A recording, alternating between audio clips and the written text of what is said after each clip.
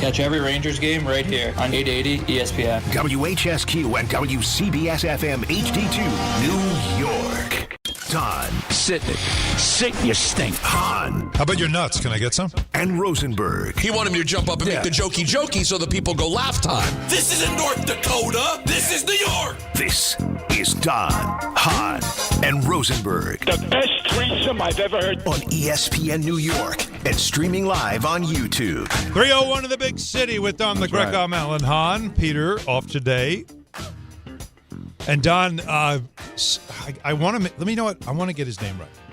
Someone sent me a message last night after the Chargers got that win, and the Eagles now are it feels like starting to head to life support now for them. The Chargers just sent a message to Kansas City saying enjoy the offseason. Right. Because they're done. No, they do feel like they're done now. But this was a very interesting question. I want you to tell me what you think of this. His name is Steven. He said, wait, no, that's not the one I want. Hang on. Still working. Stand by. Ronald. Ronald said, basically, it's too long to read, so I'm just going to say it. So when you think about it, there was an attempt to block a kick, and the player was penalized because he used a lineman for leverage to jump up and block it, right? Yes. Which is illegal.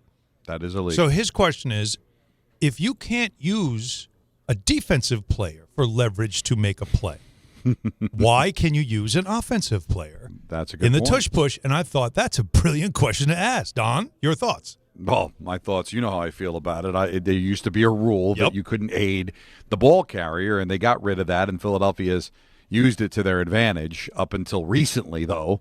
Not as successful, and you turn the ball over 5 times, 4 interceptions from Hurts, and you're still hanging the game. I don't know how good the Chargers really are, but that's the death knell now for the Chiefs. And the Eagles, I think maybe their chances of going to the Super Bowl are on a respirator. I still think they're going to win that division. Oh, yeah. Who's going to No. So they're going to be a division champion. It's more about, how do we feel about them as returning to the Super Bowl, defending the title? No, it doesn't feel like they're in the same. Whoever comes out of the North, obviously, whoever comes out of the West are going to be superior teams to Philadelphia. They're not going to be able to get a bye, they might win a playoff game, but the Chargers are a fun team. The Chargers are a team that took advantage of Philadelphia's mistakes, but more importantly, they got to their 9th win. And when you consider where Jacksonville is, you figure they should be able to beat the Jets, and somebody's going to end up being in second place in the South. There's just not going to be any there's not going to be any chairs left when the music ends for the Chiefs. Right. Even if they were to find a way to run the table, which I think I'm very dubious about, I don't think they're going to the playoffs. And the Chargers, I think, probably sounded a death knell last night. But what an entertaining game. I feel bad for people that have to get up really early in the morning because that game was pushing midnight. Yeah, that was last late. night. Yeah, good thing we did a Monsters Inc. though. I watched a little bit of it just out of curiosity. They all look kind of the same. You know what I mean? I don't know if I were a child. What's the age group they're going after? Those things. That's really got to be the young, 5 to 10 at most. Okay, so 5 to 10 on a school night. Kickoff is at 8:15. Now that's Eastern, so the rest of the country it's a little bit earlier. Maybe. Listen, but you could DVR it and play it. Sure. A lot of what Marco watches, like the Golden Knights and the Rangers went into overtime on Sunday night, and he had to get to bed. So I DVR'd it for him when he got up in the morning. He watched overtime. Nice. He's only 8. He doesn't know what's real time or not. So imagine if we had that when we were DVR'd kids. and played it with the kids. Imagine when we were kids, Don. Imagine if we had this ability. How much sports you'd be able to consume? I have a classic memory. I don't know how. I could probably look it up. I was probably like Marco's age, probably 8 years old. Yep. The Giants were playing on Monday night, and you remember back in the day, kickoff was 9 o'clock. On Monday night. Yeah. So you were definitely going till midnight. So I stayed up till halftime. My father made me go to bed. And I remember sitting at the top of the stairs quietly, listening to the television broadcast to see what the Giants were doing. And then I think there was a creak, and all of a sudden I see my father at the bottom of the stairs, get to bed! And I ran up the stairs. That's how, there was no, Dad, DVR it. There wasn't even, Dad, can you videotape it for me? VCR, right.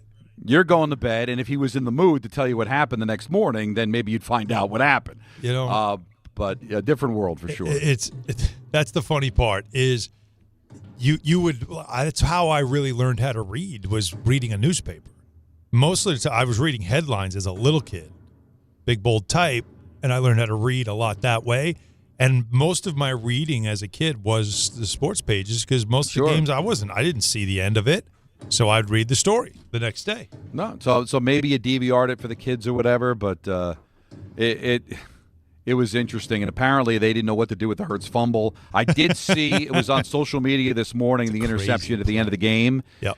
And I guess nobody shut off them running to the other end zone after the interception, so there was like still fire coming out of one of the monsters after the pick, because they thought like it was an actual play, like he was returning it or whatever. But, fun stuff, I guess.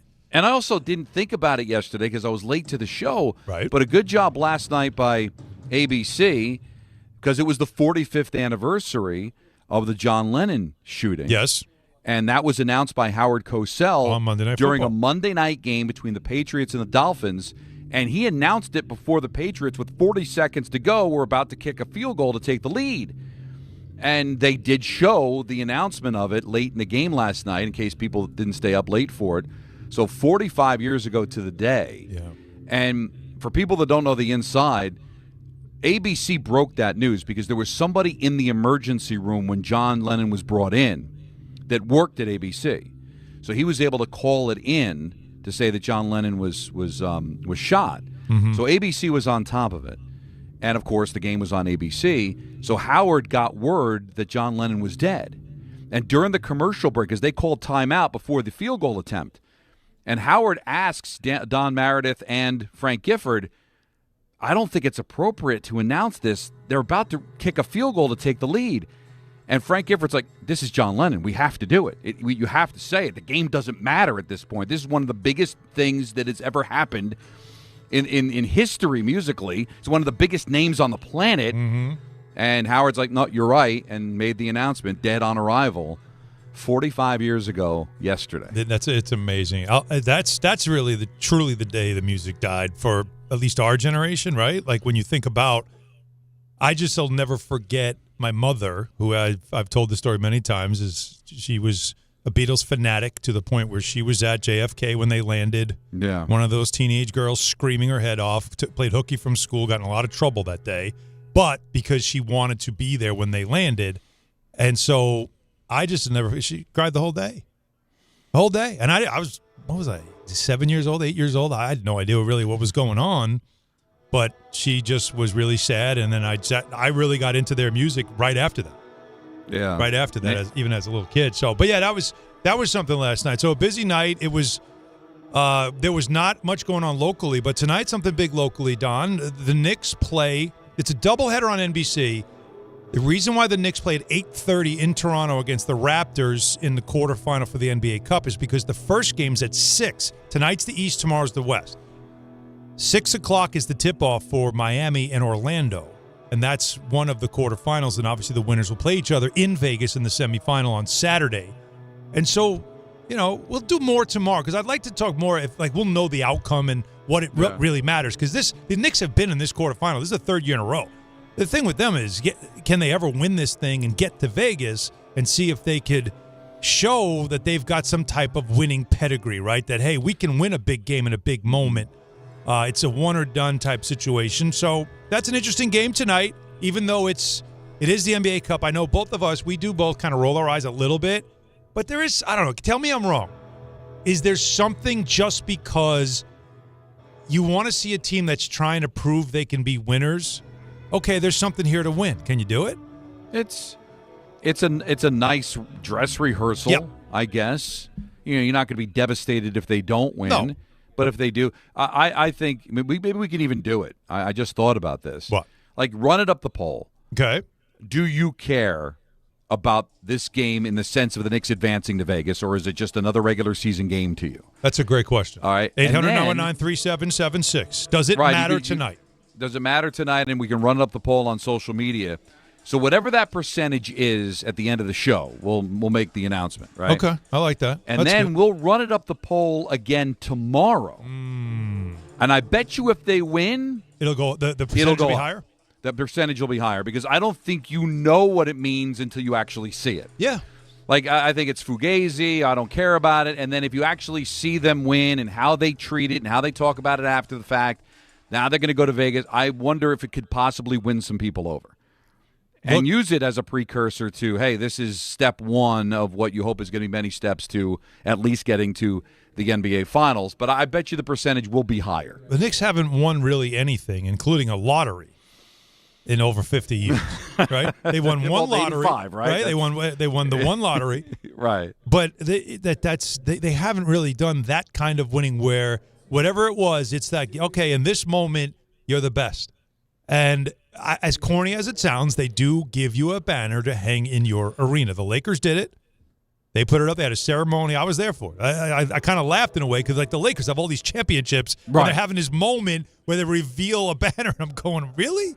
But it's a thing the NBA wants to celebrate. So, but for a Knick franchise, especially one with this current group of players that have really brought back a sense of winning and the idea of, hey, this is an elite team. They're one of the best teams in the NBA. Right. And does this sort of just, okay, so they got a little something about them. So that's all. But we'll see tonight. They play at 8:30. I guess the because we want to get to the baseball. But, I guess the hockey equivalent would be winning the President's Trophy. You know, it is a thing. They do hang a banner for it the next year or whatever, but it's not anything that anybody really cares about because if you win the President's Trophy, that means you're the best team in the regular season. You should win the Stanley Cup. I don't think whoever wins the NBA Cup is going to be necessarily the favorite to win the whole thing. Although I'll say this. Unless it's Oklahoma City. The runner-up in the last two NBA Cup. The runner-up team advanced to the NBA Finals. Okay. So that's not nothing. Maybe there's a correlation. So this is what, year 4? This is year 3. Year 3, right? Yeah. Year 3. Yeah, you and I did. You and I did year 1. Remember? Yeah, year 1. That game against the Heat, where they advanced to where they are now to get to the quarterfinal, right? And they've never been to Vegas. No, they got smoked by the Bucks. Yeah, they're the only team to advance to the knockout round all 3 years of its existence. Right. But in none of the 3 years have they advanced to Vegas. So. Yeah. I have a feeling they're going to be doing it. They should be able to beat the Raptors, unless they flat out just don't care. Oh, no, they do. That's the thing. But then if they do, they should win it tonight. They talked yesterday, and it's like all the same kind of – look, you got these Villanova guys. Like, they're used to winning. So for them, it's sort of like, you know what? We've been here like, this is our third time. We got to get over the hump. Like, we got to show something here. You know? And it's like if there's something to win, you might as well go win it. They're using a lot of that. And then Mike Brown was even saying – this does not compare to the playoffs, of course, but it is sort of a precursor. It's almost like a way to see what are we about in winner-take-all moments. Yeah. And then we can learn from it, so when we get to April, we're like, hey, remember that experience we had back in December? We can build off that. So that's what makes tonight a little extra interesting, and that's what we'll have. And we'll have the coverage for you on 880. I believe pregame is at 8, right? Because the 8:30 is the tip-off, so we have all that. But Don... As Don, by the way, is in Ottawa, for those wondering what the sound effects are about, as the Devils play the Senators tonight at 7 p.m., just to point that out.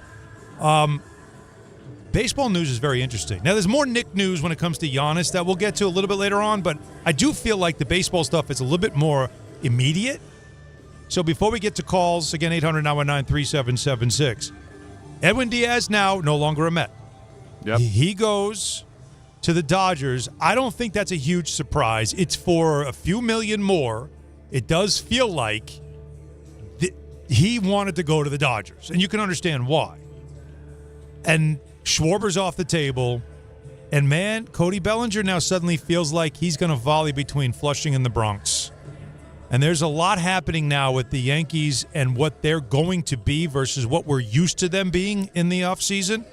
And a Met team that we thought, again, Daddy Warbucks going to write checks and go crazy, but he has a general manager that does not believe in that same type of approach. How do you feel now about the Diaz situation with him being gone and going off to the Dodgers and choosing basically to go there instead of staying with the Mets? Well, listen, the Dodgers are the defending champions 2 times over. And they desperately need a closer, despite the fact that they've won the championship in back-to-back years. So I can understand Diaz chasing the ring. Because I do give the Dodgers a better chance to do it than the Mets, because we're in a state of flux with the Mets, right? There's a lot of things they have to do. and he made a business decision to make a few more extra bucks. Now, Met fans sitting there going, well, we've got Mr. Cohen. Well, why are we being outbid? Yeah. It's not a case of being outbid. It's Stearns is saying, listen, this is a guy that's been hurt, a guy that at times has been ineffective. We got Devin Williams, who we believe at this stage of his career could be a better closer. I'm not throwing good money after bad. This is a business decision for the Mets to say, I think we're better off with Devin Williams. Ultimately, we'll see if that's the case or not. Right. Diaz goes out there and 35 for 35 and saves, and Devin Williams loses his job like he did with the Yankees last year. It's going to look bad. But, David Stearns is the little angel on the right shoulder of Steve Cohen that whispers in his ear and goes, dude, he's not worth it. Don't write the check. And so even though Steve Cohen is a guy that's sitting on $16 billion, he's not going to spend like a drunken sailor. And Stearns is going to make the good business decisions for his team. I trust Stearns, so I'm going to go with it. I'm a little worried that Devin Williams can do the job. I'm a little worried that you've made the Dodgers even better, a team you're going to have to go through if you fancy yourself as being a World Series team. So I'm not in love with this, but I'm going to trust Stearns that he made the right decision, and maybe that money will go to maybe keeping Alonso or stealing Bellinger away from the Yankees. We'll see. Now, you're using a word, trust, that you don't have enough time with Stearns to say that you fully trust him. But, first of all, he knows Devin Williams because of their history in Milwaukee. They have Clay Holmes there, and there's always the option of telling Clay Holmes, we tried you as a starter, but now we really need you as either the setup guy or a closer, which he's done both. Right. And so you could just say, well, we do have a good back of the bullpen. We're fine. We have two experienced guys that have done the 7, 8, 9, inning rotation. And we'll figure out which guy is going to be the guy. But both of them have been closers. Both of them had setup, right? Yeah. So if you're Stearns, you can argue that.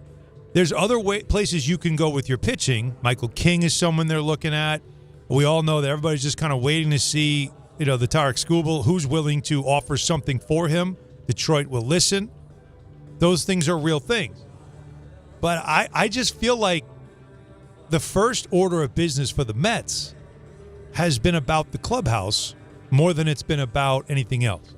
Run prevention, want to be better defensively to make our pitchers better, and also, kind of deal with whatever was happening in that clubhouse that we all saw last year and said, well, something's missing with this team. We couldn't figure it out.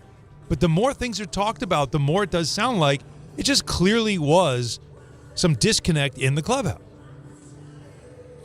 Well, if you want to change the culture of a team, you got to change the team, right? So you think of the Mets and the team that won 101 games a few years ago, the team that went to Game 6 of the League Championship Series 2 years ago. Who do you think of? You think Alonso, you think of Nimmo, you think of Lindor, you think of Diaz. All right, well, Diaz you could change because he was a free agent. Alonso you can change because he's a free agent. Nimmo you were able to find a trade partner. Yep. Lindor's here. Lindor's not moving, okay, because he's in the middle of a huge contract, and I don't want him to go. But you got to change something, and you can't say we need to change the clubhouse. We need to change the image of this team and just keep trotting the same players back every year. Right. So it's not a case of I don't think Diaz is any good anymore. You can say, well, at the stage of his career, is it worth paying really big money to keep him here, or do we take the opportunity to kind of make the change? And I think this is what you have to do. Everybody wants change, and as soon as you start making the change, it's like, oh, I don't know about where do you want the change to come? All right, you just can't. This isn't a board game where you just go, turn it over and start anew. You got to move the guys that are able to be moved. Doesn't mean they're bad guys. Doesn't mean that they're not good at what they do. Just you want to change it, now you got a chance to change it. Devin Williams is now your closer over Diaz. They're going to have a new center fielder this year. They may have a new first baseman this year. Although, as we know, it's not going to be the guy in Philly because he just re-upped. So Schwarber's not going anywhere. Nope. But, right. And now Senga's probably not your ace, right? Clearly because he's not good enough to be your ace, and they've got a chance now to maybe go out and get somebody that can be their ace. So this is not Peter's ace. I'm talking about an ace. No, not you bet your ace. Right, right. And that's what Stearns is trying to do.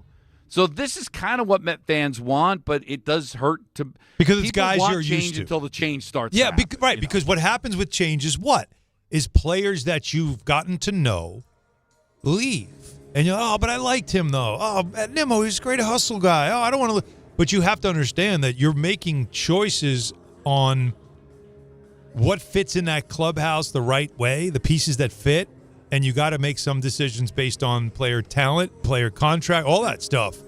So, anyways, like I said, we saw something was missing with this team, and it can't be talent. It had to be something internally.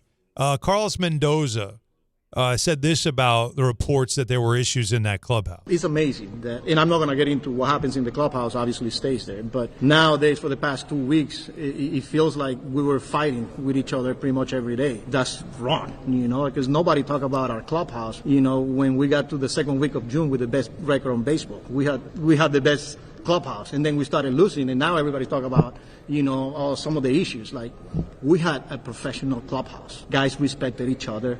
Guys enjoyed being around each other. We just didn't play well on the field, and that translated into whatever people call vibe, team chemistry. But at the end of the day, guys showed up and they respected each other. So, first of all, show me a team that gets along while they're losing, and I'll show you a loser. But people are misunderstanding, because this has gone on with the Rangers for a bunch of years too. Yeah. It doesn't mean they don't like each other. Sometimes it means they like each other too much. Mm-hmm. Sometimes it just means that it's just not working, especially baseball, because you spend so much time together, right? That it's time for a change. Just time to kind of shake it up a little bit. We tried with these guys. Like Mendoza said, they had a great first half of the season. Last year, they had a great second half of the season back in 2024. Neither one worked. One got them to the cusp of the World Series. The other one didn't get them to the playoffs at all. Some of that is just the way you play, but also it's not working. We tried with these guys. It's not working, so let's try something else. That's why coaches and managers get fired. That's why trades happen. So people look into it. Oh, does Lindor not get along with Soto? Did Nimmo have problems in the clubhouse with a lot? All these stupid – no, one has nothing to do with the other. It's not about not liking each other. It's just about this version of the team doesn't work. Right. Now we've got to shake it up to try something different. Same with the Rangers. Didn't work with Kreider and Zibanejad. Kreider's got a chance to go. Now he goes, and we'll see if that shakeup works. Can't keep firing managers, can't keep firing general managers and thinking that's the way it works. You look at the roster and you say, does this incarnation of this team lead to a championship? No. All right, let's make changes. That's it. And I think that's what you're looking at. Thank you. That's exactly what you start with when you're the general manager. Now, of course, reporters will find different things as well of the why did he have to go? Well, it seems like they didn't really get along anyway. Like, there's always that stuff that does pop up because, like I said, show me a team that gets along while losing, and I'll show you a loser. But when you're losing at the rate the Mets were losing in the second half of the season, you're going to have a lot of miserable people. And you're going to also get a little bit too much honesty sometimes about each other because nobody tolerates losing. These guys are competitors. So I'm not putting too much into it, but I did find it interesting that you used the word trust when it comes to David Stearns. Coming up, we'll get more into the Diaz contract and that whole situation, how far the Mets were away. It wasn't much from the same number that the Dodgers gave. And did that just simply mean that Diaz just wanted out? And what does that mean for the Mets going forward? On the Yankees side of things, I got to be honest, the criticism of the owner is going to continue when you hear about the $300 million threshold, and I think you're still all wrong. And Brian Cashman once again told on himself by the way he reacted to that stuff. And more to get into. So we got your calls, 800-919-3776. Stay with us. Hahn, Rosenberg, ESPN, New York. Good Karma Brands is proud to be an equal opportunity employer, providing equal employment, development, and advancement opportunities to all teammates and applicants. To learn more about careers with us, please send an email to talentacquisition@goodkarmabrands.com. That's talentacquisition@goodkarmabrands.com.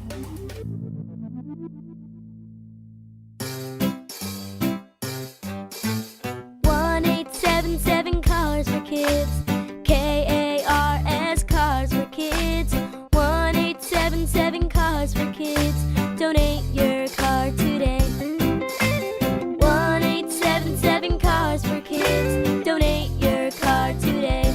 Ready to get rid of that old car? Donate it to Cars for Kids. Call 1-877-CARS-FOR-KIDS to reach a friendly live agent. Donation's super easy, and your car can be picked up as soon as tomorrow. Call us now, 1-877-CARS-FOR-KIDS. That's Cars with a K to donate your car today. 1-877 Cars for Kids, KARS Cars for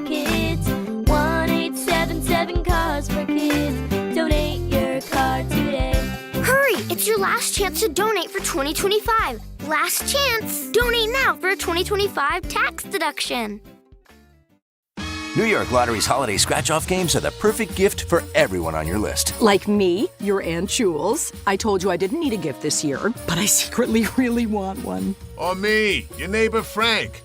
I hope you didn't forget I'm coming to your holiday party tonight. Or me. Why does no one ever think of the voiceover guy? Anyway, New York Lottery's holiday scratch-off games have more winners and top prizes up to $5,000. Please play responsibly. Must be 18 plus. Gambling problem? Call 1-877-HOPE-NY or text HOPE-NY. Some stages celebrate. This one tests everything. Every drive, every approach, every putt. Pressure builds. Resilience matters. And history waits for the bold. In June, the 2026 U.S. Open Championship returns to the Hamptons at the iconic Shinnecock Hills Golf Club. Experience the world's best golfers competing on one of the sport's most storied stages. Don't just watch greatness, experience it live at the 126th U.S. Open. Daily tickets are available now on SeatGeek. Every aspect of your business will operate better and faster with artificial intelligence. AI is a race, and companies that act first will win. Thrive Managed AI is your advantage over all your competitors. Thrive partners with you on a smart, secure AI strategy for your business. Then they deploy and manage it for you. Be first and win the race with Thrive Managed AI. Start with a complimentary strategy consultation at thrivenextgen.com/ESPN. That's thrivenextgen.com/ESPN.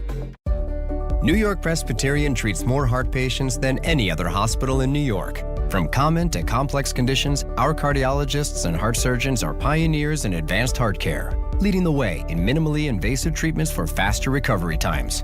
Find a doctor at nyp.org/heart. Stay amazing. New York Presbyterian. New York Presbyterian Hospital based on U.S. News and World Report 2025 to 2026 Cardiology, Heart, and Vascular Surgery Rankings.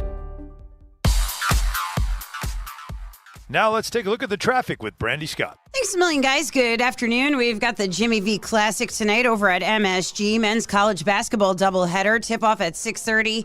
Gridlock alert day. No easy way to get around Midtown. Might want to consider using mass transit. Jammed on the Grand Central eastbound in Queens right before Parsons Boulevard. Broken down truck in the right lane. That is you solid from the LIE. Worst if it's the outbound George Cross Bronx westbound. You're slammed there from White Plains Road through to underneath the apartments. Adding to the delays, an accident in the left lane by the Sheridan involving a couple of Sprinter vans. Inbound George, still have some road work on the upper deck, just about a 5 to 10 minute ride. Outbound Lincoln already about 5 to 10. Outbound Helen 15 to 20. This report is sponsored by the New York City Department of Transportation. Speeding ruins lives. Drivers, watch out for pedestrians and cyclists and slow your turns to less than 5 miles an hour. I'm Brandy Scott on 880 ESPN New York.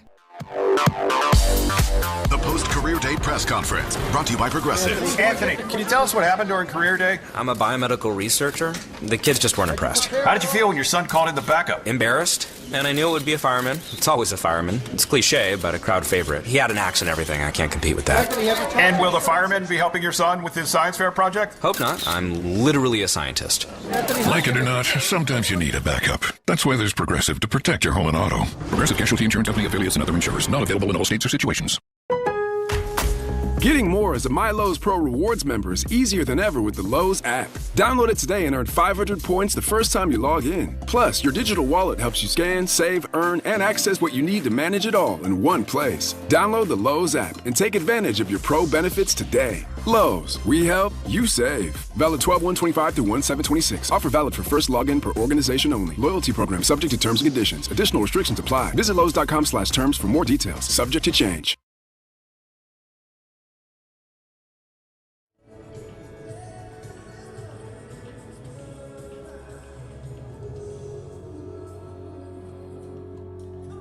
Still wonder what more he would have done. Or did he already peak? Is that fair to say? Wow. Because that, you could argue that maybe he did peak because there is some thought that once he and what's her name, Susie Q, got with him, he just was all Yoko? over. Yeah, he was all over the map after that. But Imagine came out with Yoko, and yeah, but that was he had been working on all that stuff. He and George were working on a lot of that stuff, wasn't he? I would think, considering how all of the other Beatles did solo-wise, he would have crushed it too. Yeah. The thing that I wonder, as being a person over the last 30 years that spent so much time in this city, how many times would we have run into him or been in the same place as he was? Because he loved New York because it reminded him of Liverpool. So he spent a tremendous amount of time here. He died here. He had a home here. Well, think about it, Don. Where he died, where he lived, was right by our old studio.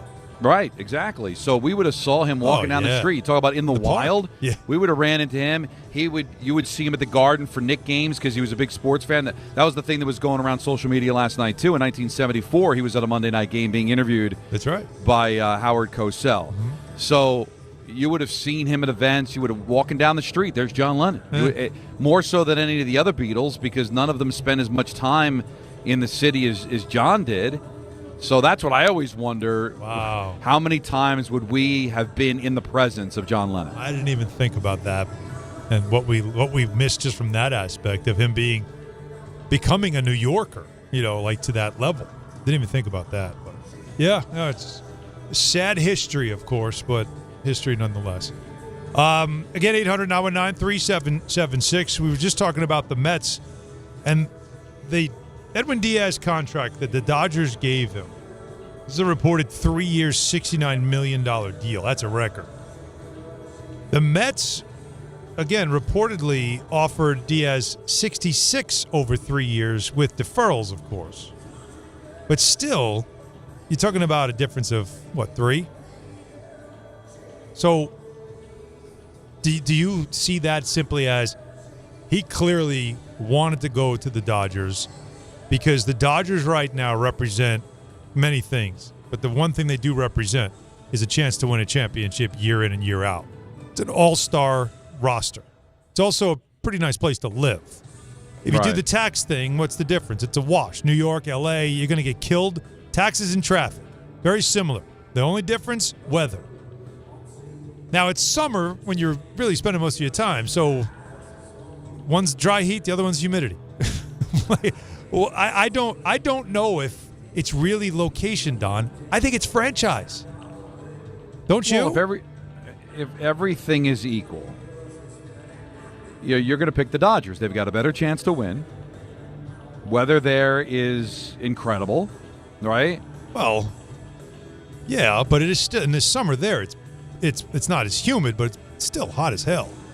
I guess. Their April's nicer, I guess. Maybe their October's nicer. But honestly. Now, his brother's in L.A. too, yes, right? So yes. that definitely puts a feather in the cap of the Dodgers to win him over. Plus, now you look at it and you say, Stearns just doesn't do things for the sake of doing them, all right? He probably got Devin Williams knowing we're not going to re-sign Diaz. Probably knew. But we're going to make offers, so that drives up the price, so the Dodgers have to pay more. So I don't know. I don't know if there was ever a scenario where the Mets thought that Diaz was coming back. The second that Devin Williams was signed, that they knew Diaz was gone. They made an offer knowing the Dodgers were going to match or exceed it. They probably liked Diaz, give him more money, make the Dodgers spend a little bit more cash. So I don't think it was ever realistic that he was going to be coming back. Is this a devastating loss for you? Again, it's your closer. And there was a time he was special. He's got his walk-in, the whole thing. Are you like, oh, God, how do we lose that guy? Or do you feel like since the injury that he had at the World Baseball Classic, he really hasn't been the same and he hasn't been able to stay? No, he hasn't been the same. Yeah. But there's a couple of things at play here, and we brought this up with Alonso last year, and we'll probably bring it up again as we get closer to him signing wherever he makes his decision this year, is that, hey, I'm a Met fan, and he was a Met, and he did some pretty special things, right? Yep. Remember when he got the final out against Philadelphia, and he flexing? Those are memories that are now gone. Like, I understand these are all just commodities in the hopes that you're eventually going to win a championship, but especially in baseball, you get attached to these guys. They become part of your summer. You watch every single day. You're watching these guys play. There's big moments. I'm never going to forget the Trumpet. That was a big deal. Him coming out. It might sound silly to somebody who's not a Met fan, but that was a special summer, right? That him coming out, and that was and now that's gone. Yep. And maybe they are better off for it. We're going to have to wait and see. But still, it was somebody that was a member of my team that did special things for my team that is now playing for the hated Dodgers. Now you get to the baseball aspect of it. Do I know Devin Williams is going to be better? I don't know that. I do remember Devin Williams looking like he was overwhelmed in New York. He lost his closing job with the Yankees. So it's not like you're going out and getting a guy that's coming off a year in which he was a contender for the Cy Young as a closer. You know, you're not going out and acquiring Mariano Rivera in his prime. There's question marks around it. We'll see if it's better. He's younger. Stearns obviously knows him. He came off a great second half of the season because, he did lose his closing job, but he got it back. Mm-hmm. But from a baseball standpoint, there's a question mark, but it still kind of sucks to lose a guy that did some great things for the Mets. I'm not in a fetal position about it. Okay. But I'm not exactly celebrating it either. No, I didn't think you would be. Now, the reason why I asked you is because now I want to flip it to the Yankees.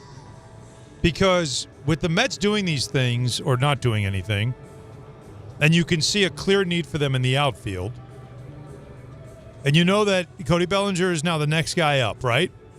Yeah. This feels like this is the next guy up. So what's going to happen with him?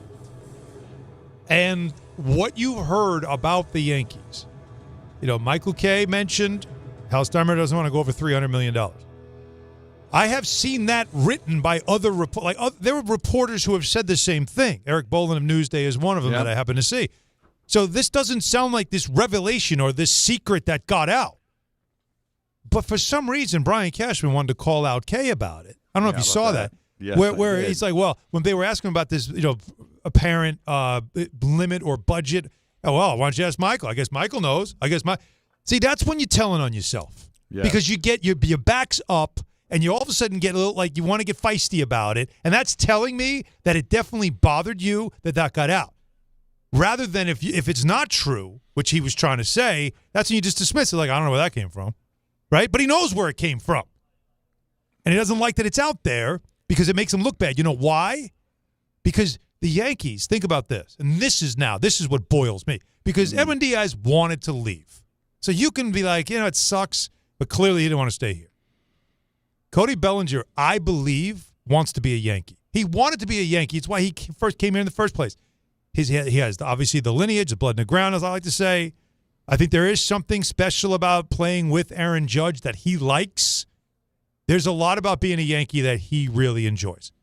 And I think he'd be more than happy to stay a Yankee. In fact, I'll go as far as saying, even though Boris will never allow it, I'll go as far as saying that he might take pennies less to stay with the Yankees. However, this might not be able to happen because Brian Cashman gambled on something with Trent Grisham that is going to blow up in his face. And if I was Hal Steinbrenner, I'd be annoyed at him. Like, wait a minute.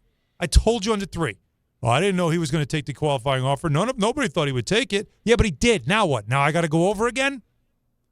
Now it's on Hal Steinbrenner to say, fine, I don't want to lose Bellinger. Let's go over. Because right now, it's Dominguez. That's who the Martian. That's your answer right now in left field because Grisham is locked in at center because of your mistake for one more year. And now it's Dominguez and maybe Spencer Jones as your left fielders. That's it. And I'm sorry. You can't lose Cody Bellinger, and it's on you that you have to go hat in hand into that office and tell Hal Steinbrenner, I'm sorry, you got to go over your budget again because I goofed. He's mad at the wrong people. Right. He should be mad at himself, and Hal should be mad at him. Don't be mad at Michael Kay. What Michael Kay said isn't a lie. It's accurate. It's true, and we all know it. You're the one that caused this. That's good for, and don't listen to Scott Boras saying, I haven't heard anything like that. Of course you haven't, because your client's Bellinger. You don't want one of the biggest teams money-wise being out of the competition. So he's going to draw the Yankees back in. How bad would that be if well, I'm hearing I don't think the Yankees are going to spend. Yeah, so, okay. Well, that's good to know. If I'm a team that wants him now, I don't have to worry about them coming in. And all I would say to you is the same thing I said about all the other clients that Boras has. If it isn't just about the money, then why is Scott Boras your agent?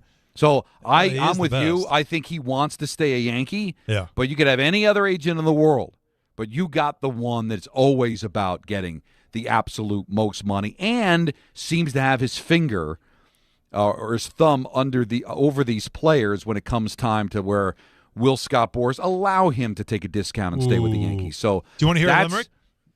Yes. You want to hear another Boras limerick? I don't, but go ahead. Yes, you do. This is Boras doing his usual. He loves to get creative. about what teams are interested in Cody Bellinger. Belly is, it's not for me to judge, but great players see red, that they have a big bat yanked out of their lineup. I haven't met a team that dodges a 5-tool player. To fill the center field need is a giant step towards a playoff. North and south, outfielders that fly with power, they're rare birds. In the offseason, there's a lot of startup to organizations. And for that reason, there's a lot of angel investors that are looking for very versatile outfielders. So other than that, Belly doesn't have much interest. Did you get all the teams? How many did you get? Well, you got the Angels. Well, you got Judge. That's Yankees. You got Judge, Yankees. You Giants, heard Met, you mentioned. You heard the Giant. You heard Dodgers. Right. Now, Red. Is that Red Sox? Like, it's not Reds. Or the Reds aren't spending money, are they? Reds aren't spending that kind of money. All right. He said Birds north. flying. Yeah, north-south birds. So are we talking about Cardinals and Orioles? No. Blue Jays? North, you're talking Blue Jays north. South, I guess what you I don't think the Cardinals are dancing there. Baltimore could. They've got some money. So there are plenty of suitors. And that's what, you know what? When he said north-south, does he mean Chicago teams? Right? South side is the White Sox. I don't know. Yeah, but he said north-south birds. Well, he added birds. Birds could be Blue Jays. Oh, okay. Yeah. Well, I don't think the White Sox are dancing there either. Look what he's making us do, though, Don. See this? No, but look at us. It's embarrassing. That's why I don't. Just give me the list. Don't sing me a song. Don't like him. I think he's a scam artist. Oh wow. And he actually has outlived his usefulness because he was into analytics before baseball was. It's true. And now they're all into it. So he's just trying to listen. He's got the clients. I'll give him that. And that's like the leverage that Roger Goodell has. Like everybody, Roger Goodell's great at his job. Look at all the money he's made for the league with the television contract. It's because 50 million people are watching your sport. Yeah. So I could walk in and negotiate those contracts with those types of ratings. I can negotiate for some of the best players in the league. But you're starting to see there's been plenty of players that didn't have a team at the start of spring training the last couple of years because he overplayed his hand. He knows the Yankees have a budget, but he's trying to make it seem like they don't, so the Mets and all these other teams will drive up the price. The Mets can drive up the price. The Blue Jays will drive up the price. I think Cody Bellinger, without question, is going to have to take a discount to stay with the Yankees. Is he willing to do that? And is Scott Boras doing limericks at the winter meetings knowing deep down that Bellinger's going to take a pay cut to stay with the Yankees? There's no shot of that. Or it's just, I got to make sure that if Belly wants to stay with the Yankees, he gets the most he can possibly, like it's not like the Yankees' first offer. I got to make sure that I get him as much as I can, even with their restraints, their constraints. And again, I don't want people to come after Hal Steinbrenner for this. Don't do it. Well, they will. Your ire is directed in the wrong place. Your frustration, your anger should be at the only place it should be in the organization. Not Aaron Boone. It should be at the general manager. And if you're not still paying Hicks and LeMahieu and at these, it's $72 million to 4 players who are relatively useless.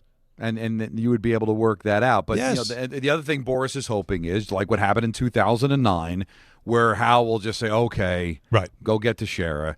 I'll pay more than we want to, but you know what? I can't have, of all teams, the Mets steal one of our best players back-to-back years." That's what Boras is going to say is, do you really want to go out there and have the Mets steal a player from you again? Wow.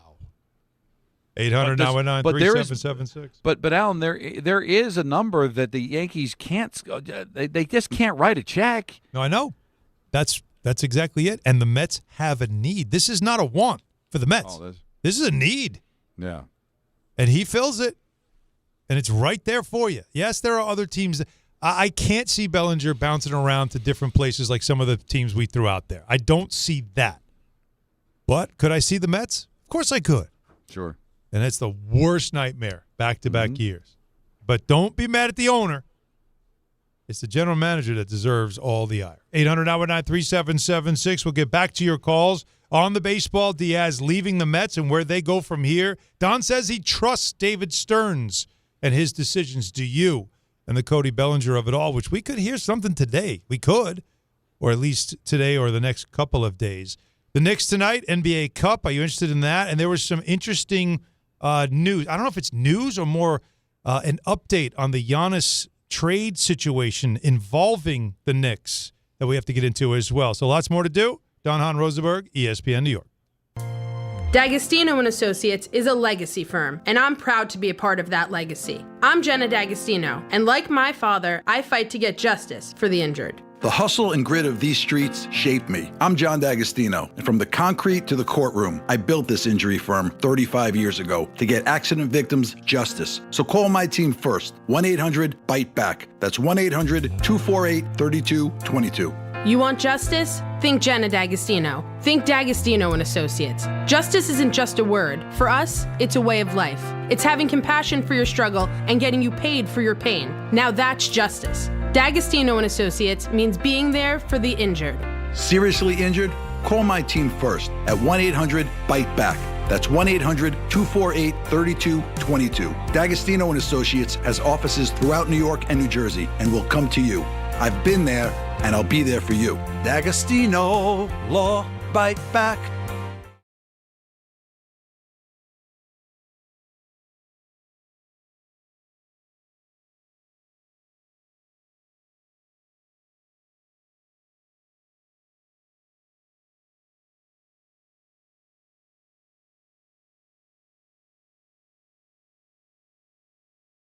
Never ordinary at Bet365. Gambling problem? Call 1-800-GAMBLER. 21 plus only. Must be physically located in New Jersey. T&Cs apply. In-app only.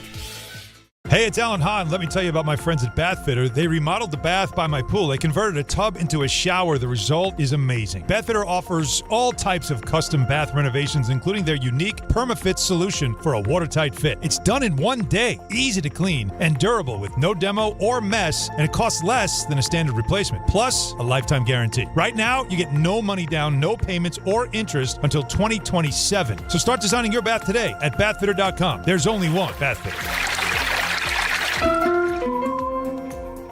At Uline, they know going the extra mile takes hard work. For companies pushing to go further, Uline will go the distance with you. 24/7, they answer the phone to get you the shipping and industrial supplies you need. Business can move fast. Unexpected large orders, adverse weather, new safety guidelines, and changing economic trends. Uline works hard keeping 41,000 items ready to ship, minimizing detours on your way to the extra mile. Visit uline.com. The holidays are rolling in, and if men in your life are struggling with their holiday wish list, tell them to add Manscaped to make gift-giving easy, fun, and completely stress-free this year. From the beard hedger to the lawnmower trimmer, Manscaped's precision tools keep you looking sharp, feeling confident, and ready for every event and celebration all season long. These aren't just stocking stuffers, they're upgrades for your daily routine. And right now at Target, you can save 20% on the Lawnmower 4 and 3 kits, Handyman, and the Beard Hedger. Hurry up, supplies won't last long. Some people just know you can save money on car insurance by checking Allstate first. Like you know to check Kirk Herbstreit's pregame analysis first, before talking to your brother-in-law. In this game, the key thing to watch will be the offensive line versus their front seven. If they can get pressure without blitzing, this could be a long night. Okay, Kirk. I know stuff. Ooh, checking first is smart. So check Allstate first and see what you could save. You're in good hands with Allstate. Potential savings vary, including based on how you buy, subject to terms, conditions, and availability. Allstate North American Insurance Company and affiliates, Northbrook, Illinois. Texting enrolls you in recurring automated marketing text messages. Consent not required to purchase. Message and data rates may apply. The team's looking good this season. I think so. Man, I miss playing football. Ever since I turned 40, I just can't find that fire I used to have. Think it could be lower testosterone? What do you mean? I was feeling the same way. After 40, the body has less testosterone, and men lose their edge. That's why I take Nugenix Total T2. That's the testosterone booster, right? Yes, but Total T2 is their brand new formula that skyrockets nitric oxide levels in as little as 3 hours. Since I started taking it, I've been lifting like when we played for Coach Carter. My energy is way up, and it even spiked spiced up things between me and the missus. Are they still giving out complimentary bottles? Yep, just send a text. Text AREA to 42424 for your complimentary bottle of Nugenix Total T2, the next generation testosterone booster. Text now and we'll include a bottle of Nugenix Thermo X, our newest, most powerful fat burner ever, absolutely free. Text AREA to 42424. That's AREA to 42424. These statements have not been evaluated by the FDA. This product is not intended to diagnose, treat, cure, or prevent any disease. ESPN New York is throwing a holiday party you don't want to miss. Join us this Friday at your mother's house in Garden City. We'll be broadcasting the Michael K. Show live from 1 to 3, followed by Don, Hahn, and Rosenberg from 3 to 7, all while supporting a great cause. Bring a toy to benefit the Garden of Dreams Foundation and help make the season brighter for local kids in need. It's the ESPN New York Holiday Party this Friday, brought to you by Spiked Aid, Security Dodge, Amazon Pickup, and ESPN New York. Hey, New York and New Jersey, Boost Mobile has an unlimited talk, text, and data plan that's only $25 a month forever, meaning you'll only ever pay $25 a month for the rest of your life. Who wouldn't want unlimited wireless when it only costs $25 a month forever? If you don't, you must be one of those people who enjoy overpaying for their phone plan. $25 a month forever is truly as good as it gets. So go online and switch now at boostmobile.com. After 30 gigabytes, customers may experience slower speeds. Customers will pay $25 a month as long as they remain active on the Boost Mobile Unlimited plan.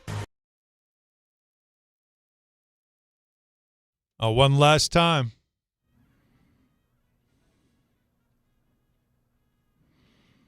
It was a cool time. I don't expect you to get it. I don't get it. I don't understand. What I like the song. What bothered me was when they would, SNY would cut to the dopey Mr. Met with his dopey bugle, plastic bugle, dancing on the. It ain't about you, Mr. Met. Well, stand down. This is about Diaz and closing a game out. This is the history of the man. This is my team, so I can talk ill of my team. Okay. So sometimes the best criticism comes from the fans, right? Okay. The Mets ruined it. It was a great moment that the Mets mucked it all up because they got their fat hands all over it. Oh, my God. The same decision, and I like Steve Phillips, and we got along very well. We did shows together. I'm like, what made you think the Baja Men performing? Oh, what a moment. Before Game 3 of the World Series. As a Yankees fan, that was what a moment. It was just disgusting, right? It's they've got a history of, the Joe Pignatato tomato patch they had in 1975. Their mascot was Metal the Donkey, which means that their mascot was a jackass. Yeah. I had a whole rant about it 20 years ago about, the Dynamite Dash, where more 5-year-old kids were on the bases than actual Mets. Yeah. And that's what happened. It was a great moment. The Mets were playing terrific baseball. Diaz is doing tremendous things. Remember, they had a combined no-hitter that year that Diaz closed out. And the song was really cool, and it was a great moment. And then they messed it all up by having Timmy Trumpet perform there live, and then showing Mr. and Mrs. Met doing it. Ugh. And it just it got too Metsy. Now, I love the Mets, but you can't get too Metsy. They started playing with it, and they screwed it all up. We're right in a wheelhouse, so like corn pone. Yeah, and that's what happened. They took a really cool, natural moment. Yes. And then everybody's got to mess with it. Like, sometimes things happen without even trying, right? Like, you get this great thing that nobody planned, and then all of a sudden people start planning, well, how can we make it better? And 90% of the time you end up making it worse. It's unreal. Leave it alone. Because it's in a vacuum, it actually was pretty cool because of the way the song begins. It has this anticipation, the pounding of the drums. The lights go down, the doors open. It's like it does have like this feel of the Gladiator or the. There was just something cool about it. It was just cool. Yeah, and just then a cool thing. And I don't know. Do you blame the Mets or do you blame the director? Like, why are you cutting to Mr. Met and Mrs. Met with a stupid bugle? Like, why are you doing that? This ain't about this. It's about the player walking in, right? It's about the fighter in the arena. That's what this is. Yeah, once you start showing the mascot. Oh, my God. Enough with the mascot. It's good for the kids. It's nice for the kids. But in a big moment of a game when it's like lock it down time where you just want to have piss and vinegar, don't show me the big baseball face guy. It's sorry. No, you're right. And my whole family's Mets fans, so I've grown up with this. Even though I haven't rooted for it, I've grown up with it. I've seen it. It's just something that's always bothered me about this organization, and a lot of it comes from the fact that they were the little kids coming in as an expansion team, and Casey Stengel, and it's what they had to do. Right. Because the only reason to see the team was because of Mr. Met, because they were losing 115 games every single year. So you had to do things to get people to come out to the ballpark and take advantage of the team being bad. And once the team got good, well, then you just let the baseball speak for itself. And sometimes it just gets a little crazy. Listen, I've got kids now and NJ Devils running around the arena, and they want to say, I get it. But when it becomes the face of your franchise, when it doesn't have to be anymore, like now, in 2022, the Mets were good. They were on their way to win 100 games. They were the talk of the town. They had the Timmy Trumpet thing was happening. You know what, Mr. Met, lay out. We're good. Well, Mr. Met, you come out and you dance and when you're down 10 runs. Yeah, you do the Macarena. Kids. Right, exactly. Take me out to the ball game. All that. There's great traditions over at Citi Field where you play Piano Man. The Garden has them too. Yep, they happen. We get it, but sometimes let's focus on the court, the ice, and the field. The big boys got it now, and we'll save you for when they don't have it. Who let the dogs out? Woo! Makes the Macarena sound like bridge over troubled water. It's not that far from the truth. It really is. I was so sick, and I asked Steve. He's like, "Well, we did the marketing, and they all." And you know what's crazy? Awful. They all. It costs a fortune to screw it up. Oh yeah. I'll never. And I'm not even going to tell you who it was or the year. Okay. Doing the Jets. It was early 2000s. All right, so I will give you the year. For 1 year on the Jumbotron, they literally had a stick figure character that would get the fans going and all that. It was a stick figure with like a Jet hat on. It looked like it was like some 5-year-old won a contest in kindergarten. Right. And I asked people around, what the hell is this? Oh, it's some marketing thing. We said, you don't pay for that. Oh, they paid that $250,000 for it. It's like, so you embarrassed yourself and you paid for the privilege? Someone got $250,000 for making a stick figure animation. Right. Think about the that. Yankees go through it. I argued win. with Michael about this. The what is that? The Death Star time. Every time that somebody's got 2 strikes, sounds like a whale. Yeah. Right. Mm-hmm. If you remember, Garrett Cole didn't like it. He hates it, and they kept doing it. I'm paying you $35 million a year. If my $35 million a year pitcher doesn't like it, not only do you get rid of it, you might have the person who had the idea killed. You don't keep doing it. It was a whole play off the Evil Empire thing. And but by the way, though, that alarm is that the Death Star was about to implode. Right. So I guess the at-bat's going to implode and he's going to strike out. I get it. No. But the second Cole doesn't like it, then it goes away. No, you're there it is. And here's, you know what, because you want to talk about woke. It's like we don't want to tell the person that he had a bad idea. All right, because we don't want to discourage them. We don't want to be upset. So let's double down and invest in the whole thing so he doesn't feel bad. This is what we're doing wrong, Don. We're criticizing something when we should be coming up with the next dumb idea that pays somebody a boatload of money. What's the next dumb idea you and I can come up with? Because my friend and I, my friend Craig Pinto and I had an unbelievable idea many years ago. Is he related to Shane Pinto? No, he's not. But he's also from Long Island. Yeah, he's a Long Island guy. But he's not related to Shane. Okay. But he loves hockey. He's a big hockey guy. And he and I one day were coming up with like concepts for Islander jerseys.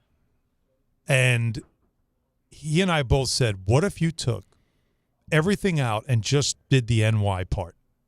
No island, no word Islanders, no circle, nothing. Just that, because the Yankees have the interlocking, the Mets have it, the Giants do it. Everybody's got a version of just NY. Let's do this. So we did it. He mocked it up. We made some T-shirts, brought it to the team, showed it to him and said, like, we think this would be an unbelievable hit. And they're like, no, you can't take the island away. Like, it's just NY. We're not New York. We're on the island, blah, blah. And it was just told, no, it's never going to happen. So we just, all right, whatever, I guess it doesn't work. We liked it. We moved on. And then they go to Brooklyn. What they do? NY. They found this brilliant idea of NY. Oh. So I had a good idea. I just didn't get money for it. Oh, well. We need to do better. We need to do better. You're right. But what we need to also do is get back into this Knicks conversation. Latest on Giannis and the Knicks. Urgency suddenly in the conversation. Stay with us. Hahn, Rosenberg, ESPN New York. FanDuel's the #1 sports book for same-game parlays. From points and rebounds to threes and assists, FanDuel's the best place to combine your favorite picks into a same-game parlay or track every stat live, all in one easy-to-use app. And right now is the perfect time to join because new customers get $150 in bonus bets if your first $5 bet wins. So bet on the players you love the way you want. Head over to FanDuel.com/Peter to sign up today. FanDuel, official sports betting partner of the NBA. 21 and over, physically present in New York. First online, real money wager only. $5 first deposit required. Bonus issued is not withdrawable bonus bets, which expire 7 days after receipt. Restrictions apply. See terms at sportsbook.fanduel.com for help with a gambling problem. Call 877-8-HOPE-NY or text HOPE-NY 467-369. Friends, it's football season, the best time of the year. You should be out there tailgating, cheering on your team, and enjoying every Sunday. But if you're dealing with neck pain, back pain, sciatica, or nerve pain, even getting off the couch can feel like a challenge. You don't have to live like that. There's help. Dr. Jay Shaw at Sandwell Pain is New Jersey's top pain specialist. He's Ivy League trained, double board certified, and is dedicated to helping you get back in the game. Here's what makes the difference. No surgery, no scars, no long recovery, no pain medication. Just precise, non-surgical image-guided procedures that deliver real results. Dr. Shaw treats neck pain, back pain, joint pain, migraines, nerve pain, and sciatica with a plan that's customized for you. Same-day and next-day appointments are available, and with offices in Woodbridge, Livingston, and Inglewood, relief is always close. So don't let pain keep you on the sidelines this season. Visit SandwellPain.com to call, text, or book online. Most major insurances are accepted. That's SandwellPain.com. Relief is closer than you think, and it starts today. Empower. Tim collects bobbleheads. A lot of bobbleheads. Baseball bobbleheads. Race car bobbleheads. Little chihuahua bobbleheads. He's got an entire room strictly for bobbleheads. Does he need them? No. Is his wife mad about it? A little. But Tim works with Empower, and he got good at money, so he can be a little bad. Ooh, horse bobblehead. Classy, Tim. Empower. Invest well, live a little. Start today at empower.com. This is the story of the one. As the purchasing manager at a manufacturing plant, she knows the only thing more important than having the right safety gear is having it there when you need it. That's why she partners with Grainger for auto reordering, so her team members can count on her to have cut-resistant gloves on hand, and each shift can run safely and efficiently. Call 1-800-GRAINGER, click Grainger.com, or just stop by. Grainger, for the ones who get it done. 880 ESPN, WHSQ, and WCBS-FM HD2, New York. A Good Karma Brands radio station. 4:03 in the big city with Don McGreck. I'm Alan Hahn. Peter off today. He'll be back with us tomorrow. 800-919-3776. Of course, the number will be part of the conversation. We're getting the calls stacked up and ready to go. We'll get to the conversations with you soon.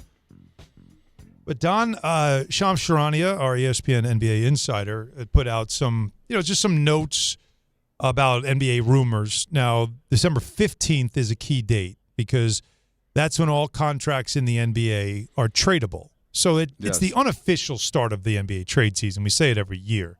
February 5th is the trade deadline. So it's between those two dates is when you'll get activity. And a lot of times at the trade deadline, you get a lot of activity early because teams are itchy. Teams don't like the way they look. Some teams just realize we're not any good. And then, of course, there's injuries. And then February 5th is when now it really gets crazy because that's the desperation time. But when it comes to the Giannis thing, it does feel like that's like the big name, obviously. Although Ja Morant is a name also that people think could be on the move. Memphis might just get tired of dealing with him. And as I've said, if you're going to do a deal for a player of Giannis's magnitude and salary, you probably need another massive salary to help you do it to make everybody satisfied. I don't know if you can do a 3 or 4 team deal that includes moving Ja with Giannis and all that stuff, get Memphis involved. I don't know. But I'm telling you, it's a very difficult thing to do 1 for 1.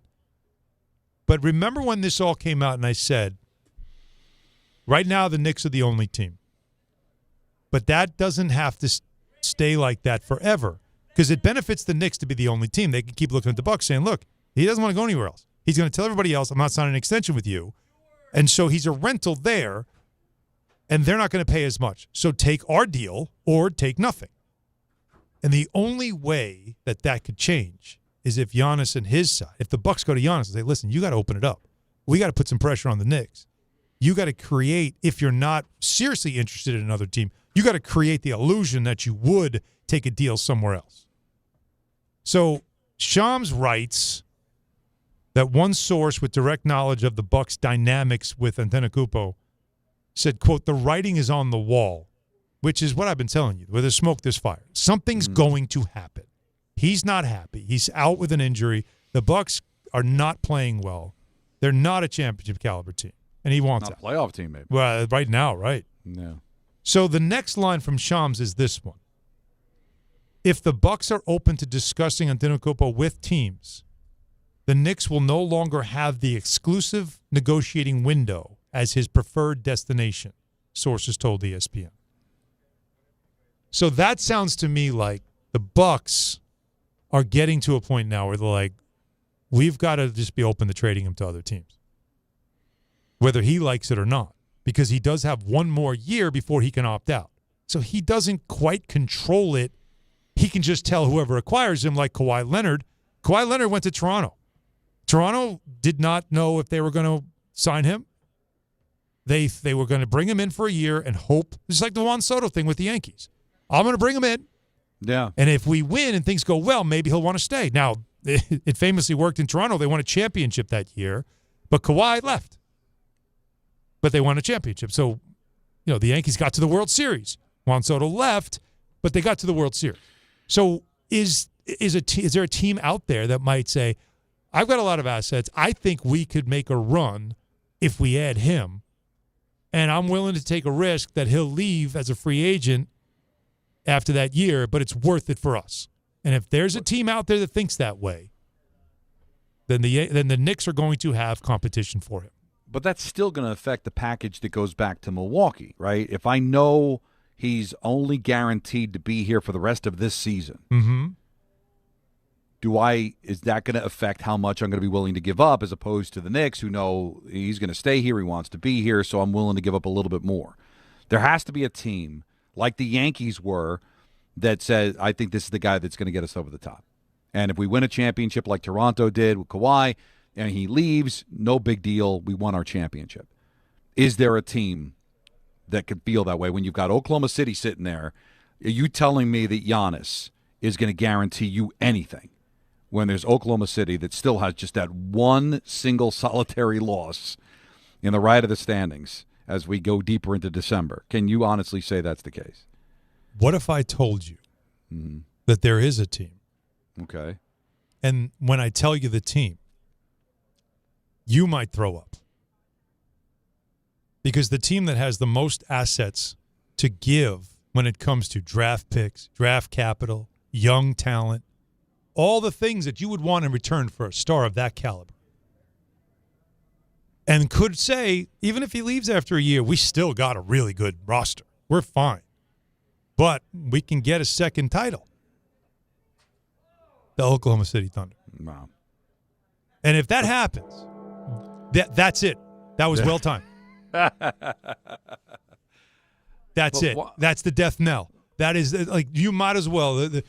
For whom the bell tolls, it tolls for the other 29 teams. Because the Thunder could certainly do this. They have the ability to do it. And they could go on and win a championship, which is what Giannis wants, win a championship. And he might say, all right, thanks for another ring. Now I'm going to go play where I want to play, after a year. That could happen. But by the way, they could win 2 titles by then, make it 3 in a row. Because, like I said, he can't opt out until next summer, not this one coming. Okay. So I'm telling you that if I'm the Bucks, I am hoping, I'm trying like hell to engage the Thunder. Because at some point, they've got to get off that pile of draft picks. At some point, they've got to do something with them. But that would be scary for the league. That would it'd be devastating. Blow the league up. It's almost like when Durant went to Golden State, right? He wins a couple of more titles, 3 in a row. Then he leaves, and now he's going to go search for a title someplace else, and Oklahoma City just goes back to winning again. Yeah, it's the KD in Golden State. Yeah. Although there may not be the dip in OKC that we saw after Durant left at Golden State. Right. It might just continue to move forward. I don't know if I give up assets when I'm the odds-on favorite to win the championship without him. Well, but assurances are assurances, that's what right? I mean. And that certainly puts him in a different You're here category. to win championships. You want to have the best roster possible. And if it just so happens where I have enough assets to get a guy that doesn't want to be there anymore, and the team that's trying to trade him is willing to take the assets from me, and I can get him for 2.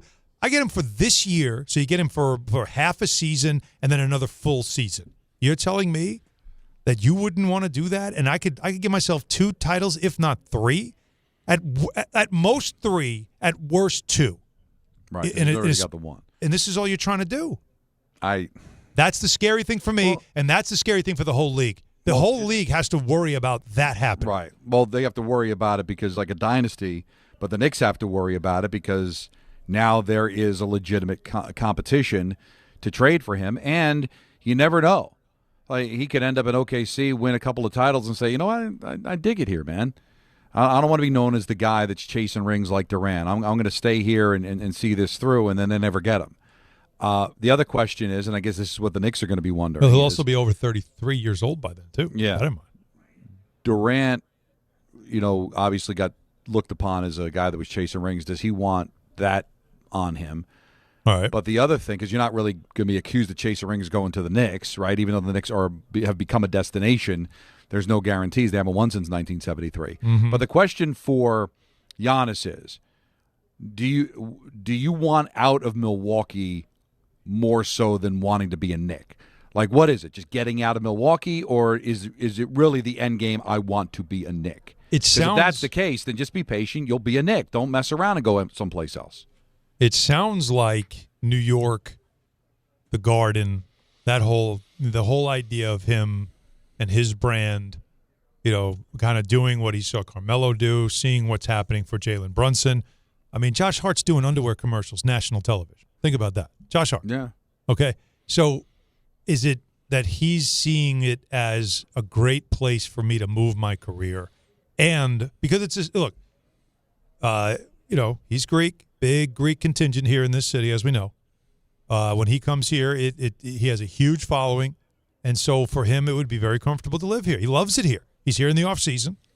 Same thing with Joel Embiid. Joel Embiid a couple of years ago was the same thing. He wanted to be in New York. He lives in New York. People don't know this. Joel Embiid lives in uptown with his girlfriend, or is it his wife now? Either way, so it's something to just.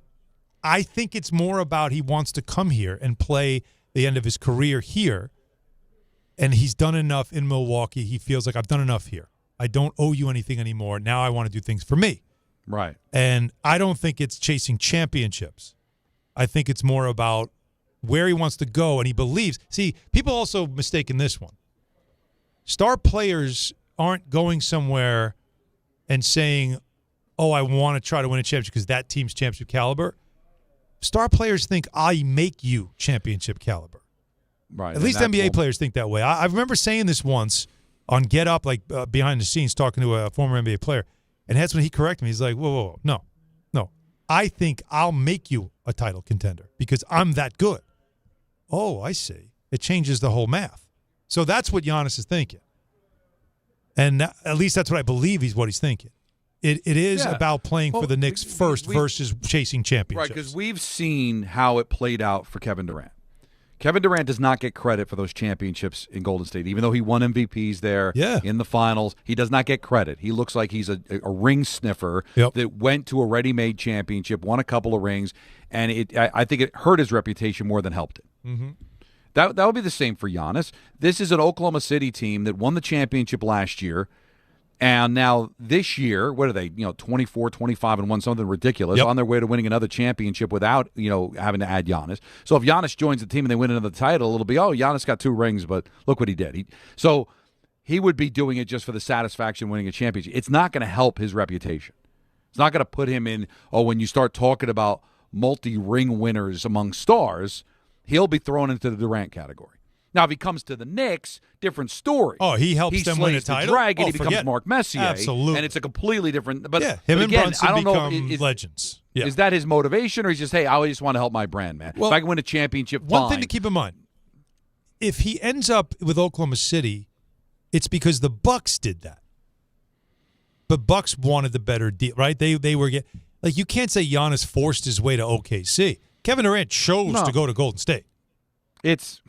Remember, they got that because it was that the new TV deal. It opened up a ton of cap space, and he signed there. He went there after being knocked out by the Warriors, and people saw that as weak.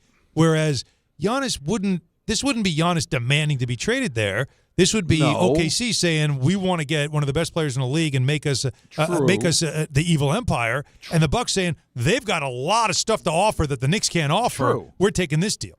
But it would still be the impatience of Giannis that wanting the deal to happen now instead of just waiting until the offseason. That's fair. So you could still, it won't be on the level of Durant, but it'll still be, he's in Oklahoma City because he didn't want to wait for the Knicks. He wanted to force the deal because he didn't want to sit there and be on a bad team for one more year. So it still could be spun as a negative.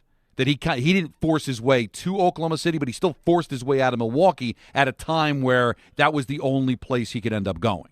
Now, does this put urgency on the Knicks at all? When you see that line that I read to you about how there would no longer be an exclusive window for the Knicks. Right now it is. Right now it's exclusive window for the Knicks. The Bucks are trying to open that window by getting other teams to jump in. But you have a lot of teams that are like, no, we know he wants to go there. Again, it's the worst kept secret in the league. For the last year, the worst kept secret in the league is this. So most teams have not really prepared for this. Maybe Miami has that arrogance of, we can talk him into it. I'll throw some rings on the table, all that stuff. But most teams know, that's where he wants to go. He doesn't really want to be here, so I don't want to rent him if I can't win a championship. But Oklahoma City is the one caveat that I feel like is the team that could say, we can guarantee ourselves at least one more ring. And if you can do that, what the hell? Let's do it. We got a ton of picks. Who cares? So I'm asking you if the Knicks should feel, and I'm asking the fans too, 800-919-3776, because I've gotten mixed reaction from this, Don, when I talk to fans. Some say, I don't want to blow up another roster. I like this team. Let's just do tweaks and all that stuff. Yep. Don't do it. And there are others that are like, you've got to end this thing. You've got to win a title. It's almost 54 years. You got to do something, and if that guy gets you over the top, you do whatever it takes to get him. Because I think everybody believes that the Knicks have a chance to get out of the Eastern Conference, but zero chance to beat OKC. So is that good enough to go to a final for the first time since 1999, or do you want to put yourself in a position where you're actually winning? You can beat them for it and beat them. Well, do you believe that this roster? All right. So you don't think this roster, as currently constructed, when healthy, because they just lost Deuce McBride. Now he's listed as out tonight. When they're fully healthy with Anunoby and Bridges now, Anunoby's back. So you're saying I still don't see them being good enough to beat the Thunder. I don't see it. But then, did you see the Pacers going 7 with them last year? No. So I guess you never know.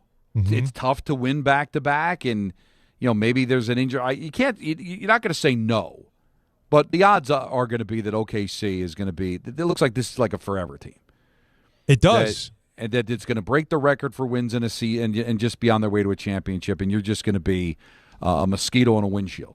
But you never know. But with Giannis, now you're talking. And you got to think, too, with Boston, although Boston's playing really well lately, but they still are compromised. The whole idea of Tatum coming back, guys, it's an Achilles. There's no way they force him back that fast. The LeBron is aging quickly. Curry and the Golden State Warriors do not look good. So you're talking about a changing of the guard era happening right now where the kind of door is open. Yeah. The window's open. And that's why this is not easy. If you're Leon Rose, if you're James Dolan, this is not easy. Because you have a team that's 14-4 since November 2nd and 13-1 at home all season. They have the number 3 offense in the NBA. Their defense is climbing into the top 10. In fact, the last 7 games, they're a top 5 defense. Like they're starting to figure it out. The injuries have happened. They got to get men maneuver through them.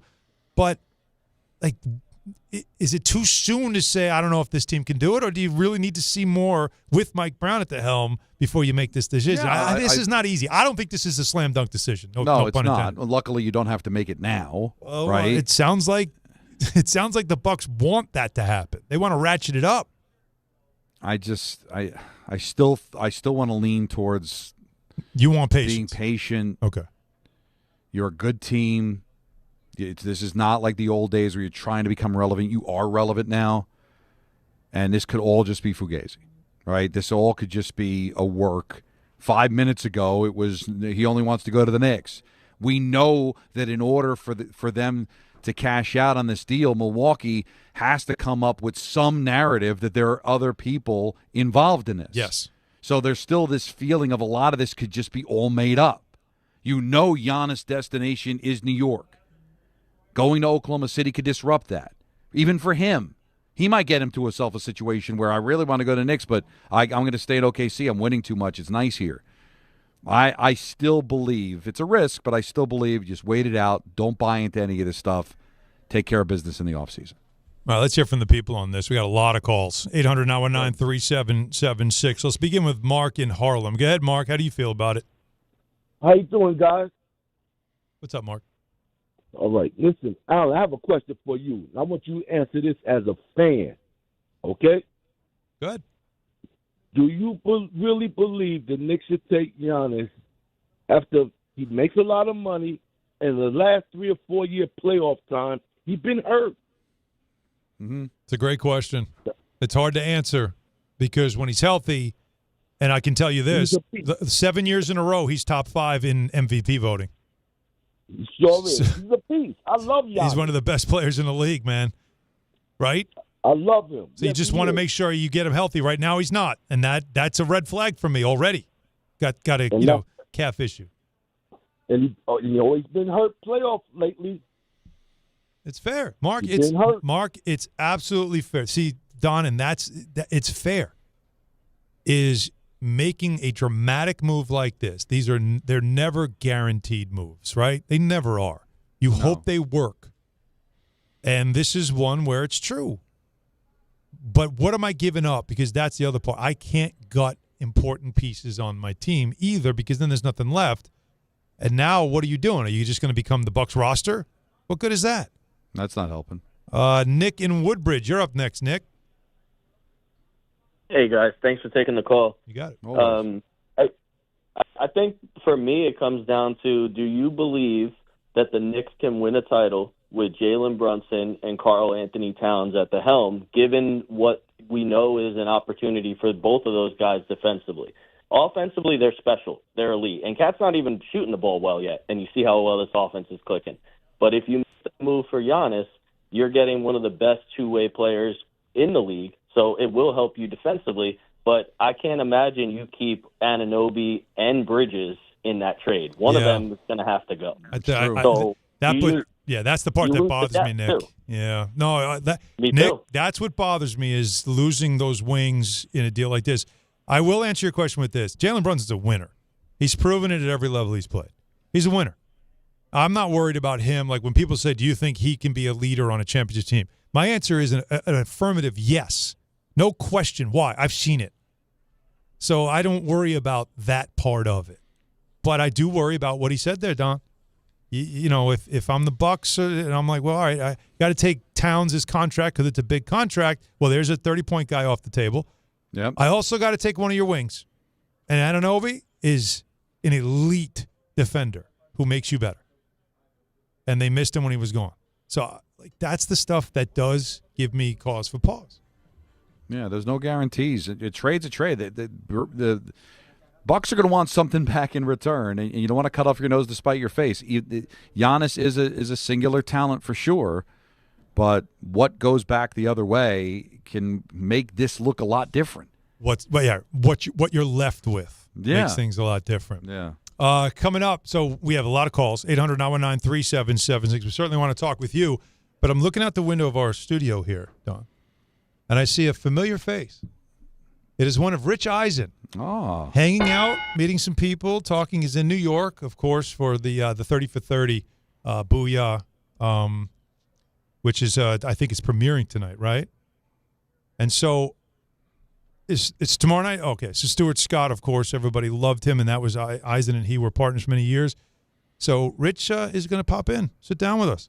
Imagine what he has to say about his Jets after what we talked about yesterday. Yeah. So, but we have your calls, and we certainly are going to get to them as well. So stay with us. Rich Eisen joining us next here in studio. Don Hahn, Rosenberg, ESPN New York. John Ryan. Yeah, Dad. I think I came up with a killer slogan for our law firm. D'Agostino and Associates, bite back. Bite back? Yeah. When someone hurts you, you bite back. We'll be the law firm that bites back. Dad, that's brilliant. Accident victims, call D'Agostino and Associates and bite back. Hey, we could even put a big vicious dog on billboards everywhere. Yeah, and Rottweilers on buses. Hey, how about a toll-free number? What are you thinking? You know, like 1-800-BITE-BACK. 1-800-BITE-BACK. That's brilliant. But what if people hear fight back? Easy. I'll spell it out for them, like 1-800-BITE, back. 1-800-BITE-BACK. That's 1-800-248-3222. Love it. Hey, Dad. Yeah. All this talk about biting back got me hungry. Me too. Want to grab lunch? Sure. Hey, how about a jingle? You mean like D'Agostino, law, bite back? Discover a driving experience crafted to inspire. At Garden City Mazda, exceptional design and sophisticated performance come together during the Mazda More to Move You sales event. Lease the 2025 Mazda CX-5 for just $229 a month at Garden City Mazda. I know that hiring can be challenging. You sort through tons of resumes and you get too many so-so applicants. You're just waiting for someone to match your role perfectly. Well, now, there's a place where you can meet them fast. ZipRecruiter. Need to hire right away. Start your search for strong candidates. The right fit awaits. Build your team. Build it sooner. Meet your match on ZipRecruiter. Just head to ZipRecruiter.com/ESPN right now to try it for free, and you're on your way to meeting your match. 4 out of 5 employers who post on ZipRecruiter get a quality candidate within the first day. So try it now. Go to ZipRecruiter.com/ESPN. Once again, that's ZipRecruiter.com/ESPN. Meet your match on ZipRecruiter. Try it free. Some stages celebrate. This one tests everything. Every drive, every approach, every putt. Pressure builds. Resilience matters. And history waits for the bold. In June, the 2026 U.S. Open Championship returns to the Hamptons at the iconic Shinnecock Hills Golf Club. Experience the world's best golfers competing on one of the sport's most storied stages. Don't just watch greatness, experience it live at the 126th U.S. Open. Daily tickets are available now on SeatGeek. This one's for the flavor fanatics. Sour apple 5-hour energy shots don't mess around. They bring the bite. Tart, tangy, and packed with tasty caffeine, this little 2-ounce bottle punches above its weight. With zero sugar and as much caffeine as your favorite 12-ounce coffee, it's the kind of pick-me-up that keep your taste buds happy without the crash. And it doesn't stop at sour apple. There are 17 bold flavors waiting for you to discover. Pick one up in store or stock up online at 5hourenergy.com or on Amazon today. This college football season, show your school spirit every time you pay. Introducing college-branded Venmo debit cards. Rep your team on and off the field with custom school designs that let everyone know who you root for. Whether you're tailgating, grabbing snacks for the watch party, or celebrating a win, you can unlock 15% cash back at ESPN. 1 free year of Perplexity Pro and more. This college football season, score more with the Venmo debit card. Get yours now in the Venmo app. Learn more at Venmo.com/collegecard. Max cashback varies. Terms apply. The Venmo MasterCard is issued by the Bancorp Bank, N.A. And now let's take a look at the traffic with Brandy Scott. Thanks so much, guys. Not so great on the BQE eastbound in Brooklyn, heading over to the Brooklyn Bridge. A broken down car out there in the right lane, pretty much at a standstill on the inbound Gowanus from the Belt Merge. Packed ride on the LIE eastbound, heading into Nassau County. Long line of brake lights heading over to Jericho Turnpike from the BQE in Queens. Best of it's the outbound George Henry Hudson and Westside Highway.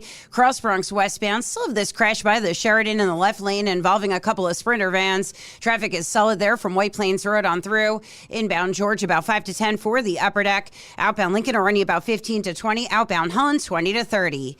This report is sponsored by Mothers Against Drunk Driving. For victims of drunk and drug driving, your grief is unique, but you're not alone.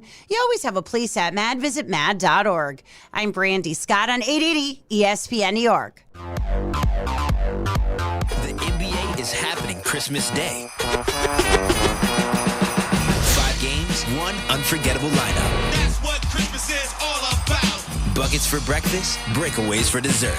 It's the holiday tradition. Christmas is our day. With star power from across the globe. It's the stars. They are going to be out. The best gift, you don't even have to unwrap it.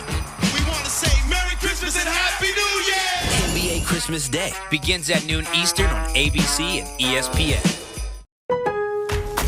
Getting more as a MyLowe's Pro Rewards member is easier than ever with the Lowe's app. Download it today and earn 500 points the first time you log in. Plus, your digital wallet helps you scan, save, earn, and access what you need to manage it all in one place. Download the Lowe's app and take advantage of your Pro benefits today. Lowe's, we help, you save. Valid 12/1/25 through 1/7/26. Offer valid for first login per organization only. Loyalty program subject to terms and conditions. Additional restrictions apply. Visit Lowe's.com/terms for more details. Subject to change.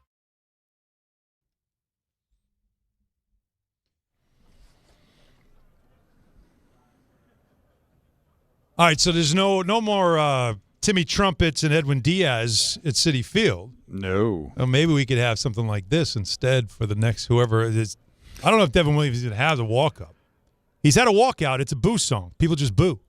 That's what happened at Yankee Stadium this past year. But we're not going to boo our guest, though, hanging out with us here in studio, Rich Eisen, who joins us right now. Yes, thank you. You can hear him on 10:50 a.m. here in New York. I appreciate it.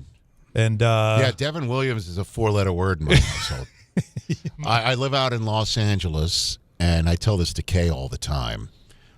He's the voice of my household between the hours of 4 and 7 p.m. out there on the left coast. Mm-hmm. Being able to pop on a Yankee game in the late afternoon, dinner time, it's awesome. And until we realized Devin Williams made the Yankees change their facial hair code for a guy who has 2 pitches. And then we found out about all of that, you know? Yeah, and now they can't go back. Now everybody can have facial hair. It's okay now. Well, by the way, I heard that they went back. Didn't Hal send that? Didn't he send out something this week saying that we're going back? Now that Devin's gone, we're going back? Please tell me that's true. I don't know. I thought I saw it. I don't know what's real and what's not on. I don't. Anthony, get on that. I want that to be real so Will you bad. look that up? That's not true. He might have gotten sports pickled, but that's okay. God. That's okay. I'll take it. I feel they can't. stupid You just now. can't. Because they never. Because I always said, Rich, that if you were going to do it, get out in front of it. Yeah. Because you don't want there to be somebody that literally is the face of the change. Because what if it ends up being somebody like Devin Williams? Yep. Right? you wouldn't do it for Brian Wilson, who was really good and won a ring, but you're going to do it for Devin Williams, who the only thing that people remembered before you signed him was giving up the Pete Alonso home run. And if you decide to go back to it forever, it becomes the Devin Williams rule. That doesn't seem right. Maybe we should have let Jacoby Ellsbury come in with a beard. Maybe that would have helped. There's a list of, I'll tell you, there's a list of names of players still getting checks from the Yankees, and yet it's Hal Steinbrenner's fault they're not going over $300 million. But you know what, Donnie? Rich said something that I feel like you and I have talked about from an East Coast bias standpoint. Okay. Because Rich, an East Coast guy. Yes. Who went West Coast. Born in Brooklyn, raised in Staten Island. There you go. PS 54, IS 72, Susan Wagner High School, both parents New York City public school educators. God bless. That's it. God bless. Sheepshead Bay High School. My dad taught in Port Richmond High School also. Shouting them all out. Oh, yeah, man. A former Staten Island Advance staff writer. That's me. You and Pete Davidson. Is that right? Well, I haven't bought a ferry. But I haven't done that. But this is the thing, because we've all in our travels had to be in L.A. on a Sunday, and 9 a.m. there's football. Yes. And man, is it glorious. Oh, yeah. And so I don't know that world where It's 4 awesome. o'clock you're watching Yankee baseball, and Dude, it's not an afternoon game. My kids. And you're done at 7. I felt for this year. Man, I was rooting for the Blue Jays for various reasons because Mattingly was in the dugout too. But this World Series was arguably the best World Series, maybe since the 01 one. Obviously, I wasn't pleased with the result. No, but it was epic. Unbelievable. Yeah. Just one crazy scenario after another, after another, after another. I felt for kids out here on the East Coast, they didn't see some of the most wild action. The ball wedging into the bottom of the outfield padding and the obviously the warning track, or the moment where Pages runs over Kike, trucks his teammate just to make a catch. That's after IKF gets called out at home. I mean, at one point during this World Series, the entire Major League Baseball season was in a replay machine over that. That's true. You know, I had Will Smith on my show a couple weeks ago. He said it was the longest few minutes of his life because he's like, he couldn't swear on the hair of anybody that his toe was down. Imagine being the replay official, right? Knowing like whatever season's we do online. right now, I know it's kind of crazy. Is history. But so my kids are able to see that because it's 8 o'clock, not 11 o'clock. Yeah. You know, and so no one got to see Monsters Inc. last night on ESPN look too. at you, man. No one got. But good for you to mention it. There's something extra in your good paycheck company for guy. that. You know how it exactly. But you know, just what you just said too, though, that Hal doesn't want to spend the money, and him saying essentially at one point, I think this is true. He did say that the Yankees don't make as much money as you think they make. Right? No, I've seen He the did list. say that. Okay, He's I think he's 22nd on the list of owners when it comes to annual net profit. Right. For the Yankees. Yes. You know, he's in business with Jerry Jones. No, I you know what I mean? Yes. Like, come on, man. So the bottom line is I live in a town where the Major League Baseball franchise is run by somebody and people who basically do not care how much money they are spending. Mm-hmm. At the end of the day. Okay? Now, it does help to have generationally brilliant players say, I'll take a retirement plan where I don't see all of my millions until I'm 50. Mm-hmm. But if you're not going to go and spend money to the point where it's damn the torpedoes, and I don't care that I'm giving the Pirates and the Royals a check for them to pocket, I want a championship. You're not going to win. It's just that simple because of what the Dodgers are doing right now. And I think that's why there's a very good chance there'll be a work stoppage of some sort and a fight for a salary cap, because I think the Yankees are now going to be on the side of the small market team. Because as laughable as this sounds, Rich, they're mom and pop. Yep. Because their money is based on baseball. They're not sitting on $16 billion of hedge fund money. If you believe the rumors that Cohen has lost $200 million since owning the Mets, tells you this is a Tonka truck that he plays with and he puts on the shelf during the wintertime, where it's the business of the Steinbrenners to own the Yankees. So even though they print money, you know, having a restaurant on Broadway is different than having a restaurant in Nebraska. You know, the overhead's going to be a lot. Nobody is going to feel bad for them, Rich. But when you see the Dodgers willing to lose money, Cohen willing to lose money, where you see the other three sports thriving with a cap and seeing players make $60, $70 million in a cap era, how can the players fight and say that a cap is wrong? Right. I don't know what's coming down the pike on that front. You're I think crystal balling it in a way that I think is accurate. I don't know how it is going to play out, but maybe then if you do have to have a budget, let's get somebody who makes contact with the baseball. You know what I mean? That's a great way to put it. Let's get people who don't strike out like it's going out of style. Yeah. And it's either listen, I know my buddy from back in the day on ESPN when I was there the first time around. I can't believe I'm saying those words. But Buck Martinez, I used to do a lot of baseball shows with Buck. And I know Aaron Boone pushed back on what Buck said about the Yankees, but he was spot on. There's not a Yankee fan that said he was wrong. Spot on. Right. If it's a, home run, walk, strikeout. Like how many times, if the Yankees don't hit home runs, it was a problem. And then you see the Blue Jays, but all they did was put the bat on the ball, and it was a refreshing thing to see. And what do they also do? They almost took out. And by the way, they also didn't fold. I shouldn't say this because I do love the Yankees, but screw it. They didn't fold after Freddie Freeman gutted them on a walk-off World Series home run in Dodger Stadium. Good point. They actually won the next 2 games in Los Angeles. I was there for one of them with my Yankee-loving 14-year-old son, walking out of that stadium, listening to it dead quiet, thinking the Dodgers were going to, in fact, get beaten. And then, obviously, that didn't happen either because they got a terrific manager and a great roster. And, of course, they're deep roster. I mean, there was one moment in the playoffs, I did point this out to my son, where it was Ohtani on second and Betts on first and Freddie Freeman at the plate. And Freeman doubles in the gap, and they had a shot from behind home plate, watching Ohtani come home and watching Betts go from first to third and watching Freeman to go from home plate to second base. And I pointed to my son, I'm like, look it up. Is that $1 billion on the $1 billion of ducks on a pond right now? Like, that is that what's happening? The most expensive on base. But they're working out. Ohtani is just, again, him in Los Angeles, and it's a Laker town in many different ways. But it's now a Dodger town, too, as much as Laker town. Was going to ask that with LeBron getting older, because it was always said that you know, it was a Laker town. The Lakers' most passionate thing. The Raiders used to be the real football team. There was Raiders, USC, UCLA, then maybe the Rams, right? Like, it kind of goes in that order. But the Lakers were always the team. Right. The Dodgers do have a strong following. In fact, I believe the first team, right, that ever played in L.A. was the Dodgers. So has it now with these 2 championships? Because there was this sense of, you know, they spend a lot of money, they don't win, then they finally get the COVID one.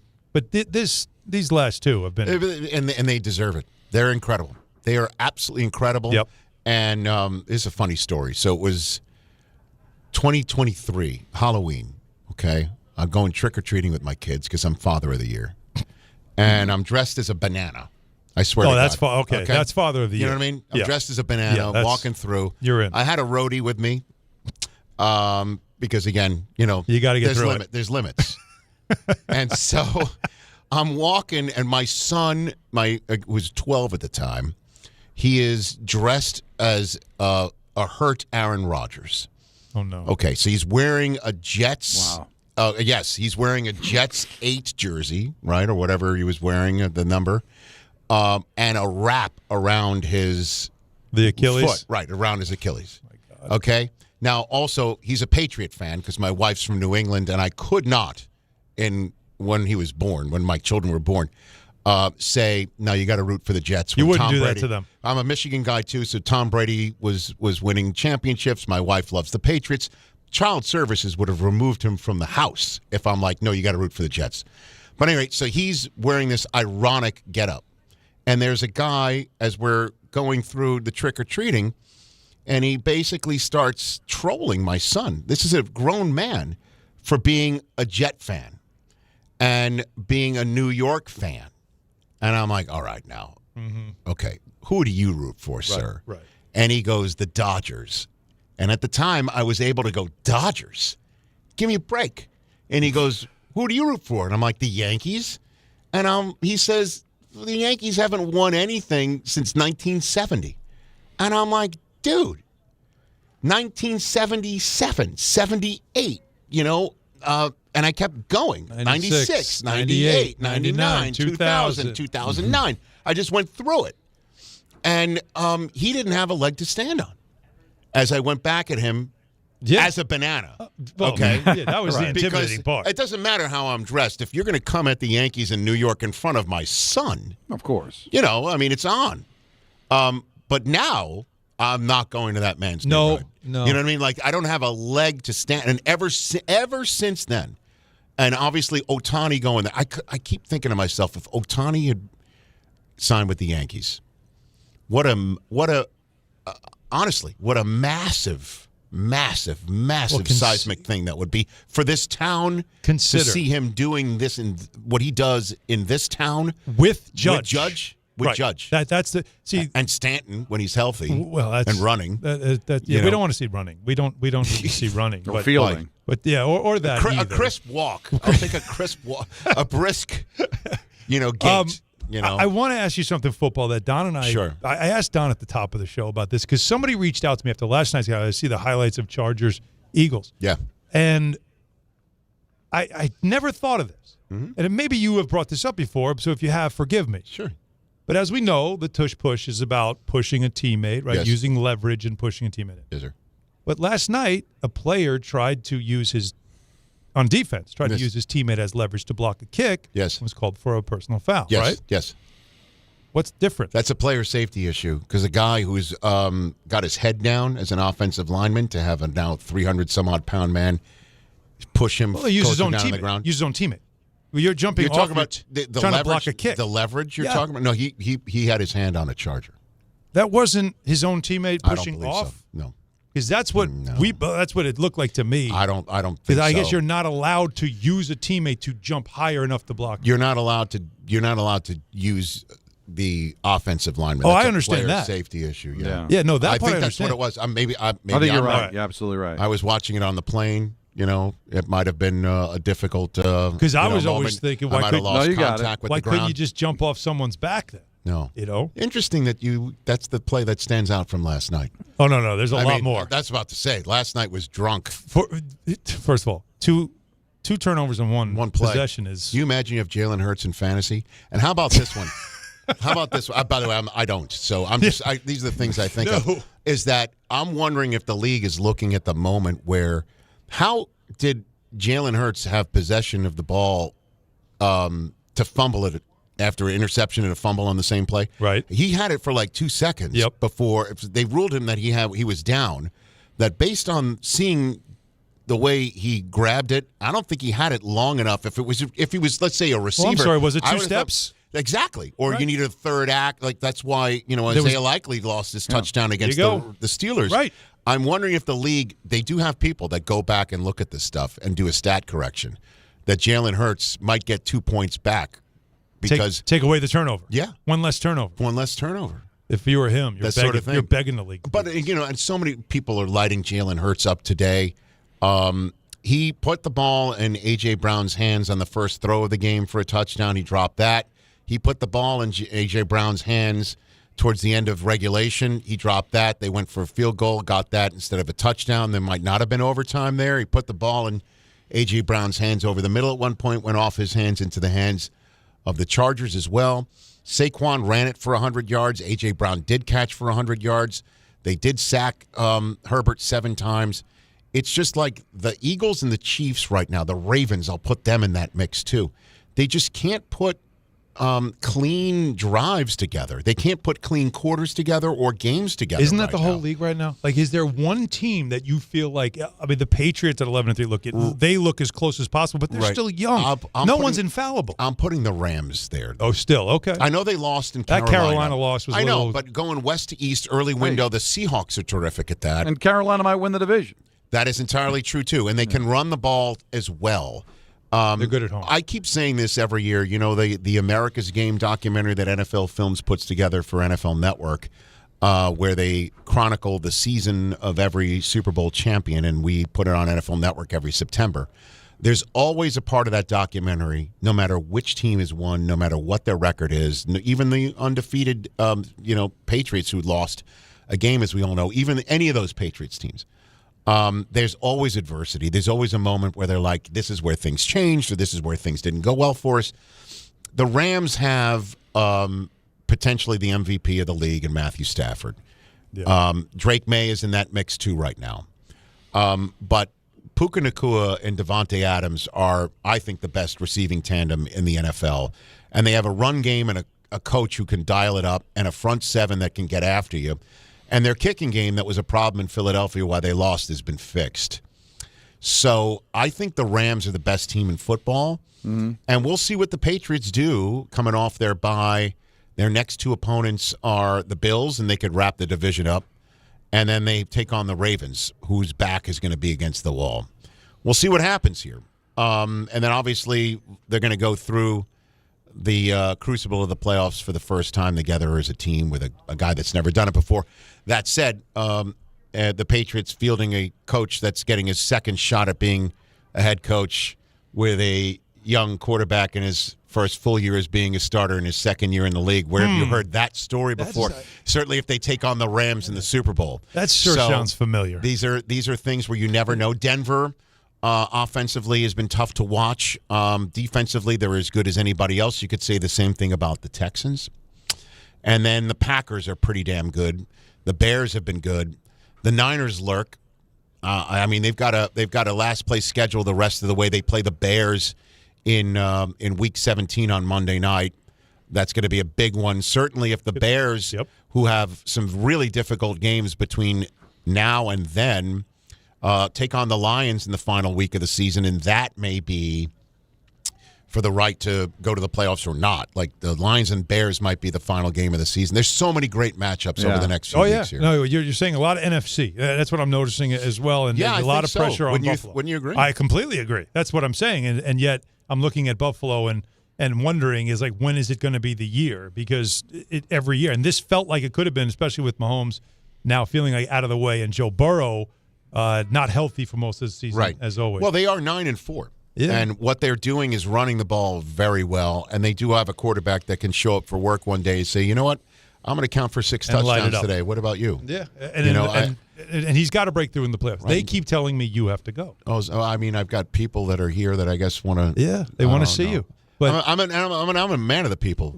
Of course. But listen, you know where I, live. Well, you're always on this station, right? So you know how you middays can, here. It's on 10:50 a.m. of course as well. I'm so ESPN psyched radio to be app. on in my hometown, man. Yeah. It's so great. Yeah. Very cool. I do love it. I don't take it for granted. I really don't. And one day maybe you'll be on the air when the Jets actually make the playoffs. When will that happen? I probably never. I've been on the air on NFL Network back in the day in the Rex Ryan, Herman Edwards days, man, and it's been a while. That's since been my then. line to Bart Scott. My old partner. Can't wait. We're still waiting.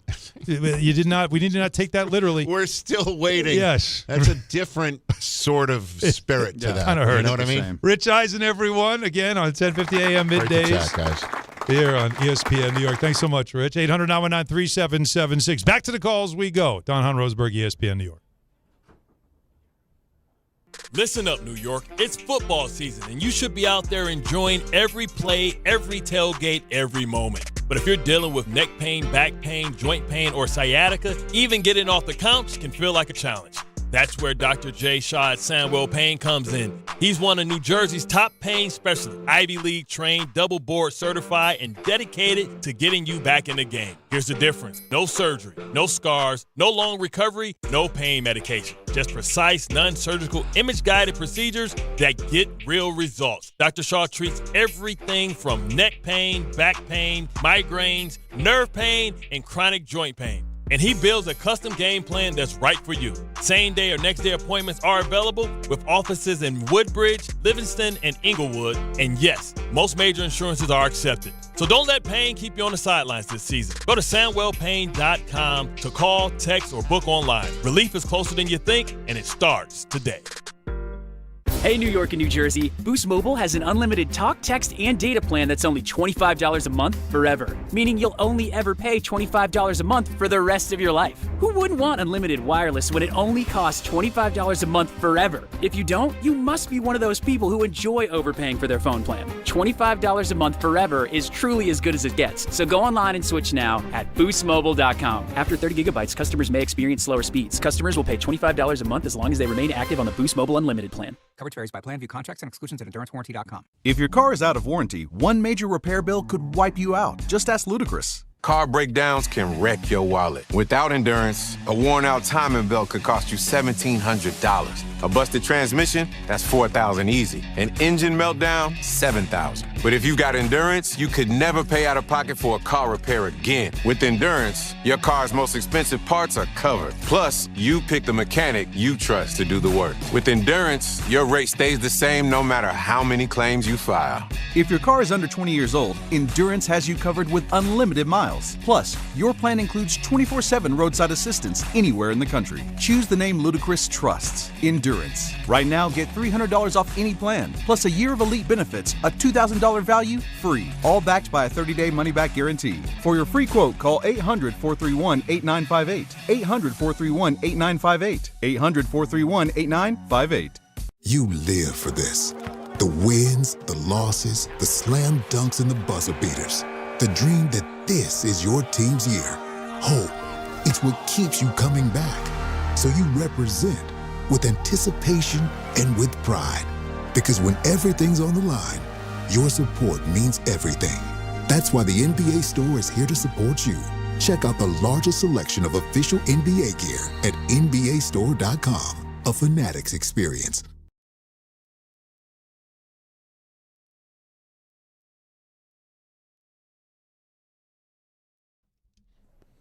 All right, 800-919-3776. Get back into the conversation with the people, Donnie, right? Yeah. So we were talking some Knicks and the Giannis stuff. The latest is from Shams Charania on ESPN.com.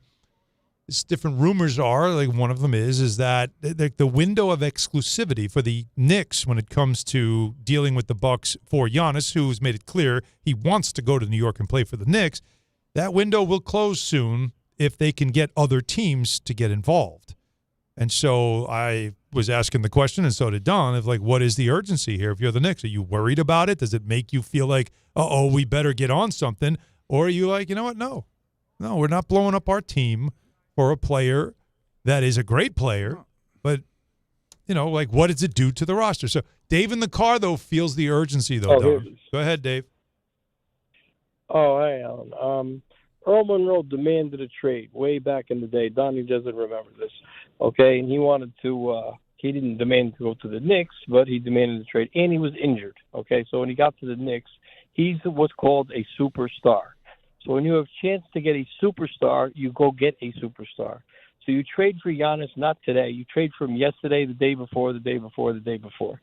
You give Cat and you give Bridges or OG, but I'd rather keep OG. And you put Giannis on the team instead of going to the finals and losing in 6 games to OKC. That's what you do right now. You don't wait around till he goes to OKC, wins a championship there, and then hopefully you get him. Because you're not winning this year no matter what you say against OKC. It's not going to happen. So that's what you do. Happened with Earl Monroe, exactly the same thing. You had bone spurs. I don't know how old you are, but I'm 63. I saw the whole thing. Yeah, but what did they give up for Earl, though? Yeah, they gave up a bag of balls. That's they what I'm gave saying. up Mike Reardon and Mike Dave Reardon, Baldwin. they gave up 2 guys off the bench. That ain't happening here. Right, but he went to a good team, and Giannis is and going you to also a good know, team. But whoa, Dave, because I was alive, but I wasn't really alive for this. But I know what happened because I wrote a book about it. Earl left okay, the well, Bullets. I know Earl Monroe. Well, so do I. He left the Bullets. He left them. He walked Yeah, away. he sat on the bench. He went to and wouldn't Philadelphia. Go into the game when they asked him to go into the game because he said no. He wanted to be traded. He left. He went Right, to Philly. but not and they finally had to trade. They were forced to do something. And that's what Giannis refuses to do. If you want to be a Giannis has Knick, already made it public. He wants to come to the Knicks. he did not. He did not make it public. He did not. These are all source-based reporting. He has not ever said anything publicly. In fact, he denies Leon things. Rose has got to get off his you-know-what and do something about this today. All right, so you want it done now. Okay. I want it done right this minute. I won't sit him 2 to 4 weeks. I'll sit him 8 weeks. As long as I'm one of the top 8 teams that makes the playoffs, I don't care, okay? I'll sit him 8 weeks to make sure he's fully healthy so he doesn't do that precursor and get the Achilles. No 4 weeks and he plays. Now, is there, all right, 7 weeks. last thing for you, Dave. Is there a price too high? Because if you're the Bucks, you want to get everything you can. That's your superstar. That's your franchise player. I'm not giving up Brunson. Take anything you want for Brunson. Take the whole team. Take Leon Rose. Take anybody you want. Take Dolan. Take the Garden. Take anybody you want. Give me a superstar because we only had 5 in our history. Monroe, Frazier, Reed, Ewing, Bernard King, and maybe if you want to count Carmelo Anthony, who played with nobody. That's it. We have not had a superstar, and Jalen Brunson is not a superstar. Not a superstar. Okay. Not. Well, I disagree with that. I think he is, by definition, a superstar. You consider the fact that he's annually an all-star. He's an all-NBA player. He's a top 5 scorer in the NBA, maybe top 8. He's one of the highest-selling jerseys in the sport. Raises his ceiling in the playoffs compared to regular season. I'm sorry. He's not a superstar, Don, but he averages 30 a game in the playoffs in over 80-something playoff games since he's joined the Knicks. 30 points a game, but he's not a superstar. Well, we're up against it, but there were so many holes in that conversation. It was really, really difficult to stomach. All right, I respect the man, but no, I got it because you can have an opinion, and that's fine. So, what do you guys think? Because again, I need to get feedback. I want feedback. They've just said, doesn't matter, trade anything it takes, get Giannis. Get him. Does everybody agree with this? Is this what Knicks fans are thinking? Get him now before other teams have a chance to get him, and now you lose him? Is that how it really is right now in New York? 800-919-3776. Don Hahn, Rosenberg, ESPN New York. The holidays are here, and Amazon Pickup is your MVP of package pickup. Need that perfect gift like a brand new jersey for the big game? With Amazon Pickup, you can grab your order from secure Amazon lockers or counters near you on your schedule at no extra cost. It's fast, it's easy, and it keeps your holiday surprises tucked safely away. So whether you're running from work or heading to the holiday party, Amazon Pickup makes holiday shopping worry-free. Find your nearest Amazon Pickup location at amazon.com/pickupmvp. That's amazon.com/pickupmvp. Now let's take a look at the traffic with Brandy Scott. Thanks so much, guys. Still jammed on the BQE eastbound right before the Brooklyn Bridge in Brooklyn. A broken down car in the right lane. Tow truck finally on the scene. Been out there for over an hour. Still crawling on the inbound Gowanus from the Belt Merge. New accident on the Grand Central eastbound right after the LIE in Queens. Left lane is out. You're bumper to bumper there and backed up to LaGuardia. Still the best of it's the outbound George Henry Hudson and West Side Highway. Cross Bronx westbound just cleaned up that accident by the Sheridan. Damage is done. Solid ride there from the Bruckner through to underneath the apartments. Inbound George about 5 to 10 for the upper deck. Outbound Lincoln Orange about 10 to 15. Outbound Holland 20 to 30. This report is sponsored by Mothers Against Drunk Driving. For victims of drunk and drug driving, your grief is unique, but you're not alone. You always have a place at MAD. Visit mad.org. I'm Brandy Scott on 880 ESPN New York. Clinton Yates here, and the holidays are upon us, full of gatherings, toasts, and plenty of cheer. And if you're like me, you want every moment to shine. That's why I head to Total Wine & More, where you'll find it all at the lowest prices, from rich whiskeys and smooth tequilas to festive liqueurs and elegant champagnes. And if you're not sure what to grab, their guides will help you find bottles that impress. You'll always find what you love and love what you find, only at Total Wine & More. Spirits not sold in Virginia and North Carolina. Drink responsibly. B21. Hey, fans! Welcome back to Fansville's Cheers and Tears. Oh. Okay, so like everybody deals with losing, right? To a rival on a last-second field goal. Whatever, it's fine. I'm totally fine. But I cope with losing with an ice-cold Dr. Pepper. Those 23 flavors are like so delicious. They totally wash away the pain of your college football team taking a big fat L. College football, it's a pepper thing. Hey, this is Jalen Brunson. Jalen Brunson for three. And this is your home for New York Knicks basketball. This is 880 ESPN. WHSQ and WCBS FM HD2, New York. 5:02 in the big city with Don LaGreca. I'm Alan Hahn, 800-919-3776. We'll get back to your calls as we just had a caller, Dave, in the car, who reacted to reports about the Giannis and Knicks situation being as the Bucks are trying to open the window up to other teams. And once they do, the Knicks exclusivity window closes, meaning they are the only team right now in the deal. And you've seen all the reports. The Knicks right now not really interested in doing anything. They like their team. They want to see what they are. That's what all the reports have been about this from everybody here in New York. But as Shams Charania, our ESPN NBA insider, has been reporting, Giannis wants to trade. He doesn't want to be in Milwaukee anymore. He has not said this publicly. He probably needs to. But he doesn't want to be around anymore. And he's trying to push for the Bucks to do something. The Bucks had talked to the Knicks in August. The Knicks and, the Bucks have kind of put some ideas together. Nothing came to fruition, and they decided to move on.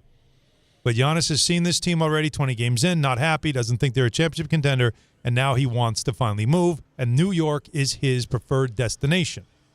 So, do the Knicks feel urgency to get a deal done right now? Our caller just before said, yes, whatever it takes, do it before you lose them. And our question is, do you agree? Don, you clearly don't. Well, his premise was all over the place.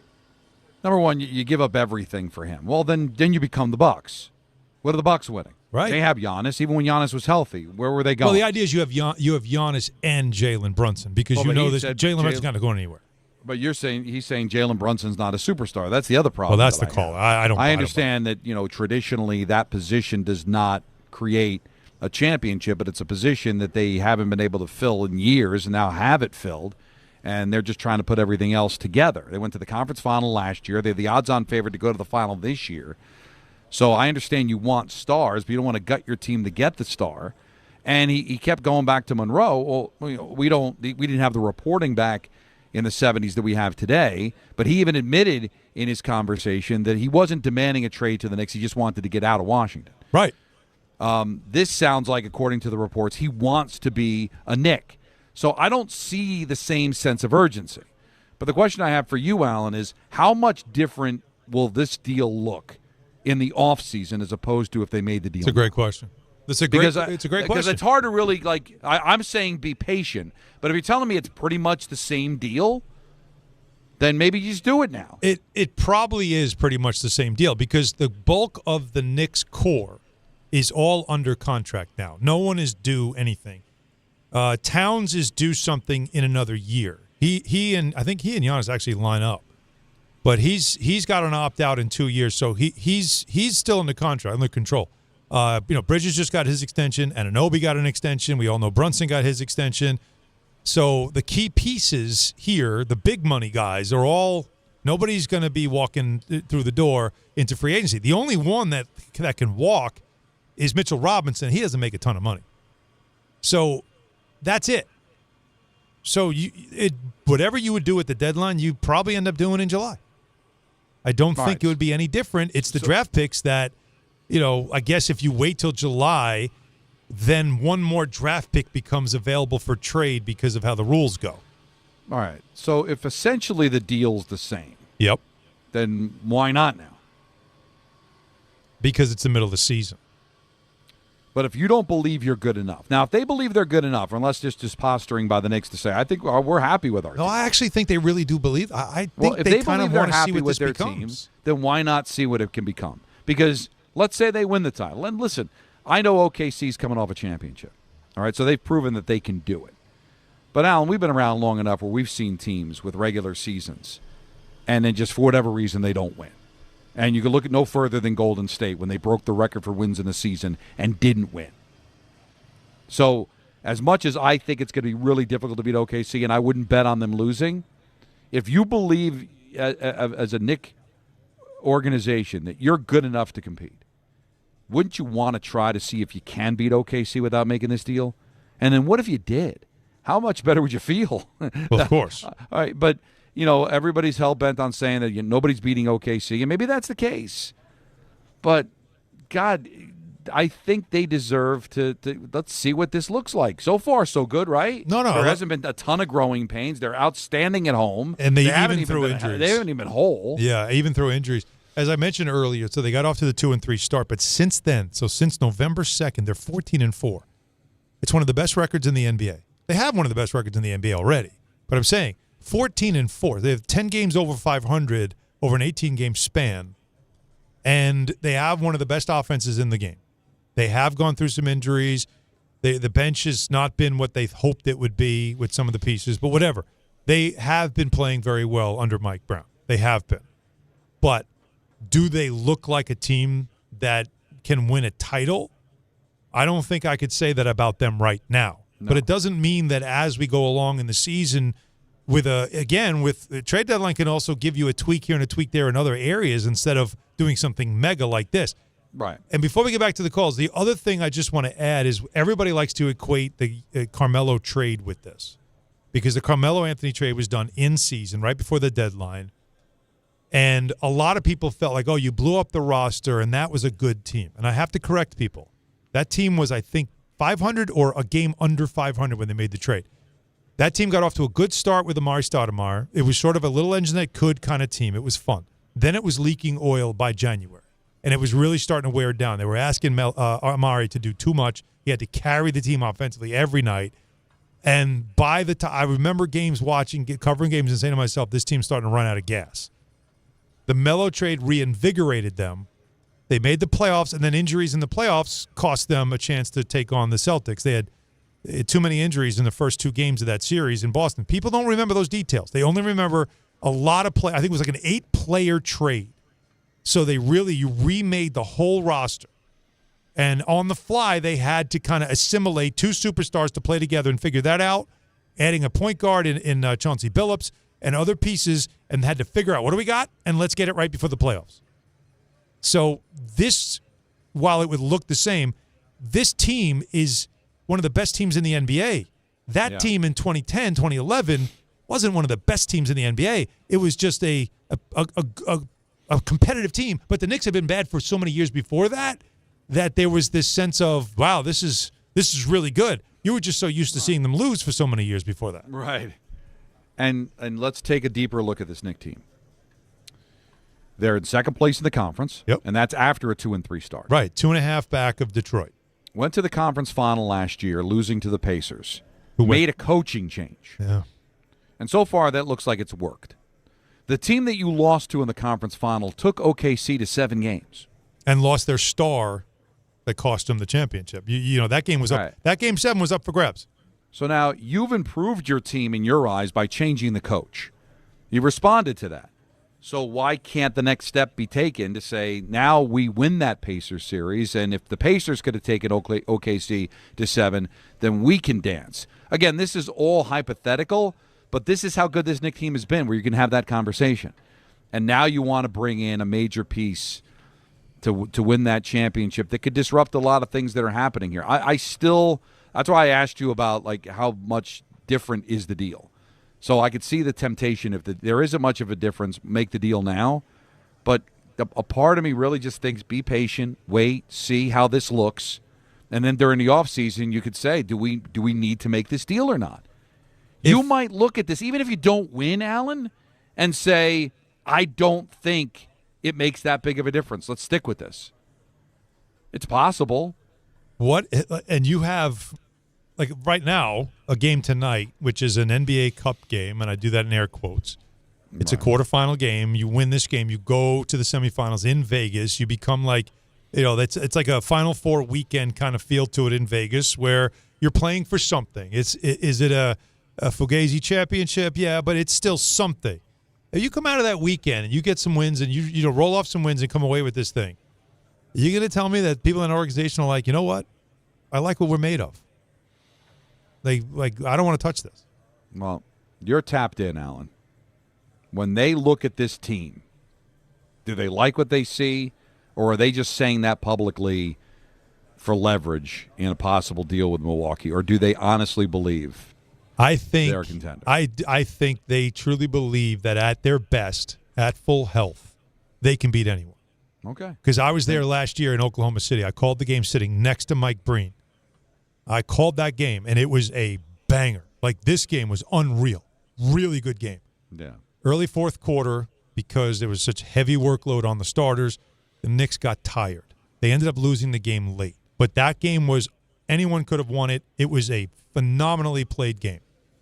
And I said to Mike Breen on the call, I'll take 7 of these. And his response was, well, that would take in the NBA Finals. Mm-hmm. And we both, looked at each other after the game like, they can play with this team. Now, the next time they played them at the Garden, they were a different team. They were kind of battered, bruised, tired, and they got smoked. So the second time around was a bad look. But that first one, like, a lot of people in the organization were like, with the better bench, we could, we might be able to beat. So I do think there's a real feeling inside that they could. They play faster now. They play a different way. The ball does not stick with 1 or 2 guys. It does move around. They have wings that really you need. They rebound well. There's a lot of things. But I'm telling you, with my eye, there's flaws that need to be fixed throughout the course of this season before I could really buy in. No, I haven't followed it, admittedly, outside of what the Knicks are doing. Yeah. But where's OKC as far as obviously they just have 1 loss. So they're not there's no one close to them right now. Right, no, the way they're playing from the Cup thing, could these 2 teams meet? Oh, that's a great in the NBA Cup. I have honestly have not paid attention to the other side of the. They could. I have not paid attention to the other side. At some point, they probably have to cross paths. Well, what tomorrow's games is what I need to know. Okay. Tomorrow's games. Suns Thunder so they're there. So they would have to be because they've only lost 1 game. So there's no way they didn't win their pool. That's what I figured. Yeah, Suns Thunder, and the Suns have been good. And Spurs Lakers is the other quarterfinal tomorrow. So yeah. So they could meet in the championship. Wouldn't that be something? And let's say you beat them. Again, what does it matter? It's not a championship, but it's the NBA. You might have a different impression That's interesting. of what you could do with them in a best-of-7 series. Yeah. Now, when do you play them after? That schedule now I'd have to look up. Because you haven't played them yet, so Yeah. you got 2 meetings with them. I'm assuming they're all going to be They after. haven't had a lot of West Coast games yet, but they're all Right. coming. Trust me, they're coming. So are the calls. Lots of them. 800-919-3776. I want to hear from you on this because it's clear that everybody is wondering when this will happen, if it'll happen, how it'll happen, and, of course, should it happen. We start with Victor in Brooklyn. Go ahead, Victor. Hey, how you doing, guys? What's up? I just wanted to say I'm with Don. I don't want to blow it up completely. Now, that caller that was adamant about trading yesterday. The one thing, if I heard right, he said Karl Anthony Towns and Bridges. If that's all I got to give up besides, let's call it 2 first-rounders, I think I'd do it. I mean, I don't want to blow it up completely. Anunoby goes nowhere. Josh Hart goes nowhere. We got to keep the chemistry. I like what I'm seeing right now. I don't want to make any drastic changes. We know what Karl Anthony Towns is, and we know what Giannis is. So, I mean, what do you guys think? Do you think we can get them for a Bridges and a Cat and a couple of first-rounders? It's going to take that at the very least, and I wouldn't be surprised if that was probably – I don't know if it was Bridges, but I wouldn't be surprised if that was kind of what they were discussing, and that wasn't enough for the Bucks in August. But that's you got to match the money. You got to give them some talent. So, yeah. I would think they'd take a little bit more. But that would be, I think – you're going to need more bodies. You probably have to take a contract off their hands, whether it's Kuzma or Turner. They're going to want to dump something on you that they don't want anymore that you're not going to really want either, but you'll do it. Yeah. So that's why I'd keep an eye on all that stuff. Akasha in New Brunswick. Akasha, you're up next. Hi. I just want to say I'm a big fan of the show. But my thing is, I'm 20 years old. I haven't really seen the Knicks win anything in my lifetime, so maybe I'm a little bit impatient here. But I think they should just do it. I think, obviously outside of Brunson, I think they should just give up whatever they can to make it happen. Whatever it takes. Akasha, I'm 54 and I haven't seen the Knicks win a championship. So join the club. Yeah, 20, you got more time to wait than the rest of us. But, yeah, he's all in. He wants it all. Miles in Harrisburg, though, disagrees. Miles. Yeah, I don't think you can give up the team and expect to win. I don't want to wait another couple years to figure it out with Giannis as a superstar. I just don't think it'll work. Yeah, again, it's how does it fit? Because remember, they had Damian Lillard and Giannis, and it wasn't like they weren't tearing it up. So would Brunson and Giannis work? We don't even know that. We know that it works offensively, at least right now, with Brunson and Towns. Well, the Batman and Robin thing seemed to be a formula in the NBA, but there is, as we were just talking about with the Mets, is that it's not just assembling stars, it's about making sure that it works and that everything fits the way it's supposed to fit. Mm-hmm. And I think Giannis would fit here, but would it be enough? Right now they're building on something here. You changed the coach because you felt like that was the difference maker here. So if they believe this core can make it, it's hard to agree considering they haven't won since 1973. They got essentially with the same roster got beat by a Pacer team that everybody thought they were better than. But the coach, they've responded with the coach. And the party wants to see where this can go now. I am curious. You're right. You know what the problem with me is? I'm curious about both. Is that fair? It's probably not right. Yeah, it's very fair. I'm equally curious about both situations. Very curious about, what would that be like and how good could they be versus this team, though, if you gave it more time and more adjusting and maybe tweak a piece on the bench or something, before the trade deadline, could they be that team in the East that gets it done? I'm kind of curious about both. That's why I can't say either side is wrong. Jim in Larchmond's next. Jim? Hey, guys. How you doing? What's Love the up? show. Thank you. So I'm 67. I listened to the 1970 Game 7 Willis 3 game with my older brother with Marv Albert doing the call. And been a Knicks fan ever since.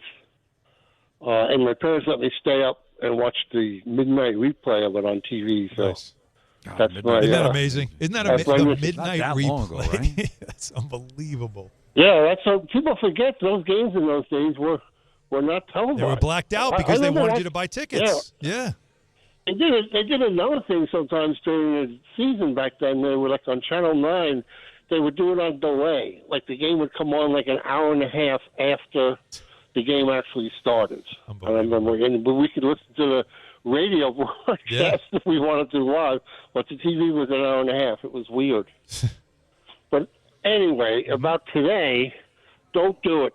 Don't do it. Don't fall for this. I want this team as it is to go on, see what they can do. I don't want to be one injury away. They bring this guy on. He's got all kinds of injury history. What happens if he sell off half the team, and then he gets hurt right before the playoffs or something?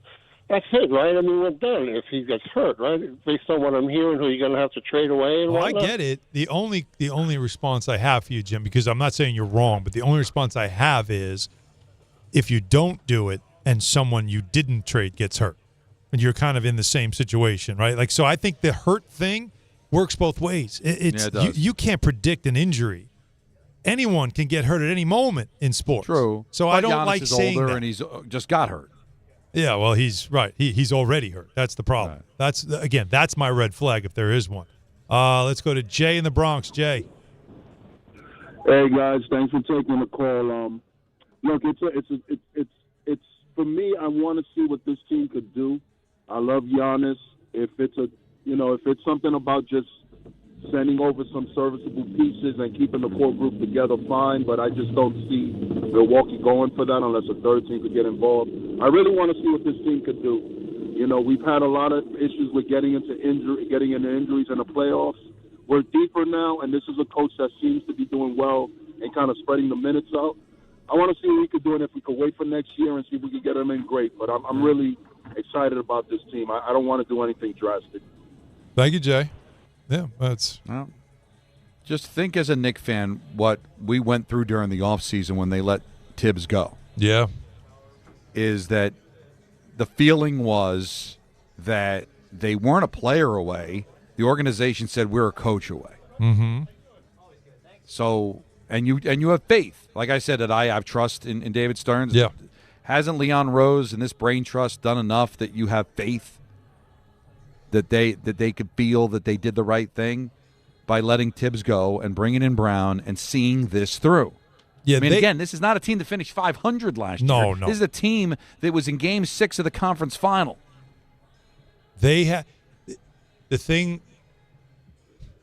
What Leon Rose, William Wesley, and his front office and that whole crew that has come in and revamped this franchise. I mean, you talk about a complete overhaul. What they have done and the track record and the receipts now that you have with them, I do feel like you almost have to trust their decision making here, because look, are they 100 for 100? No, right? No, nobody is. There's always mistakes, but they have way more wins than losses when it comes to roster decisions and moves, right? They certainly do. And with that in mind, they have a feel for the team and a direction they want to go and how they want to do it and what is smart when it comes to making a deal. They have a guy who handles a lot of the capology, right? His name is Brock Aller. He's a very smart guy. And he's like very similar to like Brian Cashman has guys like this, where I want to make a trade. And these are the pieces that the other team wants. And Aller and his crew are the ones that then crunch numbers and tell you whether or not, no, that's a bad trade. Or, we can do that's workable. Not just finances. It's all the other stuff. Right. It's what is it? Where does it hurt us? Can we make it up somewhere else? All those things. Like what? Basically, it can predict, will we be better off after this trade than we were before? Or will we struggle somewhere else now that we didn't think about? And now there's another leak in the boat. That's what they do. So that's why if they decide right now and say, you know what, we're all set. We want to see this through. We like this team. We're not ready to make that trade. I kind of would have to trust their thinking on this. And believe me, they're working with a lot more information than we are. Oh, hell yeah. Yeah. But it's still, from the outside looking in, you see somebody that every year is a top 5 in voting for MVP, which equates to this is one of the best players in the sport. He already has a championship, who carried a team to a championship, who had a 50-point game in the finals. Right. And you haven't won in all that time. That makes it hard to just say no. That's why it's such an interesting conversation. It really is. And we'll continue it. 800-919-3776. We have your calls. There's lots of them. Everybody wants to sound off on this. There's also the winter meetings in baseball. Moves being made. The Mets lose their closer, Edwin Diaz. He is off to the Dodgers. Now what do they do? And the Cody Bellinger of it all. Between the Mets and the Yankees, who's the more desperate team? And are the Yankees operating in a budget that might end up losing him to whether it's the Mets or someone else? A lot more to get to. But first on, I need a bath because this has been hard work.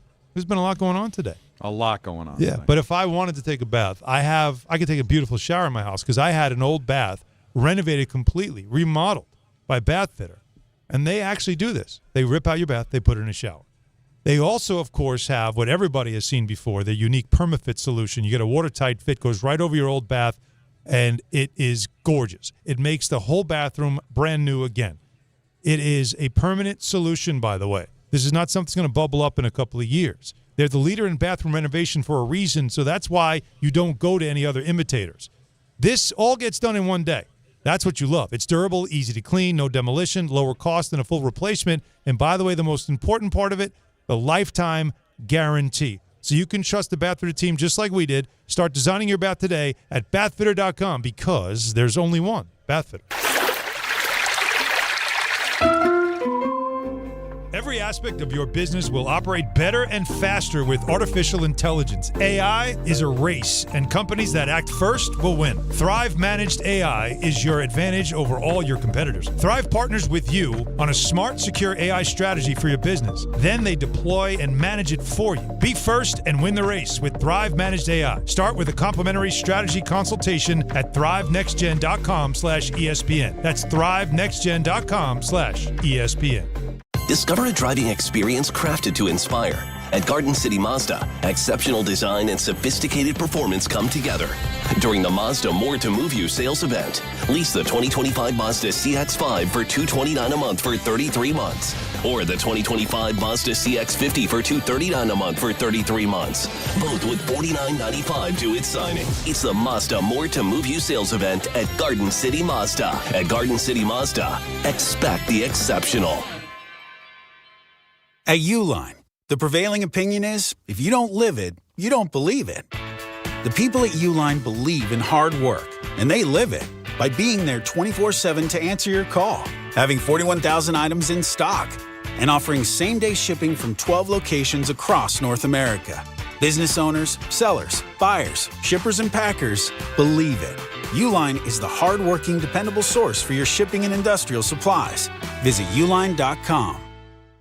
If you've been injured on a construction site, then you need a lawyer who knows New York's unique labor laws. At the Parisman Firm, they have decades of experience handling construction accident cases and a proven track record of delivering huge results. Their team has already recovered nearly $1 billion for hardworking New Yorkers. From scaffold accidents to slip and falls and equipment failures, they've got your back. Call the Parisman Firm now at 718-WORKERS. That's right, 718-WORKERS, because your case is their cause. Get the justice you deserve today. Friends, it's football season, the best time of the year. You should be out there tailgating, cheering on your team, and enjoying every Sunday. But if you're dealing with neck pain, back pain, sciatica, or nerve pain, even getting off the couch can feel like a challenge. You don't have to live like that. There's help. Dr. Jay Shaw at Sandwell Pain is New Jersey's top pain specialist. He's Ivy League trained, double board certified, and is dedicated to helping you get back in the game. Here's what makes the difference. No surgery, no scars, no long recovery, no pain medication. Just precise, non-surgical image-guided procedures that deliver real results. Dr. Shaw treats neck pain, back pain, joint pain, migraines, nerve pain, and sciatica with a plan that's customized for you. Same-day and next-day appointments are available, and with offices in Woodbridge, Livingston, and Inglewood, relief is always close. So don't let pain keep you on the sidelines this season. Visit SandwellPain.com to call, text, or book online. Most major insurances are accepted. That's SandwellPain.com. Relief is closer than you think, and it starts today. 1-877 Cars for Kids. KARS Cars for Kids.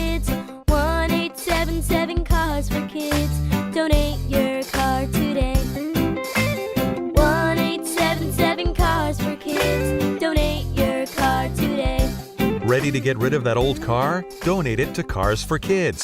Call 1-877-CARS-FOR-KIDS to reach a friendly live agent. Donation's super easy, and your car can be picked up as soon as tomorrow. Call us now, 1-877-CARS-FOR-KIDS. That's Cars with a K to donate your car today. 1-877-CARS-FOR-KIDS. K-A-R-S, Cars for Kids. 1-877-CARS-FOR-KIDS. Donate your car today. Hurry! It's your last chance to donate for 2025. Last chance! Donate now for a 2025 tax deduction. Now let's take a look at the traffic with Brandy Scott. Thanks, guys. Jimmy V Classics tonight at MSG. Tip off in about an hour. Men's college basketball doubleheader. Another gridlock alert day. Definitely want to stick with mass transit if you can. Heading into Midtown. Rough ride at the Whitestone Bridge getting into Queens. A crash right after the span off to the shoulder, but some debris blocking the right lane. Traffic is crawling there from the Bronx side. All of your purchase the outbound George pretty heavy aside from the Henry Hudson and southbound Egan. Cross Bronx westbound just slammed from the Bruckner on through. Inbound George about 10 to 15 for the upper deck. Outbound Lincoln, your best ride at 15 to 20. Outbound Helena cost you 20 to 30. This report is sponsored by the Positive Coaching Alliance. Questions about youth or high school sports? Well, the PCA can help. It's a national nonprofit developing better athletes and better people through youth and high school sports. More info at positivecoach.org. I'm Brandy Scott on 880 ESPN New York. We all hear the radio ads about the IRS. They tell you to be afraid, to be scared, and they try to frighten you into calling. I'm not here to do that. Tax Relief Advocates is different. TRA is here to tell you that if you owe money to the IRS, whether it's $5,000, $50,000, or $500,000, we have a solution. It doesn't matter if you're sitting in your car, at work, or with your kids. No matter where you are, call now. 800-575-6759. Don't lose hope. TRA can eliminate or reduce what you owe to the IRS. Generous programs are now available that can give you a fresh start. Our passion is taxes and helping individuals fix their IRS problems. We have over 1,000 five-star reviews on Google and an A+ with the Better Business Bureau. You don't need to be afraid of the IRS any longer. End your tax nightmare today by visiting us online at TRA.com or call 800-575-6759. That's 800-575-6759. Tax Relief Advocates. Real solutions for real people.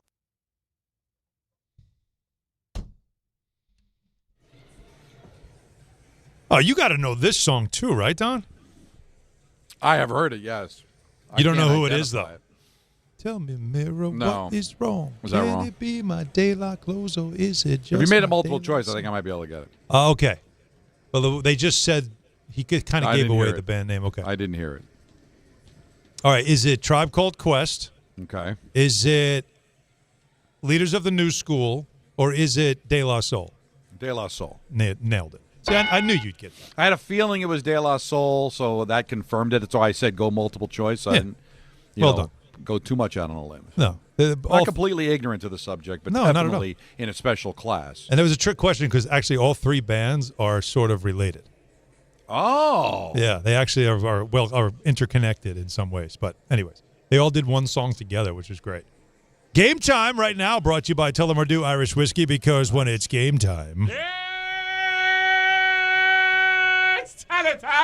It's Tully time. See, I went deep voice thinking you were going to go with the metal Don game time. Yeah, that one. It's Charlie time. Yeah. The yeah part really gets me. Knicks and the Raptors tonight, NBA Cup quarterfinals. Coverage immediately follows Dan Grassa on 8 at 8 p.m. So, yes, it's an 8:30 tip-off, everybody. I'll be on MSG tonight doing a pregame show at 8 as well. Speaking of MSG, Don and the Devils will be on MSG. He is in Ottawa. The Devils take on the Senators tonight at 7 p.m. 7:08 puck drop? Yes. 7:08. Even with the Canadian exchange, it's still 7:08? Yeah, believe it or not. Oh, that's amazing. The second anthem and all that. The Islanders, they are at home at UBS. They host the Golden Knights at 7:30. How about that? Yep, they're going through New York. Tullamore Dew, the original triple distilled, triple blended, triple cask matured Irish whiskey. Be sure to grab a Tullamore Dew or try the new Tullamore Dew Honey during today's action. Glasses up to enjoying Tullamore Dew responsibly. Now, I have this all written down, but so I can confirm it at another time. Mhm. I believe excluding the local arenas that I've gone to as a fan, I might have been in this arena in Ottawa more than any other in the NHL. Oh, that's I always draw the Senators when I did the Rangers. That's interesting. And now I'm here.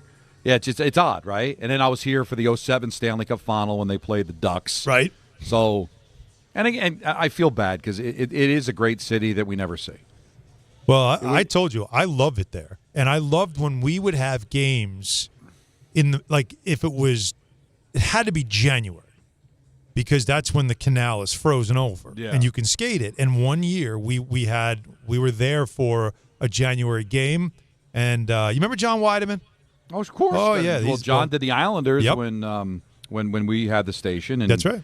He's a great guy. Terrific doing guy. The Blackhawks now. Yes, he is for many years. So he told me, "Bring your wheels," which means bring your skates, because he said the canal's frozen.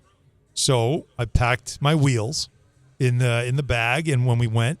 And we met at the right by that bridge, right in front of the Chateau Laurier, the hotel, and skate. It's like 3 miles, and it was at night. It was like a postcard, man. It was unreal. It's like shinny hockey going on left and right. There's just families skating around, and apparently people. That's how they commute to work sometimes because it goes right into a neighborhood. So some people just skate to work.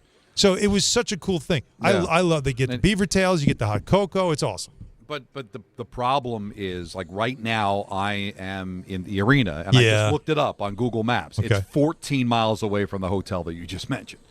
Oh, yeah. So you're never really in. It would the be... bus ride was long to get to that arena. Oh, the old one. Now there's a new one now, right? Is there a new arena? Not yet. They're going to build a new arena, and it's going to be downtown. Oh, They just haven't gotten that yet. This is still the same...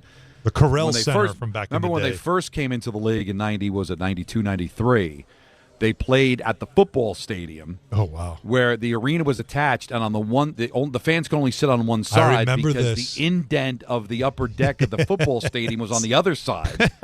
They played there for a couple of years, and then they eventually, I want to say Corral Center. Corral Center, yeah.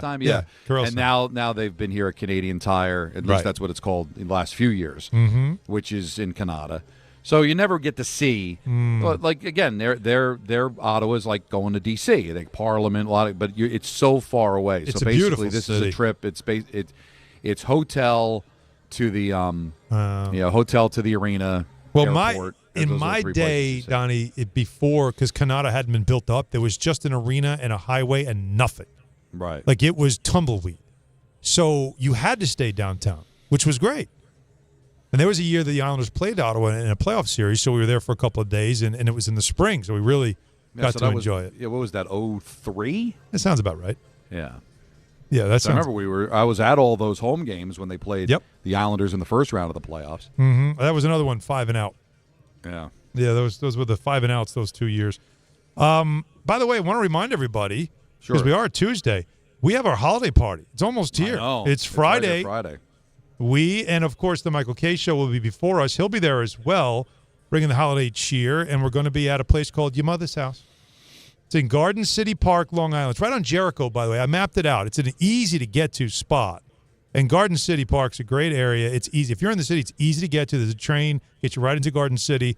If you live on the island, very easy. Again, if I tell you Jericho, everybody on Long Island knows. If I say Jericho, you know what I'm talking about. Jericho Turnpike. Everybody knows. Jericho goes from one end of the island to the other. Easy.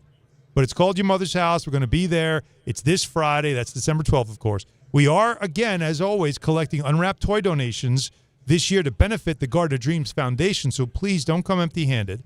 It all kicks off at 1 p.m. with Michael K., and then us, of course, at 3, myself, Don, and Peter, and all our crazy friends, including some fun guests that we are starting to line up right now that you're going to love to see. Got an update this afternoon. It was awesome. Yeah. So that is, again, at Your Mother's House in Garden City Park. For more information and to purchase VIP access, that means you can sit right next to Don. Check out the ESPN New York app. It's brought to you by Amazon Pickup, Security Dodge, and Spiked Aid, made for big city social stamina. We got tons of calls on the Giannis Knicks stuff. Everybody wants to talk about it. Everybody has an opinion, so let's continue with it. Eric in Queens is up next. You go, Eric. We got you, Eric. This is good.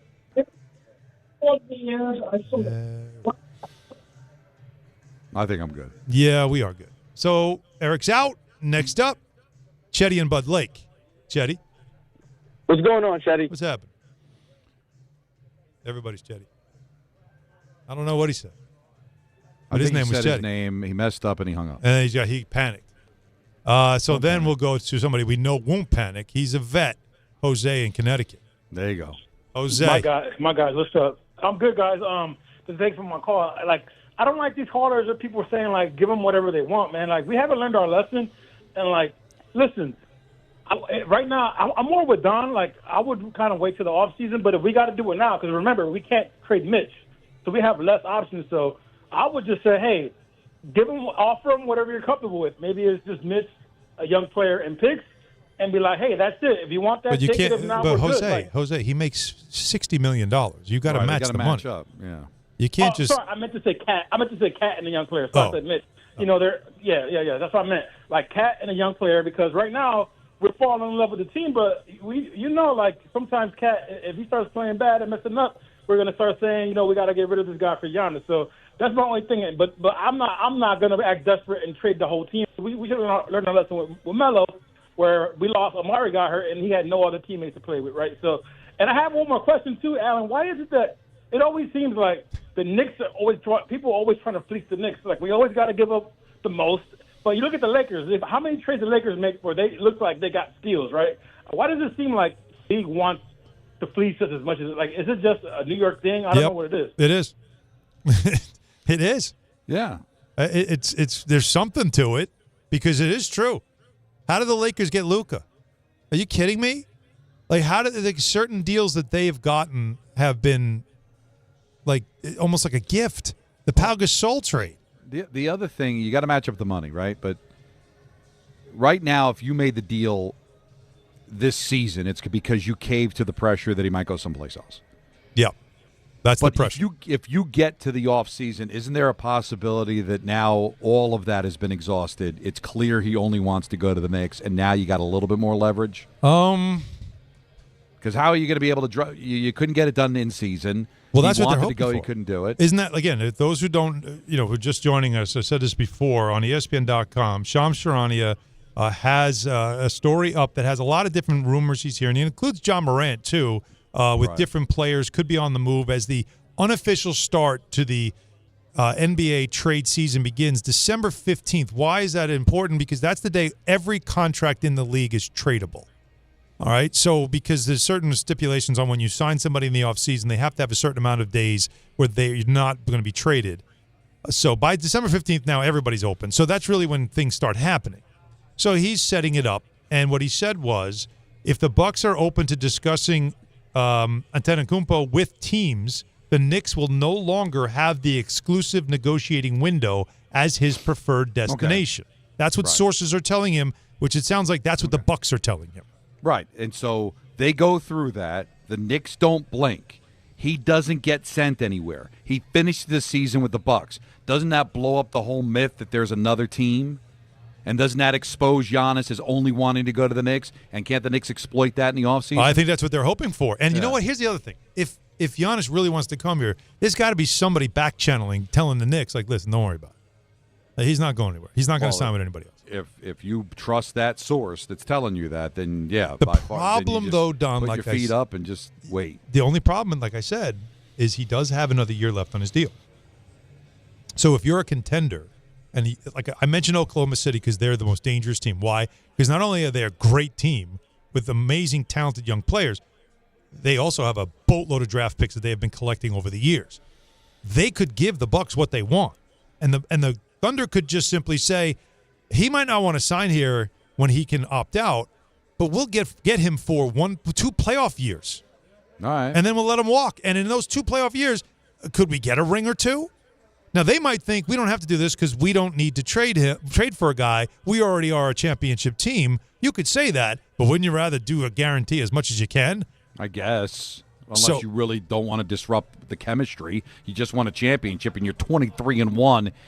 Through the first 24 games of the next season. I don't think you got to worry too much. It's true. But Sounds gratuitous to me. If you're asking me who am I most worried about, there's that team because of everything that they have in their pocket. Okay. More calls to get to. David Stearns, also a very interesting comment he had to say about ownership and more. And then, of course, ENN at 6. Stay with us. Don Hahn, Rosenberg, ESPN New York. Ox Spine and New York Presbyterian is always in pursuit of a better way to heal the spine. We're getting more people moving again with minimally invasive, non-surgical, and surgical treatments with innovative solutions for every back and spine condition and your unique needs. Expert spine care is available now across New York City and Westchester. Find a doctor at nyp.org/oxspine. Stay amazing. New York Presbyterian. Brees Hall, the I-back, at the 5-yard line. Handoff, Brees Hall finds a crease, runs left. He's into the end zone for a Jet touchdown. Jets fans, come out to MetLife Stadium for a Week 17 divisional matchup. See the New York Jets host the New England Patriots Sunday, December 28th at 1 p.m. Presented by Ticketmaster. Lock in your seats now at nyjets.com/tickets. Once again, that's nyjets.com/tickets. I know that hiring can be challenging. You sort through tons of resumes and you get too many so-so applicants. You're just waiting for someone to match your role perfectly. Well, now, there's a place where you can meet them fast. ZipRecruiter. Need to hire right away. Start your search for strong candidates. The right fit awaits. Build your team. Build it sooner. Meet your match on ZipRecruiter. Just head to ZipRecruiter.com/ESPN right now to try it for free, and you're on your way to meeting your match. 4 out of 5 employers who post on ZipRecruiter get a quality candidate within the first day. So try it now. Go to ZipRecruiter.com/ESPN. Once again, that's ZipRecruiter.com/ESPN. Meet your match on ZipRecruiter. Try it free. For over 100 years, Slomin's has been your trusted partner in comfort. When it comes to home heating oil, we deliver more than just quality fuel. We deliver peace of mind. With price protection, automatic deliveries, 24/7 service, and up to 30 days to pay your invoice. Our dedicated team is just a call away, ensuring you stay warm and comfortable all winter long. Slomin's, New York and New Jersey's largest heating oil provider, proudly serving our community for generations. Give us a call today at 866-GET-HEAT or visit oil.slomins.com. New York Lottery's holiday scratch-off games are the perfect gift for everyone on your list. Like me, your Aunt Jules. I told you I didn't need a gift this year, but I secretly really want one. Or me, your neighbor Frank. I hope you didn't forget I'm coming to your holiday party tonight. Or me. Why does no one ever think of the voiceover guy? Anyway, New York Lottery's holiday scratch-off games have more winners and top prizes up to $5,000. Please play responsibly. Must be 18 plus. Gambling problem? Call 1-877-HOPE-NY or text HOPE-NY.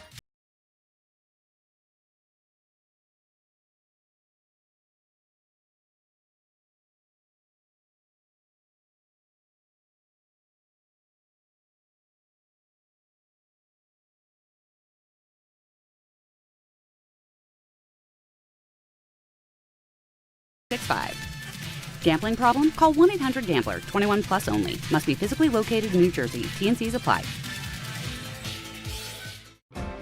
Out here, pets are always by your side. Watching the herd, running fence lines, or asleep at your feet. Pets are some of our favorite customers.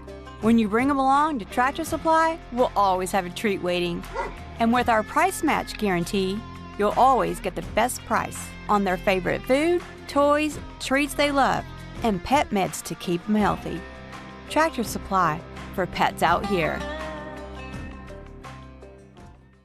A SoFi personal loan is here to help you achieve something once thought impossible: overcoming high-interest credit card debt. Walk the tightrope of your finances with one low, fixed-rate monthly payment, no fees required, and as soon as the same-day funding. That's right. Pull off your own debt-defying stunt with a SoFi personal loan. Visit SoFi.com/trick to learn more. Loans originated by SoFi Bank, N.A., member FDIC. Terms and conditions apply. NMLS 696891. ESPN New York is throwing a holiday party you don't want to miss. Join us this Friday at your mother's house in Garden City. We'll be broadcasting the Michael K. Show live from 1 to 3, followed by Don, Hahn, and Rosenberg from 3 to 7, all while supporting a great cause. Bring a toy to benefit the Garden of Dreams Foundation and help make the season brighter for local kids in need. It's the ESPN New York Holiday Party this Friday. Brought to you by Spiked Aid, Security Dodge, Amazon Pickup, and ESPN New York.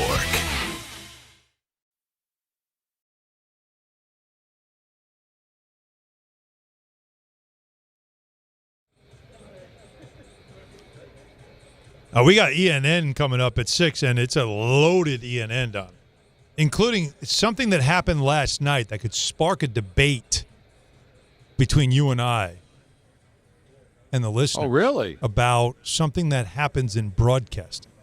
I saw it live. Yeah.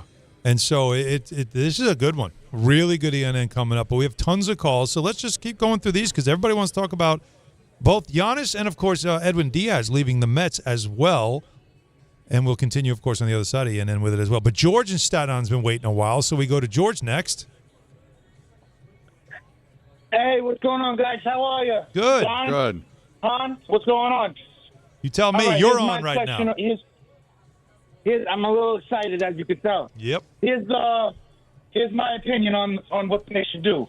I don't think we should rush into it. I think we should hold back, wait a little bit. And I also don't think that we should include that on the trade. I think that Giannis and Jalen will bring us not 1, not 2, but 3 championships. Thanks a lot, guys. You guys have a great night. I don't know how you make that work financially, though. I don't either. Yeah. But, I mean, of course it would look great. That'd be fantastic. Super. Can the Bucks just take, 4 players from you?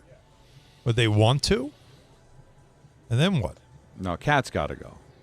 Not meaning you want, but to make this work, Cat has to be a part of the deal. To make it work with the least amount of loss in manpower. Right.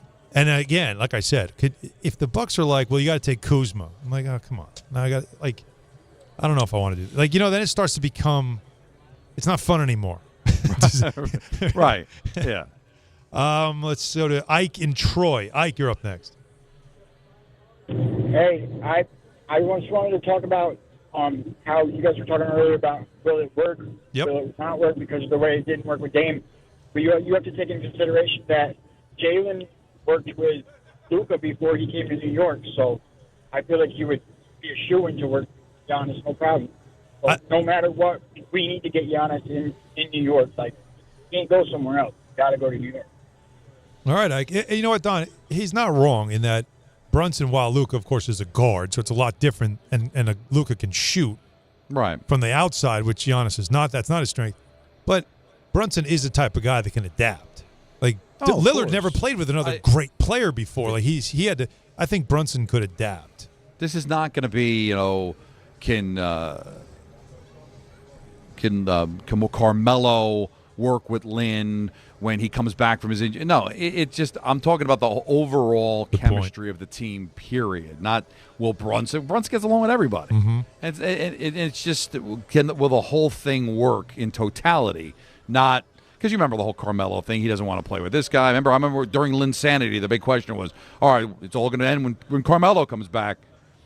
It's not that level. It's can it work at a championship level? And right now it feels like it's working as is. Mm-hmm. Again, it's a different story if this team's 3 games under 500 or dysfunctional. If we were having this conversation going into Game 6 when they were 2-3, it'd be a lot different, wouldn't it? Yeah. Oh well, you'd really feel a different way. But that was way too early. Now you've got a pretty good feel for what they are, and you kind of feel like, all right, they could build off this. Could they get better? Look, you and I and our opinions and the callers' opinions are one thing, but there's only one man or maybe 2 men that could really make this decision. It's how they feel in the moment, right? That's it. It's a decision where, all it's going to take is Leon Rose to look and say, you know what, I think we need to do it. Or, James Dolan, let's do it. And then it's done. And so that's what I'm wondering is what did they see that tells them whether they should or shouldn't? And is it simply just the cost? What it will cost in manpower? Is that the only thing holding it up? Let me stir it up. Please do. A little bit. Come on. Because you mentioned Dolan. Yeah. Well, he's the man who writes his checks. Well, that's what I'm the man saying. that makes like, the decision. What could there be a world where all the basketball people are like, we're good, and Dolan goes, no, you're not. You're making this deal. How is that relationship? Well, what we've seen is since Leon Rose took over, and actually even before Leon Rose, when Phil Jackson came in, is that Dolan has said, I'm out of the basketball business. I hire people, and I trust their decisions. And then Phil did what he did, and he's like, okay, I can't trust him anymore. Right. And then he put Steve Mills and Scott Perry in charge, and that didn't go well. I can't trust them anymore. Then he brought in Leon Rose, and I'm telling you, he has stayed out of it. Yeah, all right, that's good. Because that's a dynamic that in the past, it wouldn't matter what the Knicks thought. It was what Jim Dolan thought. Yep.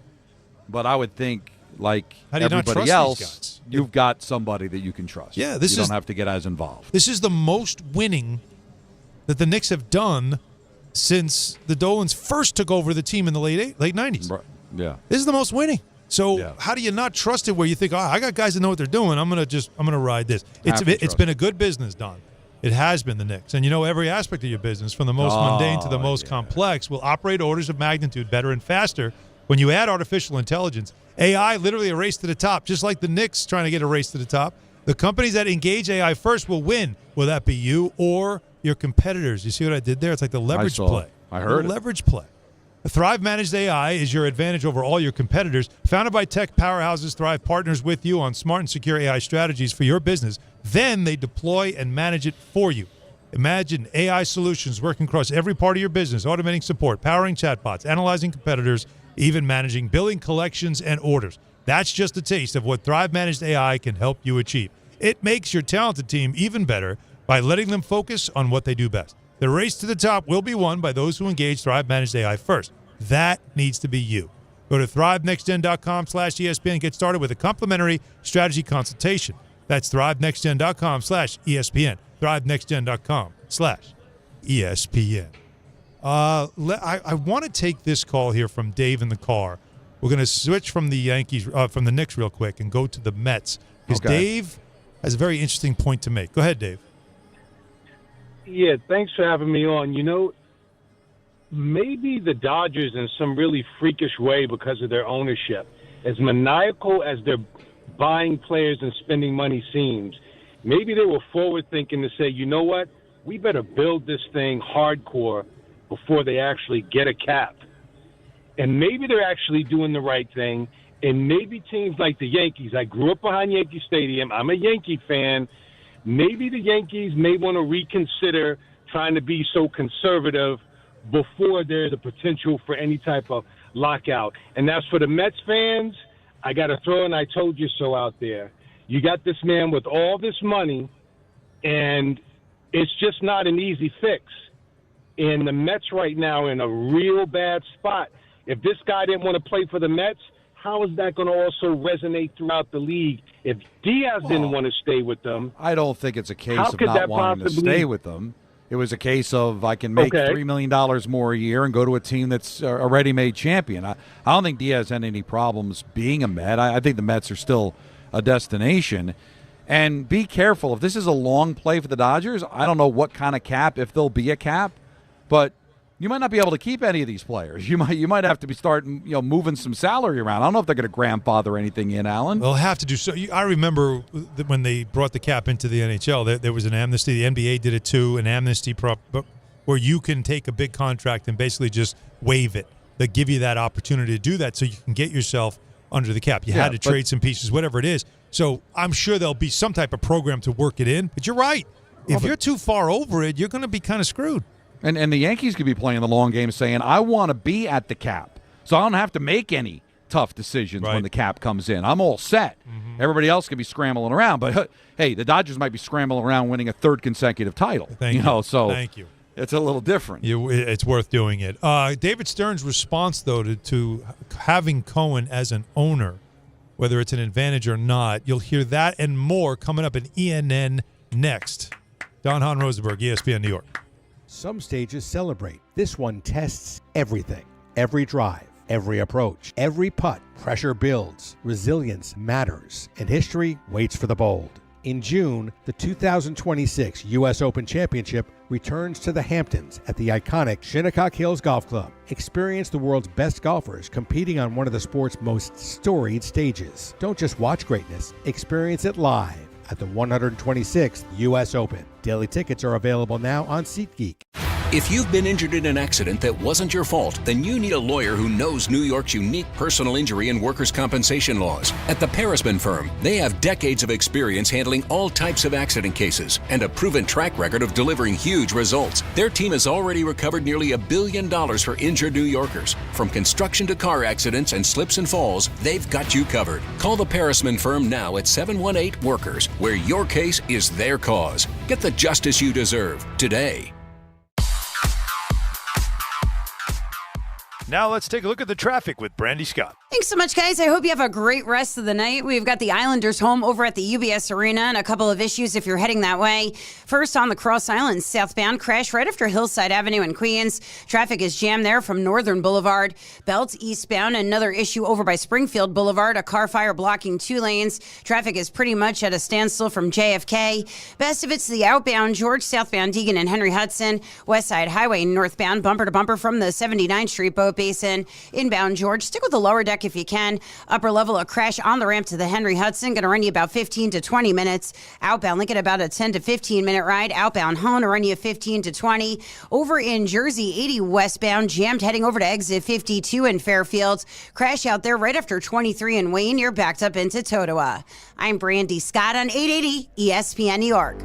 Why do you go to Princeton Longevity Center? We go to Princeton Longevity Center because my husband's cardiologist told him having this exam saved his life. Because somehow 20 turned into 40, and now I need to take my health more seriously. The Princeton Longevity Center designed a program to keep me healthy and active, so 50 and 60 will be no sweat. Because even though my cholesterol is high, it turned out my arteries are clear. That's a big relief. Whether you want to make the most of your future years or just want peace of mind, you need the Princeton Longevity Center. Their comprehensive preventive exam combines the latest technology with caring experts to create your personal plan for staying well. Because I shouldn't have to wait an hour for a 10-minute physical. I go to Princeton Longevity Center because I get everything done in one day and take my results home with me. Find out why you need Princeton Longevity. Call 888-8000-PLC or go to PrincetonLongevityCenter.com. Call 888-8000-PLC. That's 888-8000-PLC. Progressive knows not all rides are smooth. Meet Sarah. She loves her motorcycle. What she doesn't love is when it suddenly rains. As she sits underneath a bridge waiting for it to stop, she grows quite fond of the graffiti on the overpass. She really likes the one with John Hart's Claire and wonders if they're still together. Not every ride is smooth, but Progressive has your back. Get an online quote in as little as 3 minutes and see if you can save with America's #1 motorcycle insurer. Progressive Casualty Insurance Company and affiliates, not available in D.C.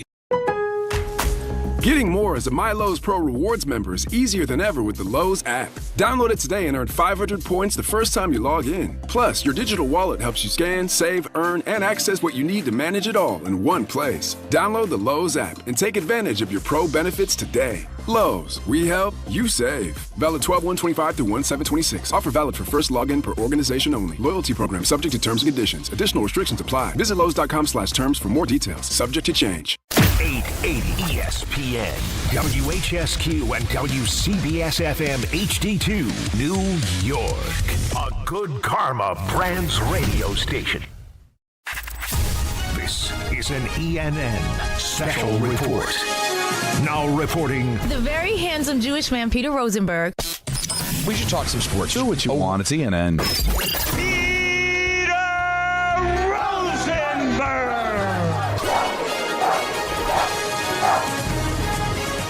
Now you say, Don?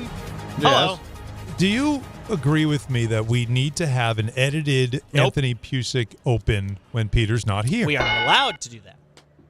I have thought about that, but no, there's a whole. I know that there's. all right. Isn't there a sort of way to do it without doing it? No. Not without really. By the way, we have them. It's just that we were told no more. Without saying his name. Without saying your name. That would be the ENN with our guest correspondent. Like David Muir comes in and tells me, like... You know what I mean? Oh, have a little chat? Because by the way, there's got to be a Don knows now because he's in hotels all the time. All the time. It's World News Tonight with David Muir. It doesn't matter if anybody's on there. With Johnson. It is true. Mary Bruce. It's World News Tonight with David Muir. And Mary Bruce pops up and goes, that's not David Muir. By the way, I'm not Peter. Don, that's an agent. When you have the show named after you. Yeah. And so when you're not on. Wait. You're still on it. I know Jacob just said that in my ear, but I left. Oh. I want to know what he said. Yeah, I want to know, too.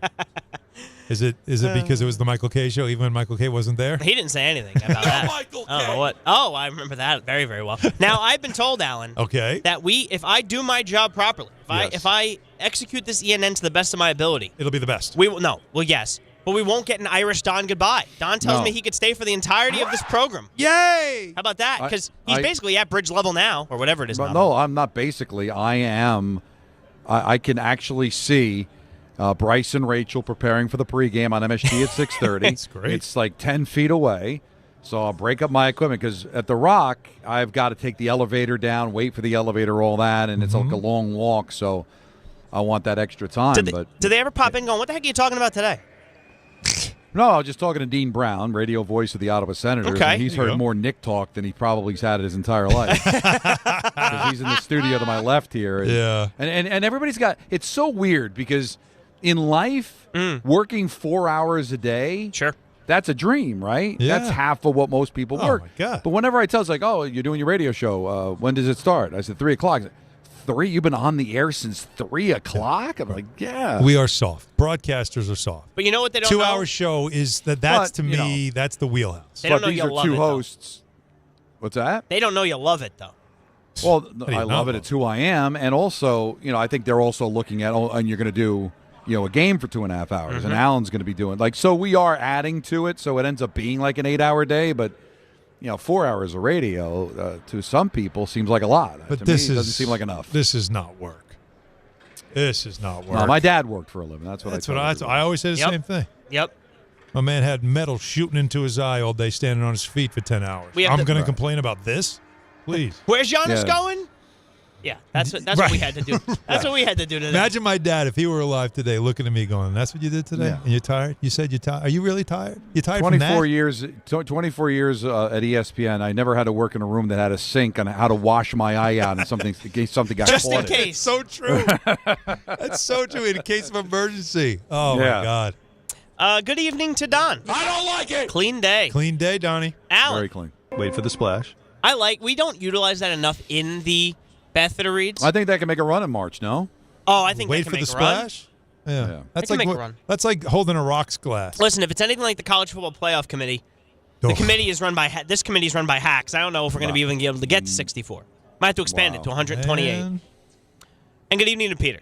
Jaw Jack Joe. That's what we call him. Always jacking his jaw. He never stops. Was that yesterday? That was yesterday when you told Joe Leo to get out of this control room. Yeah. And you know what he did today? Back into the control room. He didn't cause trouble. But by the way, this is why you guys are children. Because yesterday's temperature was 67, 6, 7. So when we told you to change it, Don, do you know what they changed it to? 69. 16. Of course they did. 59. Children. Absolute children. We don't control the temperature in the studio. Although I don't want to speak for Alan, but I don't think 69 gets old. No, Did you see, it's by got the way? it's got a good shelf you life. want to talk about a jump in the A shark? really good shelf And life. Dan did a great job, but Monster Dan Orlovsky did 6'7" Of course. yesterday on the broadcast with Drew Carter. That's good. They were. I got to tell you, having seen the clips of that, very, very funny. You liked it? Listen, they didn't know. I don't know if anybody knew what to do when you. Is Jalen Crystal Hurts- still doing the voice for the one-eyed monster guy? He did some bits and pieces. He did? Both of them did. Oh, Him and okay, Wazowski. okay. And by the That's way, not So nothing. real people. a big game for Sully. He made Travis Hunter look silly. He had 4 interceptions. Sully he also, made him silly. He had a touchdown. Mhm. He had a very big day, Sully Sullenberg. Anyway, the reason that I bring that up is because you see that play, and it is kind of funny because you're watching the game and you go, I got to see how that looked on Monsters.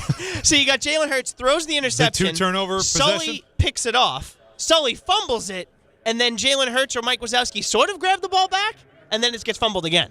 It was a very, very funny clip that you saw on ESPN. But at the end of the game was the big story. Chargers win, of course. What was it? The positive rabbit or the happy rabbit that the Eagles brought in? That didn't work. And not happy in Philadelphia. No.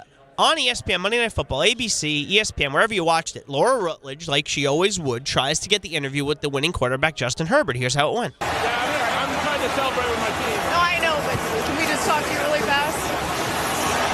What was it like to watch the interception there that sealed this game for you guys to get this win? Yeah, the defense played incredible. You know, they came up with so many big stops today, so proud to be able to play for those guys, and the way they compete down in, down out is really fun to watch. We know you were dealing with a broken hand tonight. You gutted it out. You were hit multiple times. How are you feeling right now? Feel pretty good, thank you. And then what can you say about the way that this team was able to pull this off in overtime? You guys know how important this game was and how good the opponent was on the other side. Yeah, not the way we drew it up, but the battle in these guys, now, you know, it's so much fun. And I'm so honored to be a part of this team. Wait, Don, for they Joe never Buck. Quit, and, you know, it's just fun to be a part of, and we'll watch the film and have to get better at it. Appreciate it, man. You too. But we'll have to get better at it, and we'll keep moving forward. All right, thank you, Justin. Yep, thank you. Joe. All right, now he can go celebrate with his teammates. Thank you, Laura. Great job. I mean, a very subtle, it looked great a lot, line from Buck there. It looked a lot more awkward than it sounded. Yes, it did. And yeah, he was looking for somebody, and I guess he wasn't prepared to be interviewed. I blame PR for that. Right. They know he's the quarterback of the winning team, that you're going to be spoken to. That's all set up ahead of time. And there should have been a PR director there making sure he got to Laura Rutledge. So for all the people that love to support players, like, oh, he doesn't have to. No, he does. There's an obligation you have as the winning quarterback or the star player. It's arranged before the clock zeroes out that you're going to have to do that. So it's a bad jab out of Herbert. It's a bad jab out of Charger PR, period. And as somebody that does this for a living now, it is arranged before the game's over. You generally have an idea of who it's going to be with a backup option if that player suddenly isn't available for whatever reason. And you also are in constant contact, or at least eye contact, with the PR or one of the PR persons that is in charge of bringing the player to you. Right. So that's how that's supposed to work. Now, with all that said, though, there was a discussion online about that moment with a lot of fans, Don, saying she shouldn't bother him. These are a waste of time anyway. The players don't say anything. Why bother? Well, it's because it's their job, and that's what she's been paid to do. No, I understand. But taking all that out, are these necessary after games? Well, obviously they do the work, right? And all the networks do it. We're gonna if the Devils have a lead after one, Rachel's going to interview a Devil after the first period, and it's going to be planned ahead of time. So our producer's not psychic. They're going to have a graphic that says who Rachel's going to talk to coming out of the break, right? So obviously all of these networks, regional and national, have done the work and have figured out that this is what people want. Now, I'm sure there's a lot of people that don't want it. It may seem like a waste of time, but believe me, they wouldn't do it unless they felt like it moved the needle. There was a run last year, Don, I think you'll remember this with the Rangers, where John Giannone's guest scored a goal literally every time that he had him. And, of course, as you guys said, it was planned. The plan wasn't to score the goal, but every guy that came out was like, wow, the Rangers are getting really lucky. Every guy that John Giannone's interviewing in the first, second intermission is scoring a goal. And I remember, and again, this is going back, 15, 20 years ago, but I remember the Jets telling me that the thing that got the most traffic on their website were the player interviews and the player sound. Of course. So, yeah, there are a lot of people that think it's a waste of time. Maybe it comes off as a waste of time, but believe me, every single network does it. So, obviously, there is some sort of analytics that tells you this is what the majority of the audience wants. And if Herbert didn't want to do it, it's on PR to say, look, we'll get you one of the four guys that intercepted a pass today. Yeah. There's understandings, believe me. If the Devils are losing, they're not going to get a guess. That's the way it happened with the Rangers. Right. If they were down by more than a goal after one, we weren't going to get a guess. Mm-hmm. But that's the arrangement. So whether you think it's useless, whether you don't care. Well, the it's fact more is about Laura's got a job to do, and she should be allowed to do it. That part is notwithstanding. I'm talking about the editorial content. Is it worth it? Are you getting anything out of it? And I agree with you. People are taking it verbatim about things that are being said, and sometimes you do get a cliche, and sometimes you do get a player who isn't really good at an interview, but he had a good game, and you just want to see him fresh out of the game, like right out of the battle, and see if you get some. Because there are times you get something and it's like, wow, that was cool. Because Mendoza he doesn't have a minute to think. Well, Peter changes the entire opinion on Fernando Mendoza. He's never drafting him. Yeah, that didn't go well for him. People want access to players, and that's one of the ways you get access to players. And some people, like myself, don't care. Well, okay. So you don't care. All right, so that's what I was getting out of it. You don't care. Let's extrapolate that out, by the way. Go. Because we don't have a conversation about Fernando Mendoza's post-game interview or play the Pat McAfee subdued, I just wanted to represent the if he doesn't get the initial reaction coming off of winning a game that nobody thought they were going to win because everyone thought Ohio State was going to not dominate but win this game fairly handily. Yep. And have that reaction of, I don't know what to say. I'm going to say flippin' because I don't want to say the word I want to say because I want to represent Indiana well. You're 100% right, Anthony. That's what I mean. You get the organic moment. Yes. It's fresh from the fight. It's the exact reason why the walk-off is such a valuable piece of a broadcast because you don't know. You might get a bad one, but every now and then you might get one where you're like, whoa, that was crazy. Well, we know that. We know Ohio State's a great Anunoby team. grabbing the microphone out of my hand because he didn't know what to do with his hands. It's so funny. But I think that the people that are commenting on social media, those are people that are diehards. And I could see a diehard fan being like, I really don't need to hear this. But that's not what your audience is a majority of. The majority of people that are watching aren't diehard fans. So they see some value into hearing the starting quarterback of the Los Angeles Chargers. And many people, that's the first time they've heard him because maybe they're watching a game for the first time. Like, you can't always cater to the diehards that have watched every game and know everything that's going on. I don't know what the percentage is, but I'm sure it's still a majority of people that don't know as much, and this is where they get their information. I like it. All right, so after ENN, 800-919-3776, if you have an opinion on this, if you feel these are wasted time or you love them, we can discuss it on the other side of ENN. When you're telling a story, this is part of the story. And then why you do interviews, because you get these type of answers from Jim Harbaugh. How did it feel to win this game? There have been a lot of teams, and this is definitely, maybe the best feeling, wonderful feeling of winning and thrill of victory. It's certainly in the discussion. I put in the discussion the birth of my 7 children, my marriage, into conversation, just joyful. Now, look, we added some media laughter there, but that was pretty funny. That was funny, but that's so Harbaugh. Yep. Yes. Not that's the way he's having a better time than his brother right now. Oh, John is not as jolly at the present moment. Yeah, I don't blame him. No, there's not anything to be jolly about. With how things are going over there. This might be my favorite story of the day. And we haven't gotten to it yet because we are in New York, but this is awesome. Phillip Rivers. Oh, wow. Signing to the Colts practice squad at 44 years old. He worked out with them Monday evening. He could very well play. And why is that, you might ask? Well, the offense that he's running, Shane Steichen's offense, he was using for his son's high school team, so he knows the playbook because he was the coach. That's where the Colts are now. This is the great. I want the Colts to start Phillip Rivers. Who are they playing this weekend? Who cares? Anybody know? I want them to win. I don't care who they're playing. He needs to play. Seattle. Oh, yeah, like you dream about. You got to be. I mean, that line right he's now. He's not going to be ready this week. Don, he knows the playbook. He knows the play. He knows. What does he need? It is so. It's just amazing how fast time goes, especially post-COVID. But I found out about. I don't know if you text the thread or whatever. Like when I was out to dinner, and Kenny asked me, he's like, how long has he been out of the league? I said, I think it's only a couple of years. I looked up like 2020. Done. It's been 5 years. He's a semifinalist for the Hall of Fame. He's eligible for the Hall of Fame. Well, that's what made me think. He just got wait a minute. on that. It's got to be at least 3. Dude, 5 years? 5 years. It doesn't feel like 5 years. No. 2020 does not feel like 5 years, but damn right, it's 5 years. He's a grandfather, by the way. But that doesn't count because he got a 8 billion million kids. He could. I think they're all playing on the offense. It is a 13.5-point spread in Seattle, by the way. So that's what I was looking. Wife, where's the game? Like some wives always go to bed with a headache. His wives go to bed pregnant. All right. Well, they wake up pregnant. Well, if you have that many kids in a short period of time, it's like, all right. Don, how it works is, I think they would wake up pregnant. Look. Does he have a chance to play this weekend? I don't know. Probably not. If he does, it'll be awesome. No. And you can't not play for 5 years and then play the week you sign. He'd get killed. What does that say about the free agent quarterback market? This is what I wanted to get to, Don, because Joe Flacco walked into Cincinnati when Burrow injured he hadn't seen the playbook, and he was slinging 300-yard passing games until his arm started hurting because he's old and his arm's going to hurt when he has to throw that much, right? But I think there's a thing that Rick DiPietro used to talk about. Mm-hmm. He called it the athlete nirvana.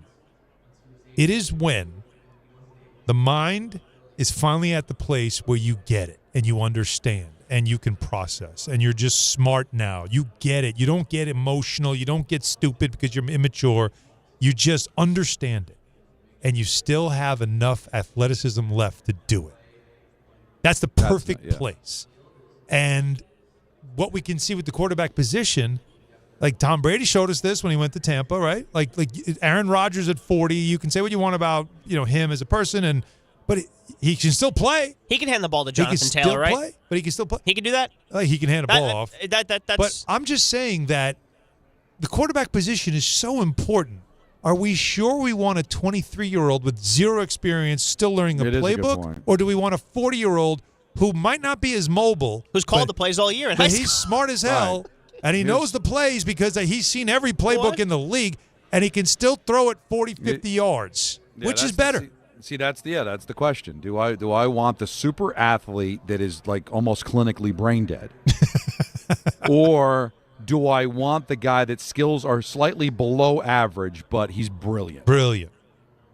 Like he's a football and quarterback savant. Right. I want this. I think I take the latter so badly. I would want give me just as long as I have an arm, like an accurate arm. I might not have slightly speed, below average. Don't have the legs. But I can put it in a bucket anywhere on the field. This is the greatest. This could be one of the greatest things. Who do you want? Like, what would you rather have?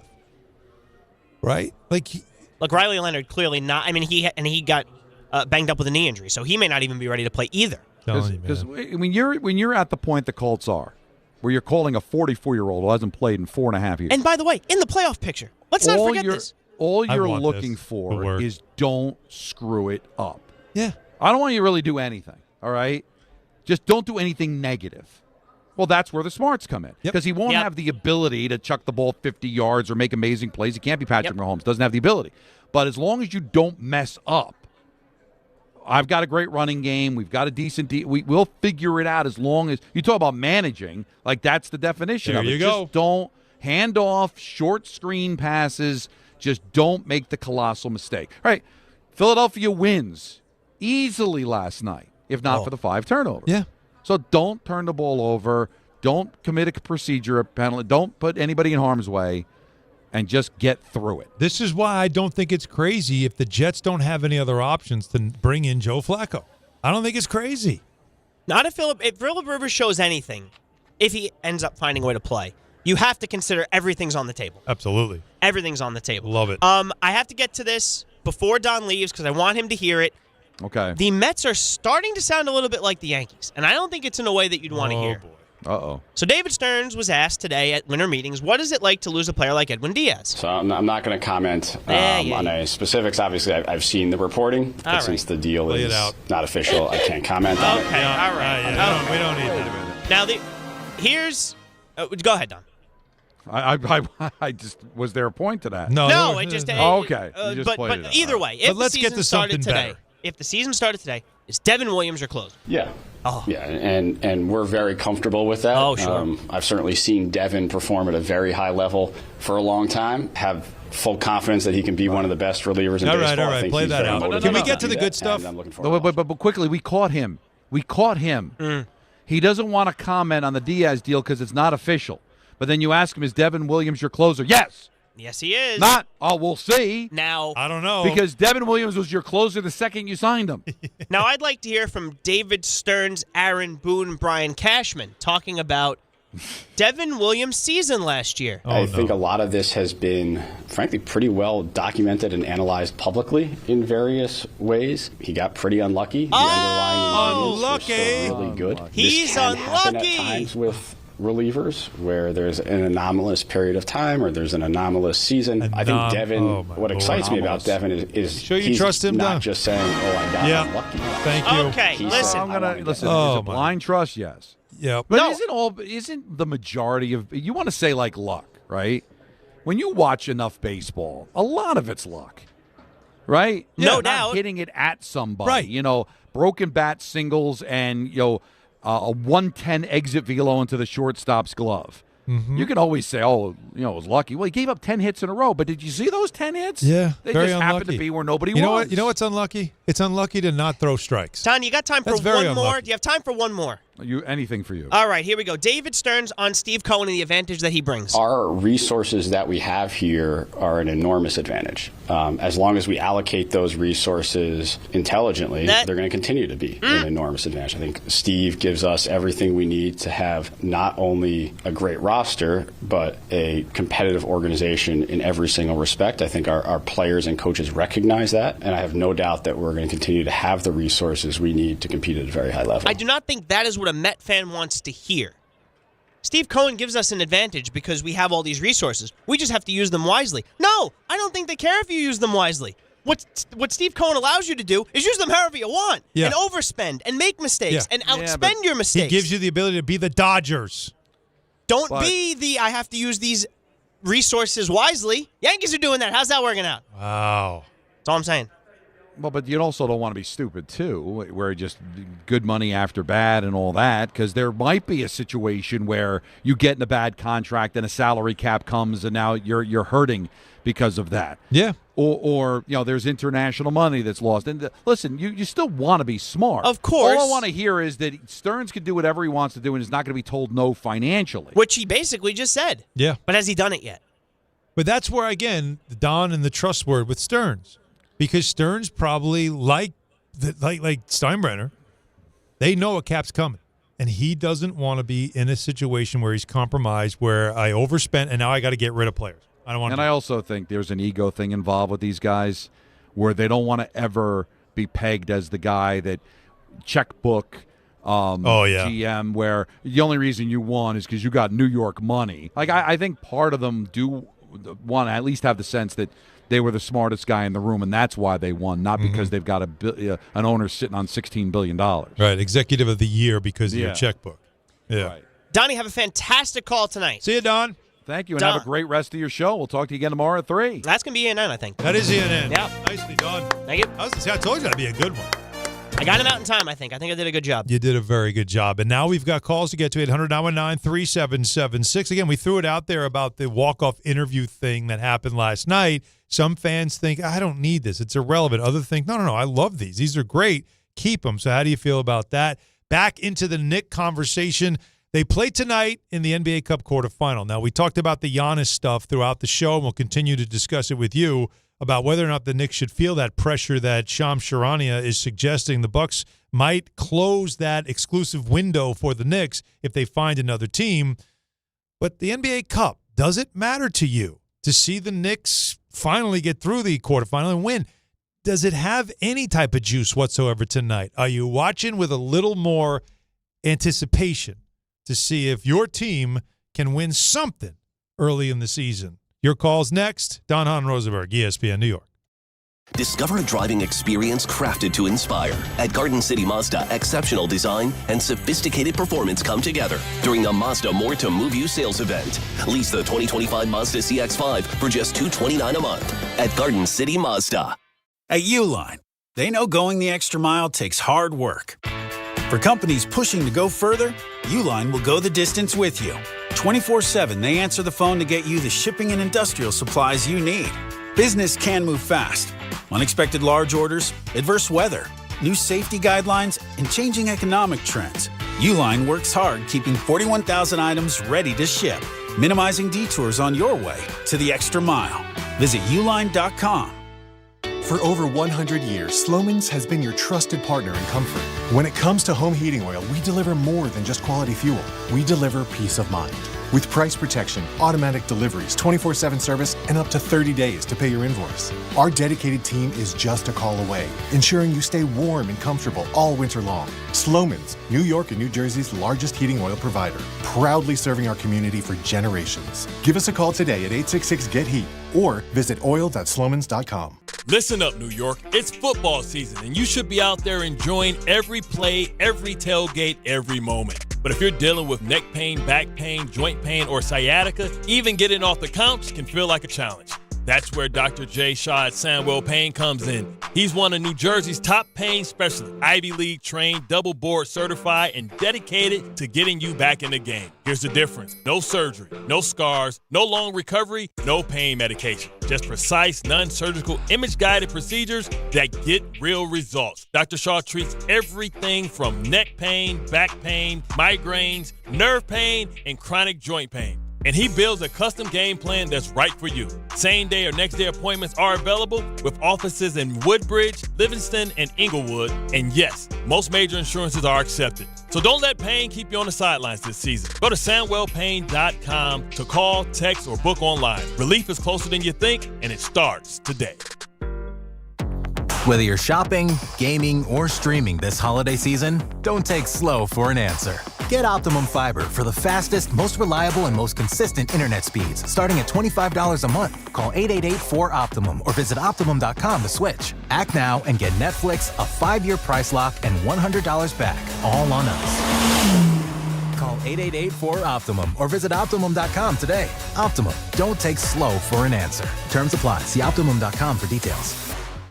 New York Lottery's holiday scratch-off games are the perfect gift for everyone on your list. Like me, your Aunt Jules. I told you I didn't need a gift this year, but I secretly really want one. Or me, your neighbor Frank. I hope you didn't forget I'm coming to your holiday party tonight. Or me. Why does no one ever think of the voiceover guy? Anyway, New York Lottery's holiday scratch-off games have more winners and top prizes up to $5,000. Please play responsibly. Must be 18 plus. Gambling problem? Call 1-877-HOPE-NY or text HOPE-NY. Listen up, football fans.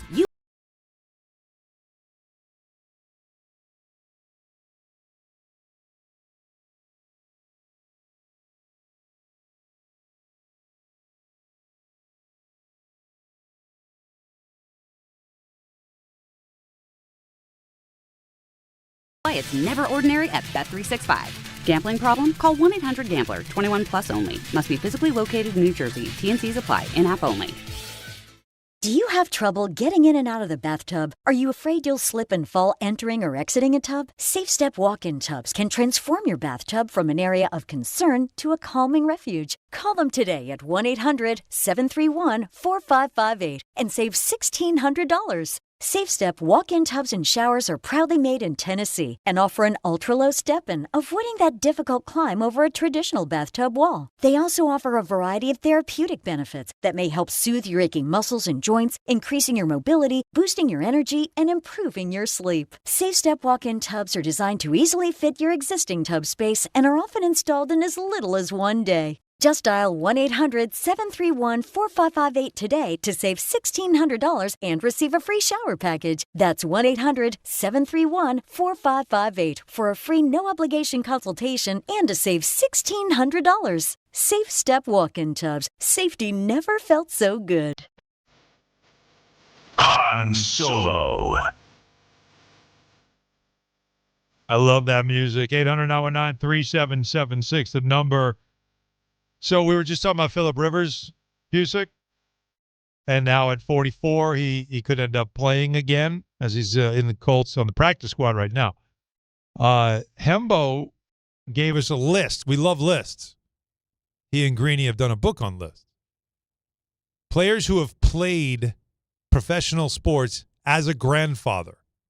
Did you know? Can you name one? Just try to guess one.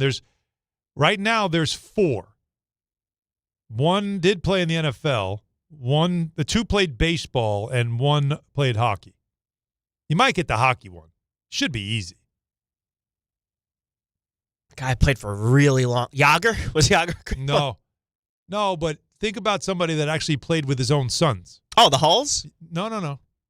Close. Gordie Howe. Come on. That's a bad job by me. Gordie Howe was a grandfather when he was still playing professional hockey, WHA. Brett Favre in 2010. That makes sense. Was a grandfather. I was going to say Cromartie. I don't know why I was thinking Cromartie. No, he just had a lot of kids. And then the baseball player, Stan Musial. Stan the Man, 1963. Oh, wow. Yep. And then Julio Franco. Of course. Yeah, that's the Wasn't one. getting that one. We're all like, what? No, we're not getting that. So how about that list? So Phillip Rivers isn't doing something that hasn't been done before, but it still is pretty remarkable. So is your calls, 800-919-3776. Seth wants to talk about the interview thing real quick before we get into the Knicks stuff. So, Seth in Connecticut, you're up. What's up? Hey, guys. Thanks for taking my call. As far as the games-wise, a regular season game, I get that it's 2 playoff contenders. It was a great game, came down to the wire. I would be okay definitely with a Super Bowl interview, AFC, NFC Championship. I would even go as far as to say wild card or divisional interview, but as any regular season game, I could honestly care less. Thanks for the call. So really it needs to be a big game. That's what you're looking at. It is Monday Night Football. That's not a big game? All right. Everybody has their opinions. See, I told you, like, while Don said they're necessary, Anthony said, well, it's all part of the agreement with the broadcasters. I get it. And there's a lot of fans, though, that feel like it doesn't bring anything. I don't learn anything. But you do kind of get to know a player right out of a game. But okay. Javier in Queens. Javi. Yo, no Javier? What's going on? Javier, my man. That's right. I am. I was taken aback by that last call, so that's yeah. You know, when it's Han Solo, it's Javier. It's Javier Courvoisier. Alan, if I may I shout out my buddy Ray? One of the reasons I love this show and I love calling into you is I actually share this show with friends of mine that listen all the time but never call in. And my buddy Ray, he's moving to Dallas, Texas next week. We just had a little send-off for AC at him this weekend, and I just want to shout him out because he listens to you guys every day. He loves your show, and I wish one day he gives you guys a call. Appreciate you, Ray. Definitely keep listening because you can get us on the app, of course, and then on YouTube as well. You can watch us, so you can still listen. Yeah, he'll still be with you guys, guaranteed. Love it. I was talking with Jacob before. Jacob's great, and also shout out to Anthony. Anthony does a really great ENN. But with Jacob, I was talking about the Cup, and like the Cup really doesn't do anything for me. Like I want them to win tonight because it's a regular season game. I don't want them to lose. But outside of like guys like Huck Porty and like these, so there's Gaudier, like making that money. Yeah, but the money doesn't do anything for you. It does it for them. But Javi. Right. If they win tonight, though, and now you know they're going to Vegas, and they're like, there's not like a little party that's like, well, hell with it, win it. Like, yeah, let's do it. I feel like it's the quarterfinals, not yet. I think when you win the quarterfinal, now you know you're going, and you're one of the 4 teams that's going to this thing, and the whole league doesn't play. They shut it down. And the whole league just sits and watches you play. You're not going like, all right, now it's got something. I'm curious. I don't know. I won't know until they win tonight. If they make it to the final, of course I'll be into it. I want them to win. But, like, part of me doesn't want to, like, I want to take a step back because I keep trolling Ty Butler because, he likes the Lakers. You don't want the banner? banner? My joke with him is that the Lakers are the only chance that they have at a title is win the NBA Cup. So and like hanging up that banner is like is that's a real thing. Borderline embarrassing. The players were asked this about hanging a banner, and like Brunson's response was, "We'll cross that bridge when we get to it." But I'm wondering because the NBA does give you a banner, and I think they want you to hang it in the arena. Would you really put it up there next to 1973? I don't know. Would you do that? 73 is lonely. 73 is lonely. So. Can we? No. Well, it's got 70 next to it. But. What I'm saying is like, would you hang it somewhere else? Like, can we just let's put it over here? Like, do you have to put it? Put it in the hallway. Like, I'm wondering how Knicks fans would feel about that if they did win this thing, and it's like, oh wait, we got to hang a banner now. Oh boy, we're gonna get trolled for this. I'll tell you what, if they win it with Cat and Deuce out, like they go all the way with both of those guys out, big props to the Knicks. That's actually. That's pretty impressive what they've been able to do without being 100%. So you got me there, Alan. I'm a little bit excited. See, I got you. A little more excited now than when I was on. Call tomorrow if they win. If they win tonight, then I want to see. I want to take your temperature tomorrow. If they get the win and now you're going. All right, I like it. They're winning tonight. Javi's calling it. Yeah, they got it. Javier. All right, so we'll check in with Javier tomorrow and we'll see where that goes. Let's go to. Let's see who's been. Bobby's in Belmore. Bobby on the Giannis stuff. Yeah, Bobby. Yeah, well, those Dodgers just eliminated their last weakness, so good luck to the rest of the teams. You mentioned Carmelo Anthony. Please don't mention his name again. This guy won one playoff series against an old Celtic team with a ball stopper. Walton said he's a self-centered player, didn't play any defense, and was jealous of Jeremy Lee's contract. So I just want to talk about Luka and Giannis. There's no guarantee. Luka went to the first-round playoffs last year, got bombed, and he also plays for a moronic culture. Actually had the nerve to say that Larry Bird couldn't play his league today because he was too physical. I mean, this guy is smoking. I don't know what he's smoking. But does he know the league's a lot softer? And Bird would be averaging 40 points a game. And they gave this Reddit guy his extension, and I want to talk about Giannis. I'm a little concerned about this leg injury. He's past 30. I know it's not a death sentence for a basketball player, obviously. But you know what that could lead to with calf issues. And there's no guarantee, I know Cat doesn't play defense and in the playoffs and he disappears at times. But if Giannis has had injury issues the last few years, off and on, and in the playoffs too. So I'm just a little worried about that. What do you think? No, I mean, that's going to be the issue when you make a mega trade for a superstar that does have some injury history, especially one that's currently injured. And, of course, if I told you he had like a sore elbow, you're like, all right, whatever. But because we say calf and we know that it feels like lately the calf strain has been the precursor to an Achilles, that's, of course, where everybody's, your concern comes up. And you have every right to be that way. But the stuff with Melo, man, that sounds personal. He's not a bad guy. And some of the things that happened back then still have been misconstrued that I've tried to explain away, and still nobody wants to believe what I'm trying to tell them about those years. Lang in Connecticut. What's up, Lang? Yeah, Alan, when we're looking at championship aspirations, whether it's the Cup or the real championship, there's one glaring deficiency with this Knicks team, and it's been in place ever since the trade when we got rid of Dante and Randall. All right, and it has to do with toughness. Yep. And teams have taken notice, and they see that anytime they feel the slightest discomfort, they play differently. It affects their game. And we were supposed to have a tougher guy in Yabusele, and that's been obviously a huge underwhelming thus far. And when I look at the other night, and Bane literally uses the ball as a weapon. I'm not over-exaggerating here. I one time had a person use the ball as a weapon with two hands. I swiped in. He clamped my thumb with it because he said, don't reach. And, we had some choice words. And not one player on the Knicks got in Bane's face. All right, and OG, who's the mildest guy on the team, had to kind of fend for himself, and that's not his role. And he gave a half-hearted push. He was better off not even pushing him at all. It was an embarrassment to watch that. Well, I need to know more about this incident you had with another player. So what happened? Where was this and what happened? I'm curious about this moment. All right. Lifetime Fitness, Harrison, New York. Oh, yeah. Arguably the best shape of my life at the time, was training for something. Mm-hmm. And I was a little bit slim in terms of muscle mass. I did too much cardio, but that's just miscalculation on my end. Oh, sure. And, he was in the triple threat position, took a swipe. So I'm defending him. He was kind of three-point line, elbow. And I took a swipe at the ball. And as I'm swiping at it, I've never had this happen to me in all my years playing pickup. He used the ball with two hands. He had larger hands on the larger side. He used it as a hammer, and he basically did a Marcus Morris, where he hit Marcus Morris, or was it Markieff, hit the defender in the head with the ball without letting go of the ball. Yep. And he basically, I don't know if he broke a bone in my finger or my thumb, but he did something. It still hurts to this day. It's been 6-7 years. Wow.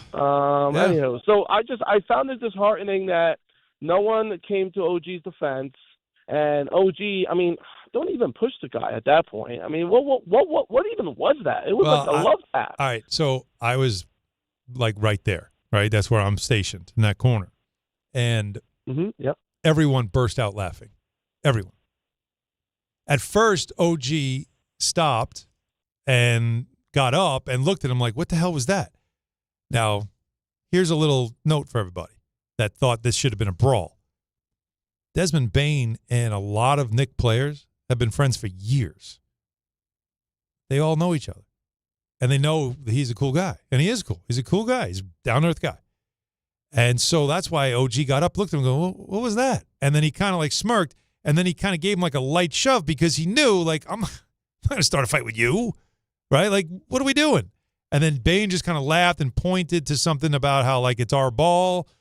And Josh Hart's hysterical laughing. Brunson's like, what is this? Nobody knew what to do because it was such a bizarre, crazy play. It's not like it was like if it was Lance Stevenson, then I think you'd probably have a brawl, right? If it was Dylan Brooks, you probably got some people getting in his face because that looks like you're trying to start a fight. Patrick Beverley, somebody is an antagonist. Desmond Bane's not that guy.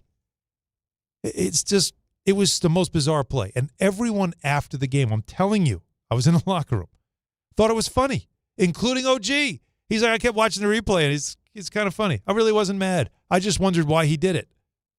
So for everybody that thought it should have been a brawl and saying that if that was Oakley and yeah, of course if it was Oakley and Barkley, because those two guys were antagonists. These aren't antagonists today. He just made a play, and then they realized, like, oh, well, my ball. And everybody just started laughing. So I tried to explain it. I know nobody gets it, but that's really what happened. I mean, also, too, when you're bringing up Oakley and Barkley, you're going to the craziest end of the spectrum. That's why when fans say that, well, if that was Barkley and Oakley, of course if that was those guys. Just like if I told you, if that was Lance Stevenson or Patrick Beverley or Dylan Brooks, people are about that. Oh, Isaiah. Desmond Bain is not about that. Yeah, exactly. Yeah, beef stew, right, in Detroit. Those are guys that the minute he does it, you go, the hell was that?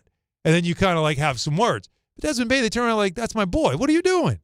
Just think of it as like if it was your friend and you're playing in a pickup game and he pelts it right off you, and then he just stares at you like with a grin. He knows it didn't hurt you. He didn't hit you in the head. He hit him in the back. I don't know. That's what I saw. And everybody laughed. But everybody was mad about it, including Lang, who had this happen to him and his poor finger. My God, what a story that was. Listen, lifetime at Harrison, I've heard about those runs. You got to tie them up tight if you're going to play in those runs. LA Fitness, watch out. You got to watch out. We got more calls to get to. Last call crew, 800-919-3776, a whole bank to get to. So stay with us. Han Solo on Don Hahn Rosenberg, ESPN New York.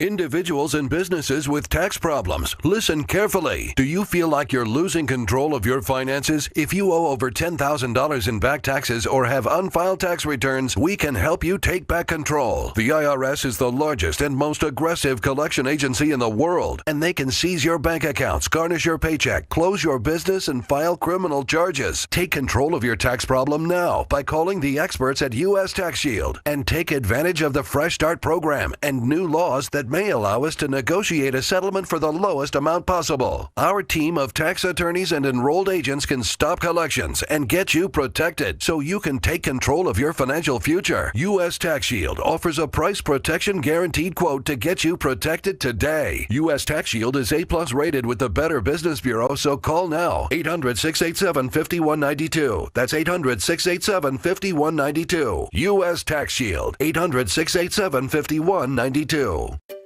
Finding great candidates to hire can be like, well, trying to find a needle in a haystack. Sure, you can post your job to some job board, but then all you can do is hope the right person comes along, which is why you should try ZipRecruiter for free at ZipRecruiter.com/ESPN.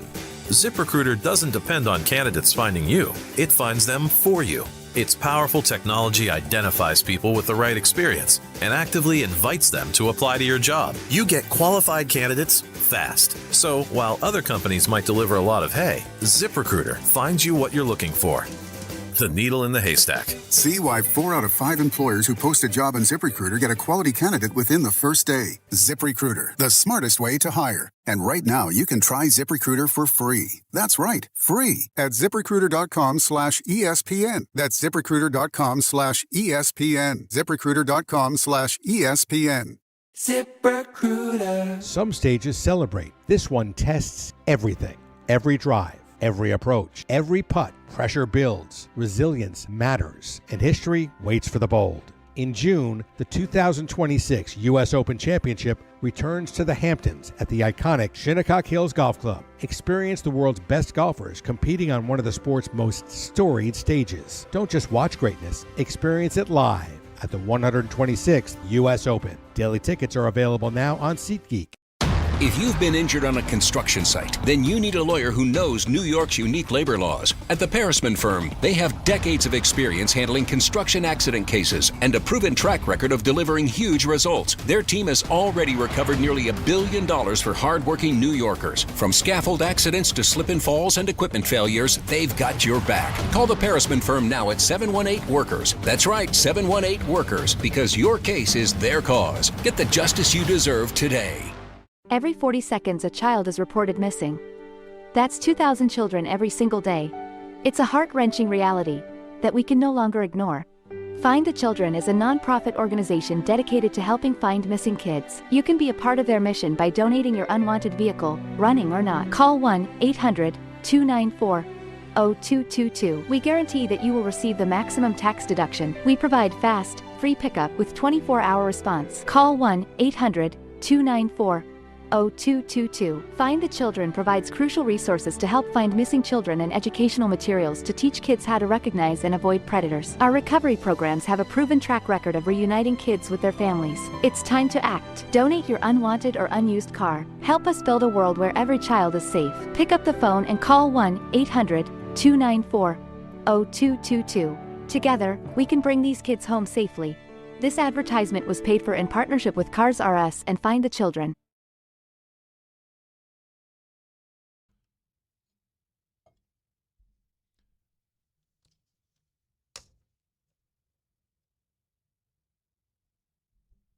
Game time brought to you by Tullamore Dew Irish Whiskey, because when it's game time... It's Charlie time. All the time. Knicks face the Rap. Yeah, I was waiting. See, you made me wait for that one. Hey, listen, I got to keep you guys off on your feet. The timing wasn't there. Knicks and the Raptors tonight in Toronto, NBA Cup quarterfinals. The coverage immediately follows Dan Grassa. Dan has his show until 8. And so 8:30 is the tip-off for this because it's an NBC vehicle. There's a 6 o'clock game. Actually, they're probably already underway, right? Miami-Orlando is the first quarterfinal in the East. Don's Devils, they will be underway shortly on MSG. Senators are home. So the Devils are in Ottawa taking on Senators.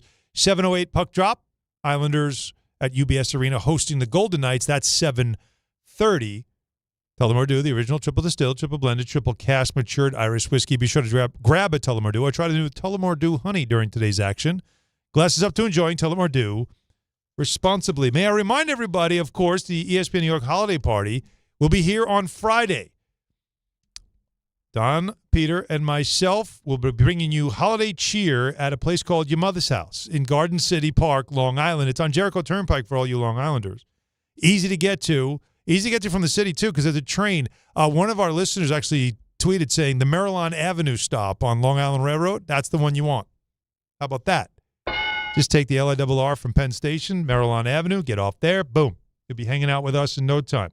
We're again collecting unwrapped toy donations this year to benefit the Garden of Dreams Foundation. Everything kicks off at 1 p.m. Why 1 p.m., you say? Because Michael K. will be there, too, doing his show from 1 to 3 before we get started at 3 o'clock. It's this Friday. That's December 12th. It's at Your Mother's House.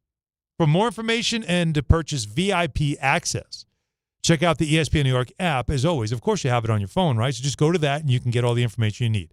It's brought to you by Amazon Pickup, Security Dodge, and Spiked Aid, made for the big city social stamina. So we finish up with some calls. That's right, baby. Dave in Queens on this this Bane play with OG I was just talking about. Go ahead, Dave. Hey, what's up, Alan? So I think the Bane play is, you're looking at it as a Knicks thing, but I think the Bane play is just kind of an example of some other issues. One, he's done it a couple of different times. It wasn't just with OG. We've seen him do some ridiculous plays like that a couple times. And then, two, the league is just getting really ridiculous and soft with the players, and the refs don't make proper carry calls or travel calls.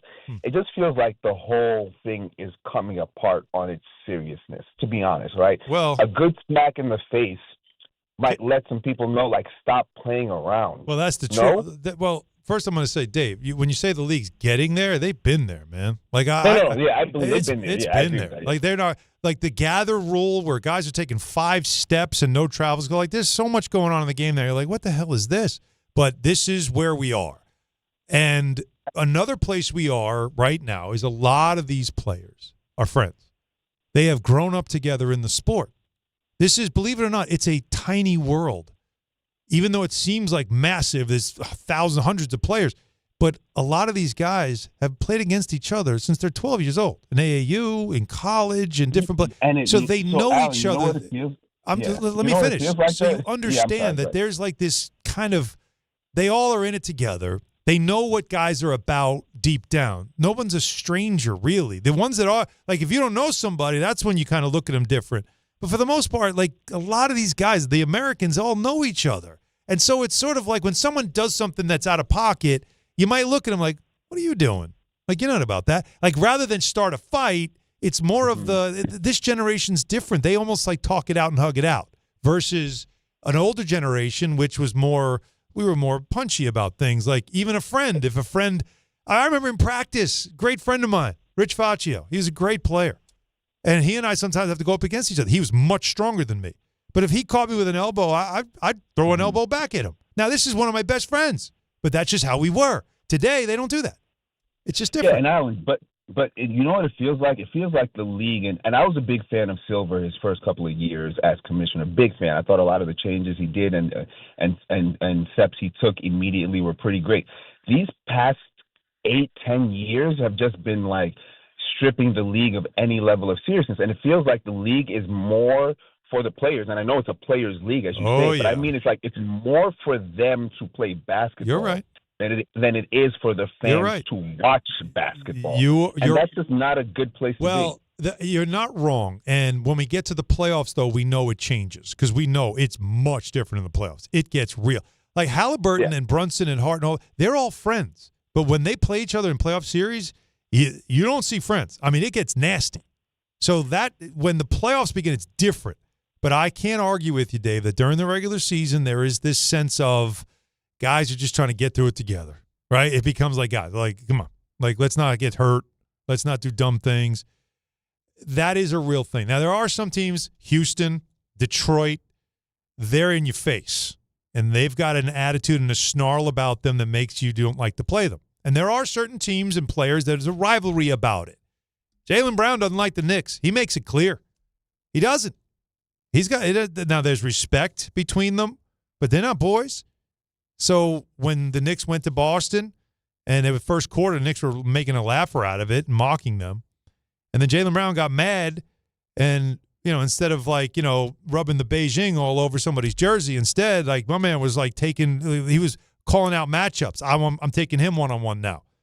And he was just destroying them because he got mad.